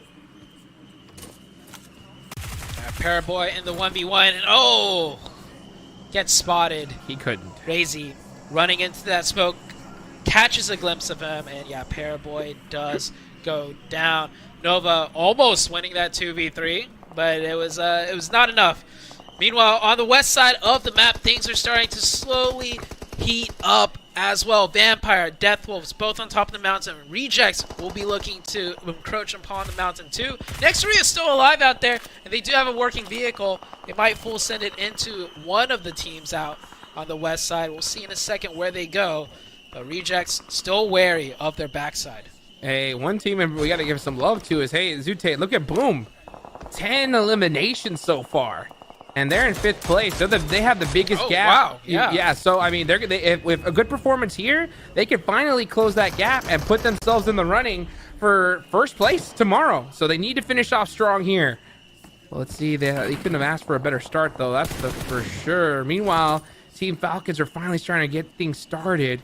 S2G just had a pop-off game, looking to have a little bit of a repeat. Actually, not just looking, needing to, but action is going to say see you later to that player from S2G. Let's see what happens. Who's going to get this next knock? Team Falcons. STG's in big trouble here. Here comes the red zone from Falcons. Yeah, man, Falcons are surrounding them every which way. Kelsey goes down. He really needed to hold that top side, but with the top side going down, they are getting fully surrounded. They did return fire. Not just one, but two. 2 of Falcons. No, 3 from Falcons go down. Actually, Royals of War. I just caught that kind of third partying from distance. That's what's causing the downfall of the Falcons. And luckily for S2G, Royals of War managed to find some sightlines, and here's the next big fight. Vampire engaged with Death Wolves. Rejects hear this, and now Rejects are going to come in for a huge third-party timing. They steal 1 point away. Newsy goes down. Rejects are going to continue the aggression, and with Vampire really feeling the pressure, they go straight in. Obscure catches them both. Obscure shutting down Vampire. The Death Wolves making some noise here. Another Brazilian squad. You know, the hometown team is pretty excited about that one. Tony K going to be the final player, I believe. Yep, final player up for Vampire. But here comes Reject, licking their lips. They saw Alpha 7 go out, And you know what? They've already passed up the Brazilian brothers of Alpha 7, and they're looking to continue to make that lead even bigger here. And they have the high ground to their advantage. So all they got to do is play this smart, and these should be some easy elimination points for them. The next zone does center up, so they're still in the circle. Yeah. They have time to work with now.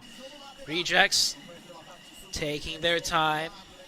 And I can't tell if Rejects is playing a little bit slower than usual, or if this terrain is just really difficult to navigate. I hope they're not slowing down their pace, because they've been winning pretty much almost every fight they've taken, especially when they have 4 up. I'm just worried that they slow it down too much, and then the circle closes and the circle shifts, and they have less time to work with.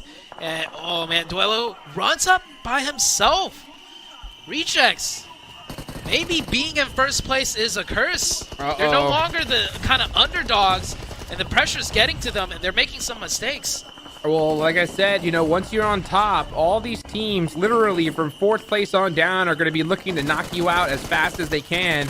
And Reject cannot let off the gas. Meanwhile, we're going to watch Smoke Gaming take down the high fives. I definitely want to stay on Reject, though. Let's see what they're going to end up doing with this high ground. Because, like you said, Zute, you know, teams, once they really get in a good position on top and they see Alpha 7 go down, they just think, okay, all we gotta do is stay alive, and they start going passive. But that is not the Rejects game. Their game is full-fledged non-stop violence, and they have to continue that. And they need to keep shooting loot boxes too, because that's been working for them. They do catch out Tony K, and Divine wins a huge 1v1 up there, by the way. And Xria is still alive. I don't know how. Wait, how did Frozen even get here? This man has been just sneaking his way through little by little by little. S2G is still alive. Boom has 11 eliminations, so they sneak up another point. You can just see the desperation from all these squads. They know what's at stake. They know they want to make it into the top 3, and they only have a few games left to do it. Sara firing off shots, needing to reload the UMP and running out of ammo in the other weapon as well. You can see how desperate everybody is for points. Even when they're in first place, they really need to get more. Firing off shots left and right. Rejects with 3 eliminations and a great circle for Rejects. They get even more time to work up on this hilltop now, as the next circle does not hard shift away from them. Let's see what happens. Yeah, they get this circle once again, which is so critical. Now they just got to creep up and work together. I think they lost a player pretty unnecessarily there. They could have had all 4 up, but they're going to have to get it done with 3. And you can see the crowd is going nuts. As Smoke Gaming's at the bottom. This one's going to go all the way down to the last circle with how this zone is. This is going to be a huge game for Boom, because look at Boom's positioning. They have the center locked down. All of the opposition is pretty much stuck on one another on the west side. Boom just kind of needs to worry about Royals of War, but even then, for the Royal team coming down from the north, they're going to come into sightlines of S2G. Boom kind of has this game in the bag almost. And you did call it out. They're already up to 11. This could be one of those, you know, 15, 16 elimination chicken dinners that it could be all more. Of these teams need from 5th downwards. Yeah, it could be more considering their position, and if that zone locks onto them, this next circle, I mean, they are a shoo-in to win this match with a ton of eliminations. And look, see, there goes Rivas from Royals of War. Here comes S2G trying to make it happen. IHC from the corner, now catching one of the players. But Boom, I'm telling you, Boom is going to just soak up so many eliminations. This is getting intense. Oh, there's another one. Razy catches Rogue. Yeah, that was a knock, and that was a point confirmation. Zayol, last one up. 0 eliminations for the IHC team right now. Smoke with all 4 up, just trying to stay alive at this little divot.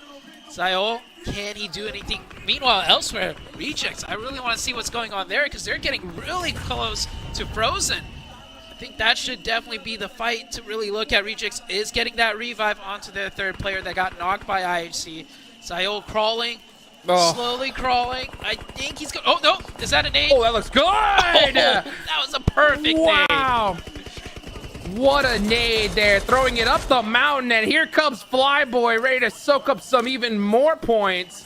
Will we see a PMGO Finals record right here? It is totally possible. Boom. And I'll tell you what, this couldn't have been at a better time, considering that they have such a point gap. Most of the teams are out, but Reject are still up. It's only down to the top 2. You can just see that you can hear the fans starting to get excited because they need Reject to go out early if they want their favorite squad, Alpha 7, to have a chance at passing them up. Yeah, Divine realizes the opposition from the north side is too much from S2G, so he ran elsewhere looking to maybe steal a couple points away, or maybe strike at the right opportune time. He's waiting. Divine. Can he pull it off? Oh, he sees all three. He has one grenade. Is he going to use the grenade first? He pulls it. It's cooking. He can get one here. See ya. He definitely gets one. Oh, he doesn't even get one. The Spidey senses out of S2G, too good. We are in a 4-way fight. S2G, Smoke Gaming, Rejects, and of course, Boom. Boom is just going to eat up these points like crazy. So Boom is going to win this game. There's no doubt about it. It's just how many eliminations are they going to get? Now they decide to strike onto S2G. Frenzy putting in some work. Divine still up from Reject, though, just trying to get more placement points. Every single moment that they're alive is going to be worse and worse for Alpha 7. And then look at this. Here comes the blue zone. S2G is getting punished. It's only Razy up, and he has the blue to his back. And finally, there goes Reject. It's down to the top 3. Yeah, Rejects out in 4th. Alpha 7's fans are happy about that, but still, Rejects will nab up more points. Boom. Can they close this out? 2 of S2G, I believe, are down. The other player of Boom pretty much handling all of Smoke Gaming from their superior positioning. This is pretty much done for the side of Boom. Who's going to get second, though? S2G or Smoke Gaming? That is going to be the question, and this is Circle 9. The zone's going to go down to nothing, so it is starting to close. Here comes the aggression from Boom. Look at it soak up every single point. It's just Razy. Razy getting a nice knock, though. That was pretty huge. Oh, he gets Actually, Boom's in trouble. Now Boom can lose. Yeah, he Razy got can't both go down. of them. 1 HP. A 1v2. He's got to get this. It's a 3-way 1v1 right now, but S2G's getting the revive. S2G is getting the revive. We could have back-to-back chicken dinners. Razy takes down Smoke. 18 eliminations from Boom Esports. Can they finish it out, though? Can they get the chicken dinner? It's going to be up to their final player in a 1v2 situation. You can see the player cams. You can see the focus. Can he hit these shots? No utility at all. And look at his vest and helmet. Completely busted. Oh, that one hurt. Here comes another. It's Hamzy. done. It's done for. For 3. Oh, still alive. This is huge. Popping those bandages. He needs every can't piece peek. of HP he can get. Oh, he peeks out, doesn't land the shots. He gets hurt and tagged instead. He's still got first aids, but they're circling him in. Razy down to that 1 HP, gets the first aid off. He needs a clean first knock. He can't get tagged at all, and that is exactly what he gets. He gets the clean knock, doesn't get tagged. Pretty much almost full HP. Gets the point confirmation too. Wait, 5 bullets. His UMP was down to nothing too, I think. He's got a couple bullets of the M4 and a couple bullets of the UMP. Could he loot that box? That's the question. I want to see them switch back camps. 5 bullets? Too risky. He's out. 5 bullets. He's out. Gone. He has to loot the box. Did he get anything? No, he didn't. I don't know. He's just got the first aid. He's the got best he can do is deny points now. He's got nothing. He can't win this. Go he on, can't Blue. win this. He's got the pan. He's got a pan. Oh my god. S2G wins it. Back-to-back chicken dinners from S2G. But I'll tell you what, if you're a Boom Esports fan, you ain't too mad at that, baby, because some insane eliminations come from them. What a finish. Look at this. He's probably like, he ran at me with the pan. Did you see that? It's like, this madman ran at me with the pan. Oh man. My god. If you would have gotten that pan finish, his name would have been etched in esports PUBG Mobile history forever. They would have put a monument of this man in the game. Yeah. What a way to end the game, though. And honestly, a massive one for S2G and for Boom. Wow. That was the last thing I was expecting. I was like, he's out of bullets. Blue's at his back. He's got to deny the point. But instead, he pulls out the pan and just runs at him. And I love that quick little maneuver there. He tried. I mean, that was the only play left, right? Try and grab some ammo. He couldn't get it done. And then running in with a pan. And the S2G player, I think he realized, like, wait a second. He backed up. I love that out of S2G also. A man runs at you with the pan. The only way that goes wrong is if you run at him shooting and you miss and he hits you in the head with the pan. He ran backwards, gave him all the advantages possible, and closed it out. Because as much history would have been made if Boom won that with the pan, imagine the history of losing a 1v1 when the tournament matters the most. After you guys won the last match to a guy with a pan, you definitely don't want to be that guy. You definitely don't want to be that guy. Oh boy, you know, I loved it. Yeah, like I mentioned, the reaction of him just putting his hands in the air, like, what? Like, are you serious? But you know what? That's what happens. Is that, you know, you have to try to reserve as many resources as you can. But that's the thing about Miramar. We talk about it so often. How Miramar is the map where you need to store as many shots as you possibly can, because you need all of that ammunition. You need all that utility. Yeah, you never know how it's going to end up. But you know what? It's time we bring back the 7WG. Bro, what did you think about that match? I'm still cracking up, dude. I'm glad that you guys pointed that out. The S2G player, Hamsi, decides to just back up. He's like, oh, no. This isn't going to happen to me. Let me just back up a little bit more and make sure I end up eliminating you from far away. And I mean, for Boom Esports, I was with you, Hot Jukes. I honestly thought that Boom Esports was going to be able to clutch it up there. I think they were just a little bit too split warring in regards to both of the other teams. Almost, it gave me flashbacks, honestly, of what Zebra Masters did earlier today. Oh, yeah, it's tough. I mean, that was such a hard one. They had such an advantage, though.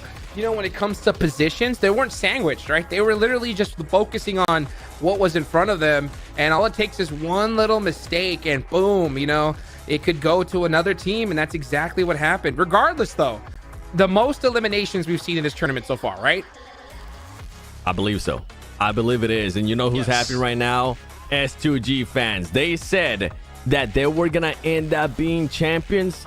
I was doubting it. I sure didn't see it. But now with this back-to-back chicken dinners, even though they didn't end up getting the most points, because as you mentioned, Boom Esports does end up collecting the most points due to those 19 eliminations they ended up with. S2G puts themselves in a great position. We still have one more match today, and on top of that, we still have tomorrow, and you never know what can happen in the final day. S2G showing up big here on day 2, and one team that, oh man, it pains me to point this out. One team that needs the points, one team that needs to respond, and it wasn't there in the first page. That's right, Alpha 7, a team that got those 3 chicken dinners in the first 4 matches of day 1. They're currently not responding in the way that their fans want to see, and they're not responding in a way that a champion would need to respond, as they end up with those 0 points. They're going to have to do it in this last match, though. They're going to have to. They have no choice, because now it's not even just Team Reject you have to worry about. Now you have to worry about all of these squads coming in at the last second. And out of all the teams, are you kidding me? It's Boom. It's S2G, right? It's IHC. Huge names are now knocking at the door, trying to hunt down first place, because we were talking about it in the game. Right? There's no difference really between 4th and last place. Very small difference in prize pool. So the whole lobby is going against the top 3 here. Shute, if Alpha 7 doesn't respond here in this final match, do we think that they're done for tomorrow? Like, they're not going to end up champions? Actually, I feel like this... Now, okay. Unpopular take, for sure. I think this is better for Alpha 7. Every single time going into the last day, Alpha 7's in first place and they choke. Now, finally, they could be the underdogs, not have the immense pressure of maintaining first place, and, you know, have that kind of not Cinderella story, but like that huge comeback story, right? Like, I've said this before. When I was a competitive player, trying to chase your way into the next, top position, it always, for me, felt like easier than trying to hold down that top position. So I'm just throwing it out there. And a small thing to also mention, rechecks, right? They're finally first place. And I don't know if you caught it, but they made a crucial mistake. Is it because they're first place and they're feeling the pressure? Hotjukes called it out. They lost one player unnecessarily. He was caught out in a 1v1 where they knew there could have been, people snaking or camping in corners, ahead of them, but he still went out by himself. So the first place pressure, it's definitely a real thing. Oh, for sure. Yeah, it's a real thing, hands down. Yeah, it's a real thing. And the thing is that not only is it going to be a real thing, it's going to be more intense going into tomorrow, right? Because, like I said, it's the whole lobby versus the top 3. The top team is also the most researched team by all these squads. They're going to be looking at them like a hawk, looking and see where are you dropping, where are your vehicles going, because we have to take you out. So, I kind of agree with Zute here. I think that it's a lot easier to be in, second or third, trying to hunt down a big, because teams aren't hard focused on you as opposed to when you're just in first place with such a huge lead. Because, they had a massive gap going into today, and it was closed in match number 2. Yeah, and I would usually agree with you 100% with what you were saying there, Sute, because we even brought it up yesterday whenever they got those 3 chickens. Like, this is a little bit scary for us, right? This would be the perfect scenario. But I feel like they need to find a break in this last match to the awful performance that they have been having so far today. Besides the first game. Yeah, after the first game, 12 plays, 3 eliminations. 13 plays, 3 eliminations. 15 plays, 1 elimination. So you can see no placement points still. And the elims, yes, you're being able to get elims, but not to the likes of what the other teams are getting. They need to find something to break that bad momentum currently going their way and hopefully change their mentality to going into tomorrow, because these players, I seen them before. I seen it live where I just look at Revo and he's just looking down and he's like, man, how are we going to be able to come back from this one? And even though I do think, I agree with you on that, I do think it benefits them not being in first place. They need to end up with the good game here, because if they have just a bad scratch here, as much as you have the audience there, as much as you have maybe family members looking at you, that pressure is going to keep building. I just don't know how these players are going to be reacting to that kind of pressure on the final day in their home country with everything on the line. Yeah, let's be real, right? Teams are going to be looking at Alpha 7 regardless of where they end up, even a good game or bad. So, you're right. I think they definitely need I think they have to. I think I will agree with you. If they don't get a good game here, especially if they go out with a goose egg, I don't think we're going to see them in first place tomorrow. Yeah. I'll be scared to even see them in top 3. Yeah. What are you going to say? I don't even like hearing that, dude. I can't even believe I can't just hear thinking of them not even in top 3 just made me because that's so crazy. Hold on. I want to hear what Sute got to say. What were you going to say? Mental game. Yeah. I was going to say the mental game. You bring up a really good point. Sure, being first place is a lot of pressure, but you brought up how they've been performing the past couple of games. And like you said, if they don't get a good game in now, their mental going into the final day is probably going to be abysmal, and it is just near impossible to continue on from there. Yeah, well, you know what? We'll have to wait and find out. By the way, don't forget about the Realme 12 Pro Plus. It elevates your photography experience with the 120 times super zoom and performance in games. And don't forget to try out the new PUBG Mobile 6th anniversary. The new modes, Treasure Lies, where fun begins. The 6th anniversary now available. Enjoy the sky-high spectacle. How to be a portrait master.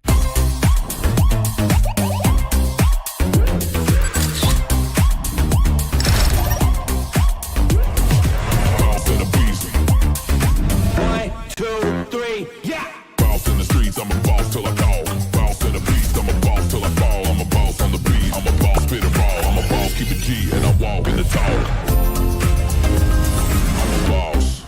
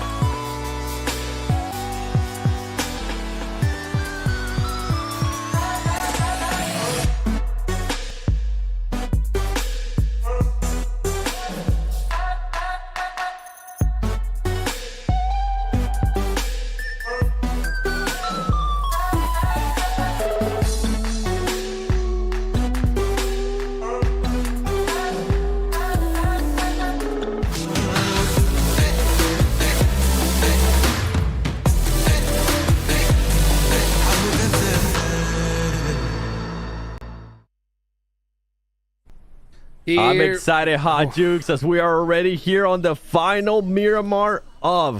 Whoa. Hold up a second. Okay, don't scare me like that. I was like, whoa, we jumped all the way already to the end. The last 4 teams are alive. Wait, well, were we talking about Alpha 7 needed to respond for that long? Oh my goodness, look at this. And not to mention, you got Death Wolves already taking out Falcons. What's going on here? This is craziness. Last game of the day. So much is on the line. We saw... Team Falcons get taken out in that last one, and the frustration from Top and the rest of the squad. Oh, you could just see him instantly put his hands on his head when he would get taken out. And then now, look at this. I mean, to start things off, down a player is going to hurt big time. We're finally going to get a look at the leaderboards, and they have definitely shaken up. A big lead there from Rejects on Alpha 7. Now, I kind of want to talk a little bit more about that until we end up seeing some actual fighting here from some of these teams. Reject now with a 14-point lead on Alpha 7, and this is kind of the downstretch that I was talking about Alpha 7, of how they need to snap out of it, because at one point, what was it, Juice? 20-point lead Alpha 7 had, and for this, for that much of a switch, and now, look how close 3rd place, 4th place, 5th place, 6th place is to them. They could end up, I was kind of not being too serious about it, but now I am being serious about it. They could end up not being even on the top 3. 7, it wasn't a 20-point. It was a 28-point. That is insane. Almost 30 points. Losing that has got to hurt so bad, especially since that gap was gained in like 2 matches. And really, it was 1 match, right? 1 big match is all it took. And that should just prove to everybody watching just how important every single one of these matches are. And this is also goes back to why at the end of the day yesterday you were criticizing them just a little bit about, hey, like, most of your placement points were only in the games you won. You have to get consistent points even when you don't get those favorable zones, and they weren't able to do it here. So I mean, it just goes to show you, 7, that I think without a shadow of a doubt, center zone is now the meta at this high level. I just don't think edge works anymore. It's just not consistent. Yep. I'm with you in regards to that. I mean, we're talking about the splits too. We're talking now about center zone. We'll have to wait and see who ends up getting blessed by those circles too, because the teams that have been getting blessed by the circles, they've been able to do wonders with it. We saw what Reject was able to do earlier today too, and felt like that was definitely a spark up to their game so far today. I'm going to be looking at some of the other teams. Team Falcons, man, not this start that you wanted to see there out of Team Falcons. Ends up losing 3 players. They're a team that's currently sitting at 67 points. And I mean, in 7th place, I'm sure they wanted to finish off the day in a much better way, where they could actually try to fight for some extra points. Yes, they do have that 1 elimination point, but with the way S2G's been playing, I mean, S2G in the past 2 matches, they have jumped up so much that S2G, I think before their last 2 chicken dinners, they were in 10th place with 41 points. And for this team to now be sitting with 84 points in 5th place, that's what can happen when you can spring up back-to-back chicken dinners here, especially in this format that's only 3 days long. That is unbelievable. And I can't stress that enough, how unbelievable that is, okay? So 10th place, 41 points. 84 points now in 5th place. In case you guys, that are a little bit tough at math, do you guys realize that in 2 games, they've doubled their entire score? How insane is that? I mean, that's ridiculous. And now they're without a doubt in contention for even 1st place, especially if they have another performance like that here in this one. Hey, they're looking at that prize pool a little bit different now. Remember what you were talking about earlier with the prize pool? I mean, 1st place, 100,000, 2nd place, 50,000, 3rd, 30,000, 4th, 15,000. If they would have stayed in the position where they were earlier, it would have been 14,000, but now they can challenge for even more. Now they can possibly end up challenging for that championship. So we're hearing some of their players wanting to do.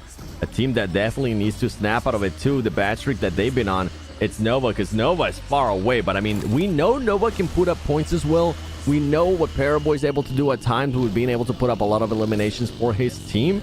It just comes down, can this team do it? Because at the end of day 2, if there was ever a team that I thought was going to actually end up responding in a good way here on the 2nd day, I thought it was going to be Nova, and it's been an absolute disappointment here on day 2. I mean, yeah, straight up, if Nova doesn't get a chicken dinner here, I'm going to almost stop talking about them. That's how bad it is. because, I mean, they're just not going to have enough breathing room to even get close to these teams, you know? I mean, they're only at 50 points. At first place, I mean, they have to double their score like we saw S2G do to even compete. And Reject, Alpha 7, these squads, they're not going to stop. They're not just going to let up off the gas here, you know? So, yeah, Nova needs a double-digit chicken dinner here and now if they even want an opportunity tomorrow. It's possible, but we need to see it. Yeah. We need to wait and see how this team is going to respond, because there's a lot of other teams started to respond. We saw Reject, what they're able to do. Today, another team that we haven't really gotten a chance to talk about with all the what-ifs, and maybe they will be able to clutch this up. IHC, we really haven't gotten a chance to talk about them. We do see Vampire Esports taking on some shots there to Regnum Karya. They're going to be able to eliminate that player, turn him into a point. Vampire Esports looking to put themselves in a great position come tomorrow when they can possibly challenge for that championship. But going back to IHC, I mean, so far today, this team, yes, they did end up with a great match earlier in the day. Third place, 16 eliminations.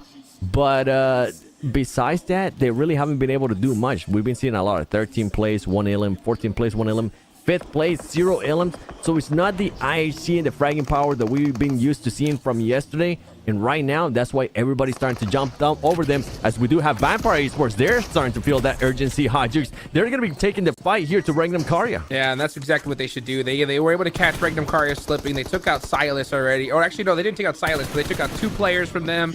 They need every single point they can get on. They're going to go and push this 4v2 all day long. But they know that they need to do it quickly, because even though it's still early circle, they don't want to risk a third party. Yeah, they don't want to risk a third party. Luckily for them, is Miramar. Usually a little bit harder to get these third parties in, especially this early in the circle, as you were mentioning. Look at Silas trying to spot any of the players. Silas has been so good for this team, and he's going to be the only one alive here in this building, throwing those nades, defensive nades, trying to make him back off. He's going to have to pre-fire. He doesn't have a shotgun to his name. Here comes the push, and it's just easy pickings right there for Vampire Esports, as they're going to be switching their focus towards trying to find Kiss You, and Kiss You does have a shotgun, so they need to be careful how they end up making this push. Yeah. Vampire Esports do not want to lose any players. They're gonna hear that vehicle. Kiss You says, you know what, I'm not even gonna leave it up to a chance to this shotgun. I'll see you guys tomorrow. Bye Bye. Gonna try to put up some points on the board. Regnum Karya, man, they were so consistent in day 1, but it just didn't have it, you know, in day 2. Especially when you have these crazy point sponges every game, 7. You know, it's insane just how many eliminations we've seen from teams that need it. You know, 10 last game, 19. That is ridiculous. I can't even just stress how huge that was for a squad like Boom. The next circle does go on up. It does head on to the north side, so it looks like we're going to have a little bit of a water treatment zone here. And we're going to see teams make that rotation nice and quick here, as they're on that hunt for that top 3. S2G, Boom's already got 2 eliminations. Are you kidding me? Alpha 7, a team that we're looking for that response out of them. There you go. This is more what we want to see out of Alpha 7. Royals of War. If you want to do the reject route, do it, Alpha 7. Shoot the boxes, because you guys need that confidence. You guys need that momentum. But this is great for this team. Now, they need to focus towards the end of the match. They need those also placement points. We know they can get the eliminations, Hot Jukes. We've seen them do it over and over again. But we need to start seeing also those placement points out of this team. I'll tell you what they need, 7. They need someone from the crowd to run up on and give them an eyebrow slit. That'll give them that buff they needed. Meanwhile, Boom is still soaking up some more points against IHC as well. So Boom is on the hunt here towards the end. Like I said, 7, though, if that happens, if we see a couple eyebrow slits on the players of Alpha 7, these guys are going to be unstoppable. Maybe start dyeing their hair too. Tomorrow they're gonna be showing up with completely different colors on their hair. Boom has made a big jump up, man. 3rd place right now, 86 points, 4 eliminations. This team is looking good. This team is looking to carry momentum, as in the previous 2 matches. 3rd place, 6 elims. 2nd place, 19 elims. And something that I'm glad you mentioned as well earlier was the sponge points. We're starting to see, especially I feel like today, those teams that end up being in 1st and 2nd place, being able to get over 10 eliminations, and that's something that I'm not used to seeing as consistent as we're starting to see here today with the last match. I mean, we saw what S2G was able to do. We definitely saw what Boom was able to do. And for those teams that needs the points, for those teams, I'm gonna start looking there towards Vampire Esports, Nova, like you were mentioning, and so on. For those teams towards the middle of the pack, they need to start worrying a little bit more out of how heavy those teams at the top are. Oh, yes, sir, indeed. Imagine real quick if Alpha 7 coming tomorrow, like the way the Falcons did at PMWI. You remember that? Imagine. Just come in straight bald. Dude, that would be a crazy play. Nah, that's not going to happen, though. But you know what? I'll tell you what. Just for them to start off with 4 eliminations here, I think was just huge for their mental. They needed it. They needed just one good fight under their belt to kind of change the pace, you know? Like you mentioned, I think that they realize it, everybody realizes it, how important it is for them to be able to finish strong here. Boom had the same amount of eliminations. They're going to catch them if they're not careful. So Alpha 7, we do not want to even see them close to outside of top 3. Their fans don't. Everybody expected them to be continually on top of how after they performed on day number 1, but this team right here is creeping up on them. And honestly, I can't think of bigger rivals for Alpha 7 lately than SGG. Oh yeah, we saw what SGG was able to do to Alpha 7 when they were in their home country. I'm pretty sure at some point Alpha 7 is going to be looking to return the favor. We go over to Hi-Fi's now, the last place team, a team that was confident coming into this, and I'm sure they're looking to create some highlights at this point because it's going to be way too far out of their reach to even challenge for a top 3 situation with the way the points are looking like and with the performances that we have seen out of this team. But anything is possible coming to tomorrow. I mean, they could get 2 chicken dinners, add more highlights to their tally, and who knows, we might end up seeing some of this player getting split up, but in different orgs. It always ends up happening, especially after global events. And with what you were talking about with Alpha 7, I kind of want to echo that a little bit more too. If they can just get some good points here, if they can still be within those top 3, right? That's going to be a big confidence booster for the team going to tomorrow. But if they do end up jumping out of those top 3 and they get jump, oh man, that mental state's just going to be completely on the floor. And for that team, I feel like it'll be just tough, man, to snap out of it. They don't want to be playing catch up tomorrow. That is for sure. So they definitely want to continue strong here. They have a great position. The zone is now centered up. Well, they're pretty much in the center of the circle. If the zone centers up again, they're going to be in a good spot. So we'll see where it ends up going. Boom is still on a tear, though, man. That's the one squad I think is going to have that X factor. Monkey, what are you even doing shooting at that? You got no business. Honestly, like, that's something that I hope that this team learns. Like, shooting from that far distance, why? Why? You're not going to get the knock. Even if you do get the knock, you're not going to get the thirst. So you're just wasting ammo, you're wasting util, and you're wasting armor as well. So just focus on where you're going to go after this circle. There's no point even shooting. And giving out your position even more to some of the other players too. Keep in mind, these players are pros for a reason. They'll be able to recognize what sound some of those guns are making. We're talking about Alpha 7 earlier. Look at them. They're going to be finding themselves in a good position here already within this circle. But earlier you were talking about the meta is going to be towards the center of the circle. And a team... Let me just rub my eyes real quick. Is that right? Yeah, S2G is currently towards that center of the circle, Hot Jukes, as Nova Esports is losing players to none other than Zebra Masters. Man, everything is just going the wrong way here for Nova Esports. And honestly, Nova in this like water treatment area, this is usually their circle. I've seen them dominate from positions like this so many times before. Long is just pushing. What is going on here? Long and Paraboy looking to just head straight into Vampire Esports. Yeah, Nova just, you know, not really looking too hot here today or in this tournament so far at all. I wouldn't be surprised if next time we end up seeing Nova, we're going to end up seeing some roster changes again with the way they've been playing this tournament so far. Because I think Nova right now it's needed not prelims. working out their way. I think they really I think Nova needed some prelims under their belt, you know? I think they needed a good little warm-up tournament just to kind of get a feel for this lobby, feel for this area, because I've said it before, LAN's a different story, folks. Try to listen to footsteps when you got whistles blowing at max volume right in front of your face. You know what I'm saying? It is not easy for sure. So, but we're seeing teams adapt, right? I mean, Reject all the way from Japan, putting in work. Boom has been really, really getting it done here, especially if they're able to take out Nexruya right next to them. Yeah, and the firepower Boom has been able to showcase too. I feel like that's what was impressive to me. We always talk about teams that can make those jumps, that can make those leaps. As we're going to be switching over to the fight here with Vampire Esports and Nova. Nova being eliminated. It's only going to be just 2 players alive. And if I'm not mistaken, it's going to be none other than Paraboy being the only one alive for that team. And you can see, man, they usually don't give much emotion, but it's not looking good there for them as Falcons. Team Falcons, a team that definitely needed the points as well. We've been hoping that there will be a snap out of their bad streak here. Gets caught out in the open, and that's it for Team Falcons. They end up getting eliminated, and now Alpha 7 on the sides of Boom, and we know what Boom can do. I can't. Dude, look at that laser shots. That's crazy. Even from that distance, Flyboy had to peek back. He was just kind of like wondering, like, okay, let me make sure these guys are still looking in this direction. Popped a couple shots, and you can see that even these top teams, they're not trying to take crazy shots. They're trying to gather intel. Maybe they'll shoot 1 bullet, just single tap, because they can afford to lose, 5-10 bullets, but they're not spraying like crazy, just dumping resources. And the thing is, you can't even give these teams like an inch, right? Earlier, when was it? I think it was in Erangel when we were casting too. We saw one player from SCG just standing down in the open for barely a second. And as soon as somebody spotted him, okay, you're knocked. Yep. Zero breathing room for a lot of these teams with the skill that we have available here at PUBG Mobile Esports.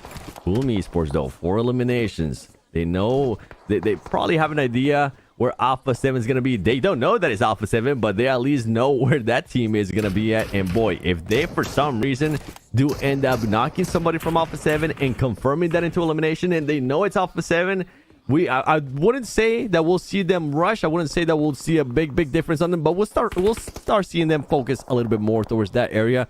Focus on seeing if they can maybe get another angle on a different player and harm their rotation a little bit more. Let's see what's gonna happen here as the next zone is gonna start creeping up. This is that planning phase, folks. This is gonna start getting intense in the next few minutes. Boom, looking to hold down next Rhea a little bit longer. Paraboy gets a knock on a doozy. And here comes the rest of Tony K, the rest of Vampire Esports. Tony K looking to punish him. And Paraboy's finally saying, oh, I got a little bit of CQC still left in me. But I think that's going to be about it, because here comes the rest of Vampire. And yup, that is going to do it for Nova today. Stone with the play right there. And something that I keep seeing more and more of Nova Esports, especially when we get into the close quarter fights. I don't know if they just don't like using them, or I don't know if they're just not running across them. But Nova Esports not really using those DBSs as much as we're used to seeing some of the other teams. And I feel like that could be a big meta difference between the global region and what they're used to seeing over there in China. Next, Ruya being very close here to Smoke Gaming. Next, Ruya currently in 4th place, trying to keep on challenging there for that championship spot, that first place. And so far, they've been able to do everything that they need to do. High fives. A team that's in last place. We're wondering what we're going to be doing. And this is what I think they're going to be doing, especially right now and possibly tomorrow as well. They could be hindering some of the teams that could challenge there for that top spot. As we saw, they are not scared. They are not scared from a fight between those top teams, as you were able to see in the qualifier finals. Well, I'll tell you what, I mean, they're not scared anymore. That's for sure. I mean, they got nothing to lose. They're at the bottom of the leaderboards here. If they go out, I mean, so what? So they have everything to gain here. And I think we're going to see teams like Hi-Fi's, D plus Kia, or we should, right? See them just go all out, just push everybody, because that's the only thing you can do. Like, I want to see Smoke Gaming and all these teams just get unbelievably aggressive, because they need like chicken dinners every single game if they want to stand a chance. I mean, so what if you go out early? It just doesn't matter at this point. There's no real big difference in prize pool. Yeah. And talking about that, is just starting to be a little bit more proactive here with the positioning. Great position by SCG. They're looking at everything. They're looking at see where they're going to be able to get some points. If this team can go back to back, not only like Drake, they're going to go one more, 3 chicken dinners in a row.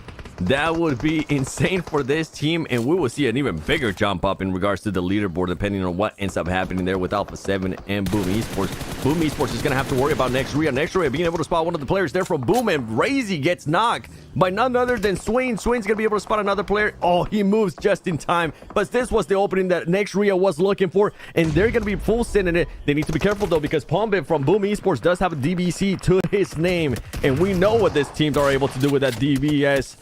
Very close by. They're having to slow it down a little bit. Next, Ruya came with a shotgun to his name as well.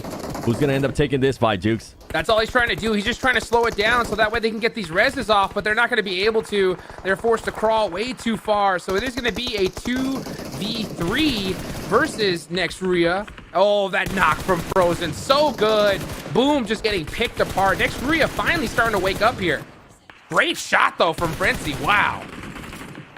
Frenzy trying to secure as many points for his team as possible. Not only just being patient here within this building, he's gonna possibly try to start being a little bit more aggressive. Meanwhile, if there was ever a time for Alpha 7 to third party a fight, this would be it, considering that Alpha 7 is outside of this circle, and I think that's what they might be doing. They just need to do it in unison, as Boom does end up getting eliminated. Good for Next Ruya right there, being able to get rid of Boom, and I think they only ended up losing, yes, just one player.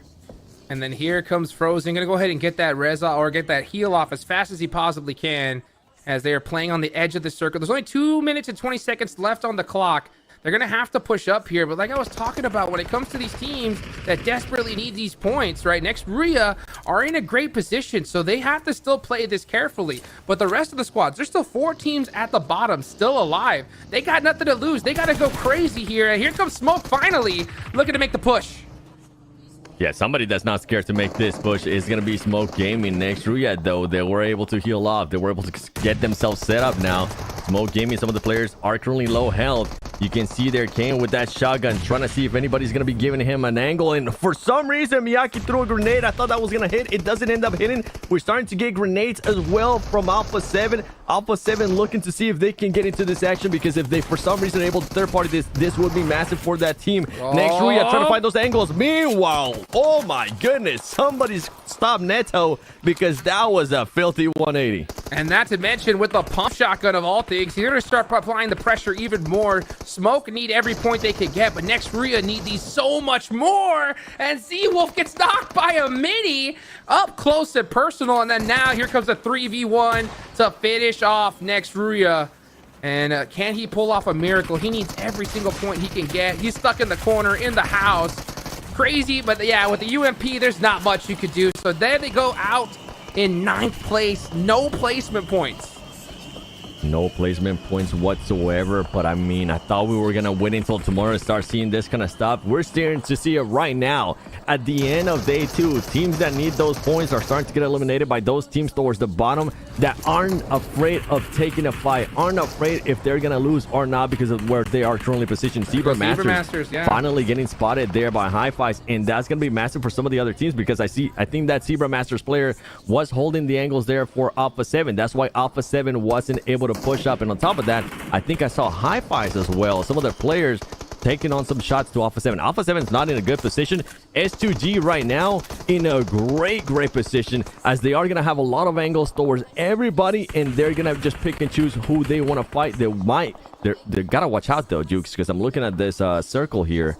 And depending on what the next circle is, oh yeah, they're gonna have to rotate out. I was about to say they were in a great position for that second, and then the second the zone pops, see ya. They're starting to hop in their vehicles, and they're gonna have to find something up close. Now I think it's all wide open right down that hill in front of them, so they're gonna have to find some cover, make some cover if they need to. They only have a few vehicles. Yeah, there's nothing. They are gonna be wide out in the open after this one.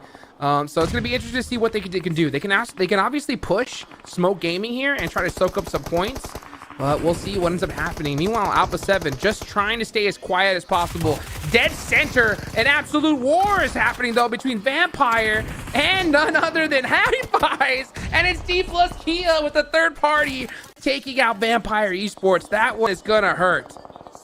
D plus Kia saying thank you very much, Hi-Fi's. We will definitely take that help there on making sure that Vampire Esports is next to us. And Hi-Fi's not scared to take on that fight. This is what we were talking about. This is what we expected. Look at all of the other rotations that the teams are going to have to do. S2G is going to be super exposed. D plus Kia making sure that they stay on everybody. They know that there's going to be a fight out there. And meanwhile, Hi-Fi's as well, trying to see if they can possibly get some angles on D plus Kia. The madness is about to ensue. Alpha 7 trying to get a little bit closer here within this circle and making sure that they lay down, because they know S2G is going to be up there and S2G could start shooting down on them. They need to be quiet. No, go, but instead they take the shots. I'm so shocked that they took that shot there. I think they needed to play it just as quiet as possible, not try to get any attention towards them. S2G had to hear those. I wonder what they're looking and even thinking about doing, because S2G in their position, I don't think they can crest that hill at all. So Alpha 7 are so safe and so sound for the time being. But yeah, Alpha 7 now finally looking in that direction, trying to take some shots. He needs to get this knock on Razy. They have to shut down this angle. They finally do. What a clutch shot there onto S2G. And luckily for Alpha 7, it was actually D plus Kia that was able to save him there. But now Alpha 7 is just in such an open spot that everybody's taking shots at them. It's not just S2G. Now it's D plus Kia. And on top of that, it's going to be Rejects, and it's going to be so tough. Reject right now in a great position, and they're going to realize that that's Alpha 7, so they're going to make sure that they eliminate them and create a bigger gap. Reject with all the 4 players looking good. I feel like that's going to be it for Alpha 7. Alpha 7 only going to be able to get 5 points there in regards to eliminations, plus the placement points that they're going to be getting. Right now, though, D plus Kia in a great position here, but Reject, you can never give up on Reject. All these teams are currently on a high momentum when we talk about Reject and S2G. Which one is the one that's going to come out on top?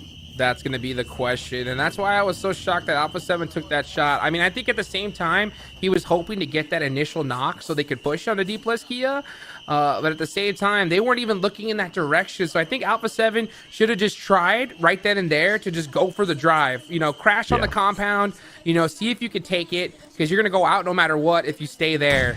But you know what? You still have Revo still alive, so he's outside of this zone. He's just trying to get as many points as he can. It really is up to S2G and to Reject to make it happen. But then now they're out of circle, so we could see a win from the 2 bottom teams here. Oh, Rebel being able to get himself there within this zone. All these teams are distracted. There you go. S2G is not distracted. Causey said, I see you, buddy. Slow down. Get back to the lobby, as you're only going to end up being in the top 5 situation. Now we're going to have Rejects here versus S2G. And meanwhile, S2G is going to have to be fully exposed to D plus Kia as well. All these teams, this is just such a tough fight here for S2G and for Reject. Meanwhile, Hi-Fi's 2 is going to be over there next to D plus Kia. Any of these teams can take it when it comes to Hi-Fi and D plus Kia. They're just letting this fight play out, as they're also trying third party. You can see there on the elimination feed, D plus Kia taking on some shots to players from Reject, being able to knock players from Reject as well, and making it easier for S2G. Making it easier for everybody in the lobby, because all the teams 4th on down need to take out these teams of Reject and S2G. Reject's done for. It's just S2G up left. See you later gets the none other than the MG3. So he's going to be stacked. Finds an easy knock. What were you doing there? That off angle taken away. They should be able to get this res, because they have a little bit of an Alamo situation here with those broken walls. S2G, they got that initial knock. They're going to try to do that drive up, but they know they need at least one more in order to get there even somewhat safely.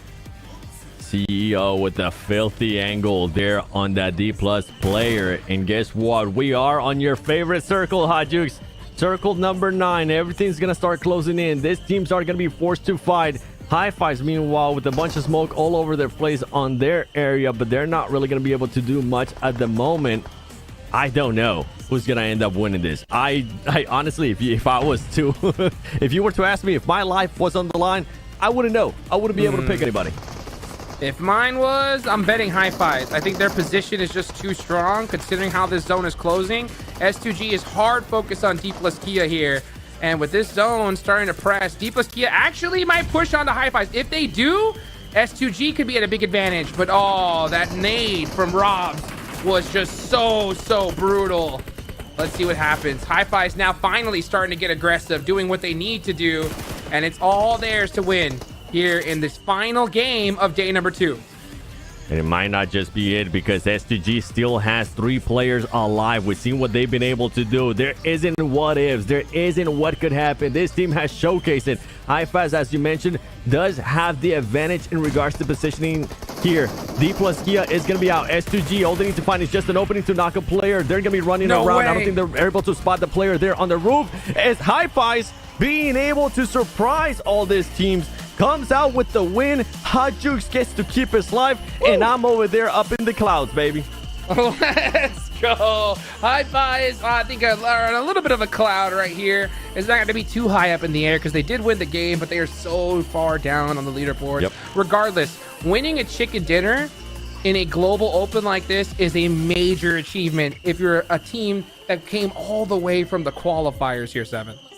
Yeah, and if I'm one of those teams like S2G, like Rejects, looking for those extra points, this is not what I want to see here. That's maybe the least thing I want to see here. The team that was in last place being able to get a chicken dinner, being able to get some eliminations as well, because that's just going to give them confidence. Yep. That's going to give them more confidence than they already came in with. And we've been saying it. They got nothing to lose. You got absolutely nothing to lose. So if you are going to be taking all those points away from the teams at the top, I'm kind of happy, because that means maybe at the top we'll get a bit closer and closer, and it'll come down to a scenario where possibly at the end of the day tomorrow, anybody that's within the top 5 could become a champion. Yeah, I will say something that I really, really like from High Fives is what they did in the qualifiers, right? The last game of the day, they knew what the strategy was. We had to drop on Falcons and we have to put up some points. That's exactly what they did. You can see the excitement, the fact that they won this game in the finals. So the thing is you're right. This is worst case scenario for the teams above them, especially for this squad, because if they're confident and they say tomorrow, hey, you know what? We still got a chance, boys. We can do this, you know? All we got to do is hot drop the top squads, take them out, and then frag out. And if they do that, it's going to disrupt everything for these top teams. I'm all for it, man. I'm all for it. Let the madness begin tomorrow, because with the way today ended, I don't know what's going to be happening tomorrow. And I mean, Alpha 7 in a way, even though they didn't end up getting the points that we wanted them to, they did end up with some good eliminations. S2G as well, being able to play second place here, almost 3 chicken dinners in a row. That's what you want to see, 2 out of those challenging teams. And then not only that, we saw Boom being able to get some elims. We saw Reject being able to get some elims. Sute, I don't know who's going to end up winning tomorrow with the way everything is currently playing out. I mean, every finals time, there's always so much going into the last day, and I love the way it plays out. It's always like day one, you have your leading superstar, right? And you think that's going to be the storyline, and there's like maybe 3 teams that you're like, oh, they're going to have a chance. It's probably going to be these 4 teams we watch out for, right? But no, day number 2. Everything just gets switched up, and going into day number 3, it's like everybody has a piece of the cake. And I love that you mentioned like High Fives, right? The last place team just got a chicken dinner. That just means anybody in this lobby could put out do some pressure, go crazy, go wild, and the top team, the second team, third place, fourth, nobody is safe at this point, like you said. Absolutely nobody's safe. And on top of that, I mean, teams towards the top, we're talking about Rejects, we're talking about next Ruya at 1.2, S2G. We're still living some big titans out of the conversation that they could insert themselves into the conversation. Look what happened with S2G. S2G inserted themselves into the conversation with just 2 matches. And I was the one nitpicking at them. I was saying, where's this championship team? Where's the team that we saw, even though the roster's a little bit different? I know, everybody calm down. From PMGC when they ended up winning, they're starting to show up. And the crazy part is you're looking at them right now. One team that I was thinking about, Vampire Esports, Team Falcons as well. Those teams could definitely end up getting some chicken dinners and back it up with eliminations, because we know that they're capable of. We know that they have showed that in the past. Yeah, I mean, the fact that we just saw a team double their points in 2 games, I'm talking about USTG, just shows what could still happen tomorrow, the potential, right? Because you're talking about these other squads, Team Falcons, Vampire, these are all the same caliber teams. These are global, level teams here. So, I mean, tomorrow's going to be absolute madness, especially considering that, I gotta stress it again, the prize pool, right? 4th place all the way down to 16th. There's only a $3,000 difference. So if any teams want to double it up and try to get top 3, which all of them do, I mean, anything can happen with leaderboards tomorrow. And not even just the prize pool, too. The honor of saying, hey, we ended up placing this high in a global event for PUBG Mobile Esports, especially in the first ever PMGO for PUBG Mobile Esports. that would be some bragging rights. Hi-Fi's can at least now say, hey, we got a chicken dinner. We got a chicken dinner at a global event. Okay, put some respect on our names. S2G, you heard me talking about them. 15 points for them. Great back-to-back games. And there it is. I was mentioning, I know I keep mentioning them a lot, but it's because I wanted to see them snap out of it a little bit, Sute. I don't know if this is going to be enough, but it's a good start. Alpha 7 there with those 8 points. I think, given the situation, you know, of that last game and how they played it, I think that was pretty good. I think they played it well to a certain degree. I agree with the both of you when they started firing shots down there when they got down to that position.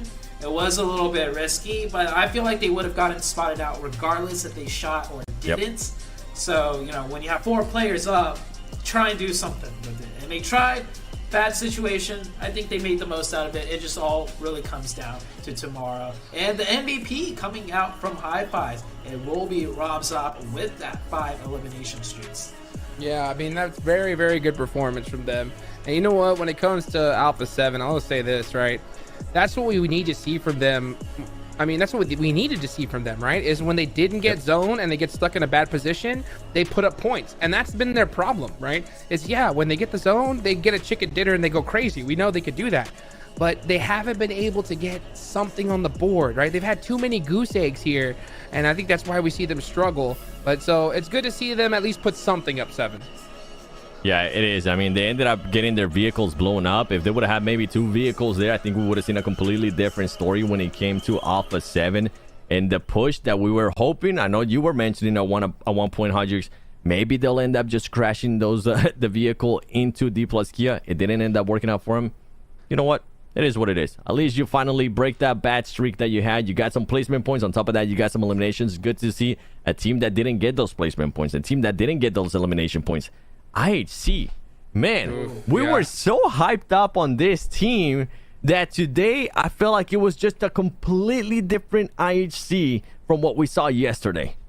I won't count them out, though. I won't count them out. For sure. The only reason why I'm not counting them out is, and I'm not saying that you even assume that. I mean, the thing is just they could not get a final circle. They weren't getting blessed at all today. So the fact that they were still putting up points and having some pop-off games without that happening makes me very, like, look at them like this, because it could happen like tomorrow. If they get circles tomorrow, they could soak up a ridiculous amount of points. Like, their ceiling is so high. It's just about getting in that good position. Yeah. And the good thing, too, for IHC, I feel like Sute, and something that might go in their favor with how everything today went, too, that it wasn't Alpha 7 just getting the chicken dinners. It wasn't those teams that were closer to them. Now it was teams like S2G being able to soak up some of those points, stopping them from getting those points. And you mentioned it, too, Hodges. Everything is going to be close. So with that said, do we possibly... I'm sorry, boys. I'm going to put you on the spot here. Okay, do we think we'll see an IHC of what we saw in day 1 in regards to points, or do you think it might be we're not going to be seeing that out of them? I think we are, and the reason why I say that is because I think 4th place on down is going to be so focused at, you know, reject the top 3 that it's going to give an opportunity for that teams right below there to sneak their way in, get a couple eliminations. Teams aren't going to worry about them, and then all of a sudden IHC has a 20 elimination chicken dinner and they're in 1st place. All I gotta say is remember the IHC comeback last year, right? True. They've been in this position before. I'm pretty sure last year going into the final day for PMGC, IHC wasn't like top 3. They were like 6th, 7th, maybe like somewhere 5th, like just around there. And then just give them one more day, and then what do you know? They're the PMGC champs. This is almost the exact same situation that IHC was in before. So pressure-wise, they've been here. Yep. They're gonna have the right mindset. They're gonna have that championship mindset because they know they can do it because they have done it. But Boom and S2G today popped off so hard. Hey, who knows what can happen tomorrow? So many things can happen. I agree with everything you guys said. I especially agree with what you say, Hot Juice, that today they weren't getting the circles, and I'm so happy that you pointed that out, because we even saw it in Erangel at one point. Remember when they ended up crashing onto Vampire Esports and they only ended up losing just 1 player? That was a wild play for that team. Yeah. And they ended up with a lot of eliminations during that match. And they were taking their fights to everybody. It's not like they were willing to take it. They had to take those fights. And we know that they're able to take those fights. So I'm definitely not cutting out IHC. I just want to start seeing more consistency out of team. And no surprise here. Regioso out of Reject getting the performer of the day with those 15 eliminations, 3,562 damage. Oof, what a performance from Regioso here. I mean, these guys have just gone crazy so far. So let's take it to this main stage. PMGO Brazil, and I'm here with PMGO CEO, so we can talk a little bit of the fact that he's the best player of the day. He played really, really well. Congratulations, you played amazing. Congratulations. And I want to ask you, basically, if you're satisfied with your personal performance today. 一番いい選手だった今日と言ったけど、自分のプログレスについてどう思いますか？特に今日は運が良かったなっていう一日でした。Hoje foi bom dia para ele. Ele está satisfeito com. He's satisfied with his day today and his progress. It was a nice day for him today. Thank you. And also want to ask you, because Reject has been playing really, really well. You had a chicken dinner yesterday. Today you had two. So what's the key point so you can have such a consistent performance here? 昨日はチキンのディナーがあったけど、今日もよくしました。そのキーポイントはどうなりますか？何をしなきゃならないでしょう？敵が見えたらただ倒すだけなんで、ムーブとか特に深く考えず、本当やりたいことをやるのが一番かなと。They want to think better their strategy about the movement and how they're going to do the game later. Perfect. And also I want to ask you, how do you plan to spend the rest of your day so you can come tomorrow in your best level? 今日の一日どうしますか？どのように休みます？その明日元気で来るようにどうしますか？帰ったらすぐに寝て、たくさん寝て、とりあえず明日、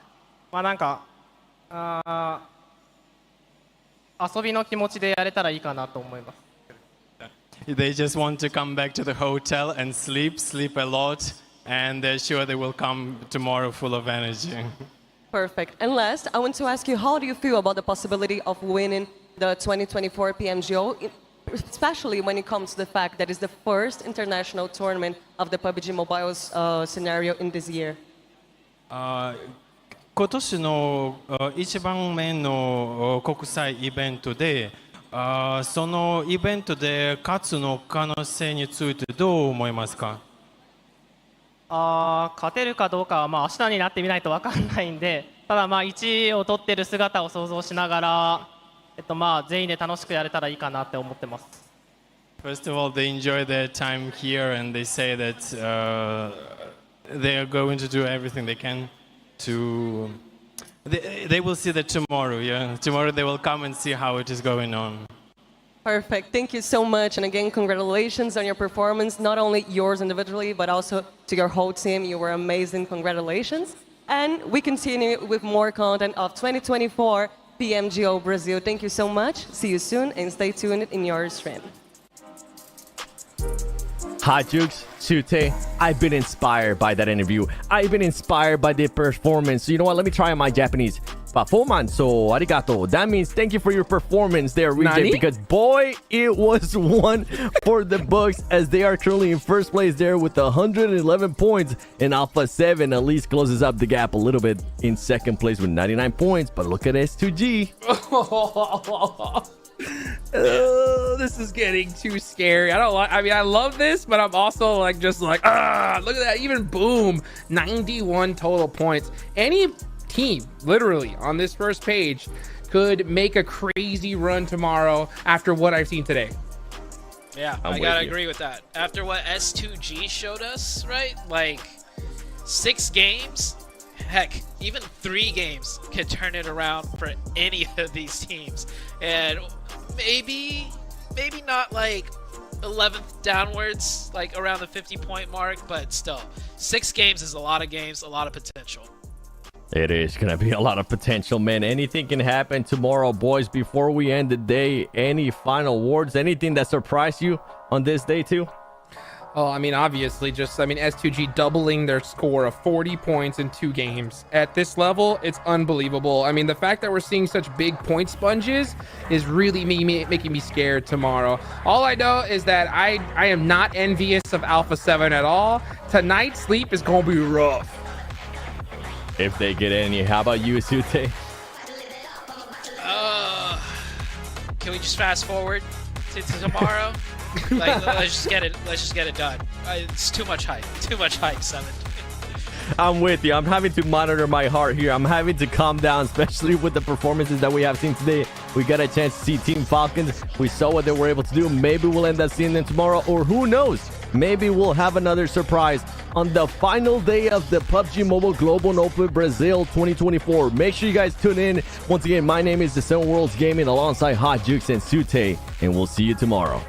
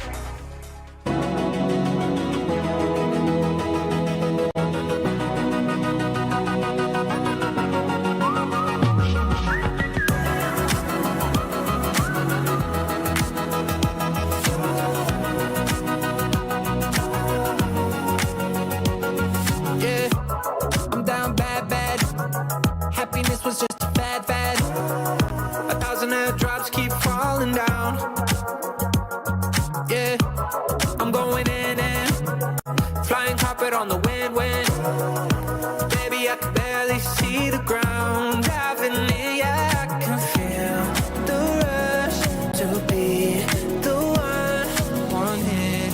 It's enough. You got my head above the clouds, my feet above the ground, and I'm not coming down, down, down, down. You got my speakers pumping loud, I'm feeling every sound.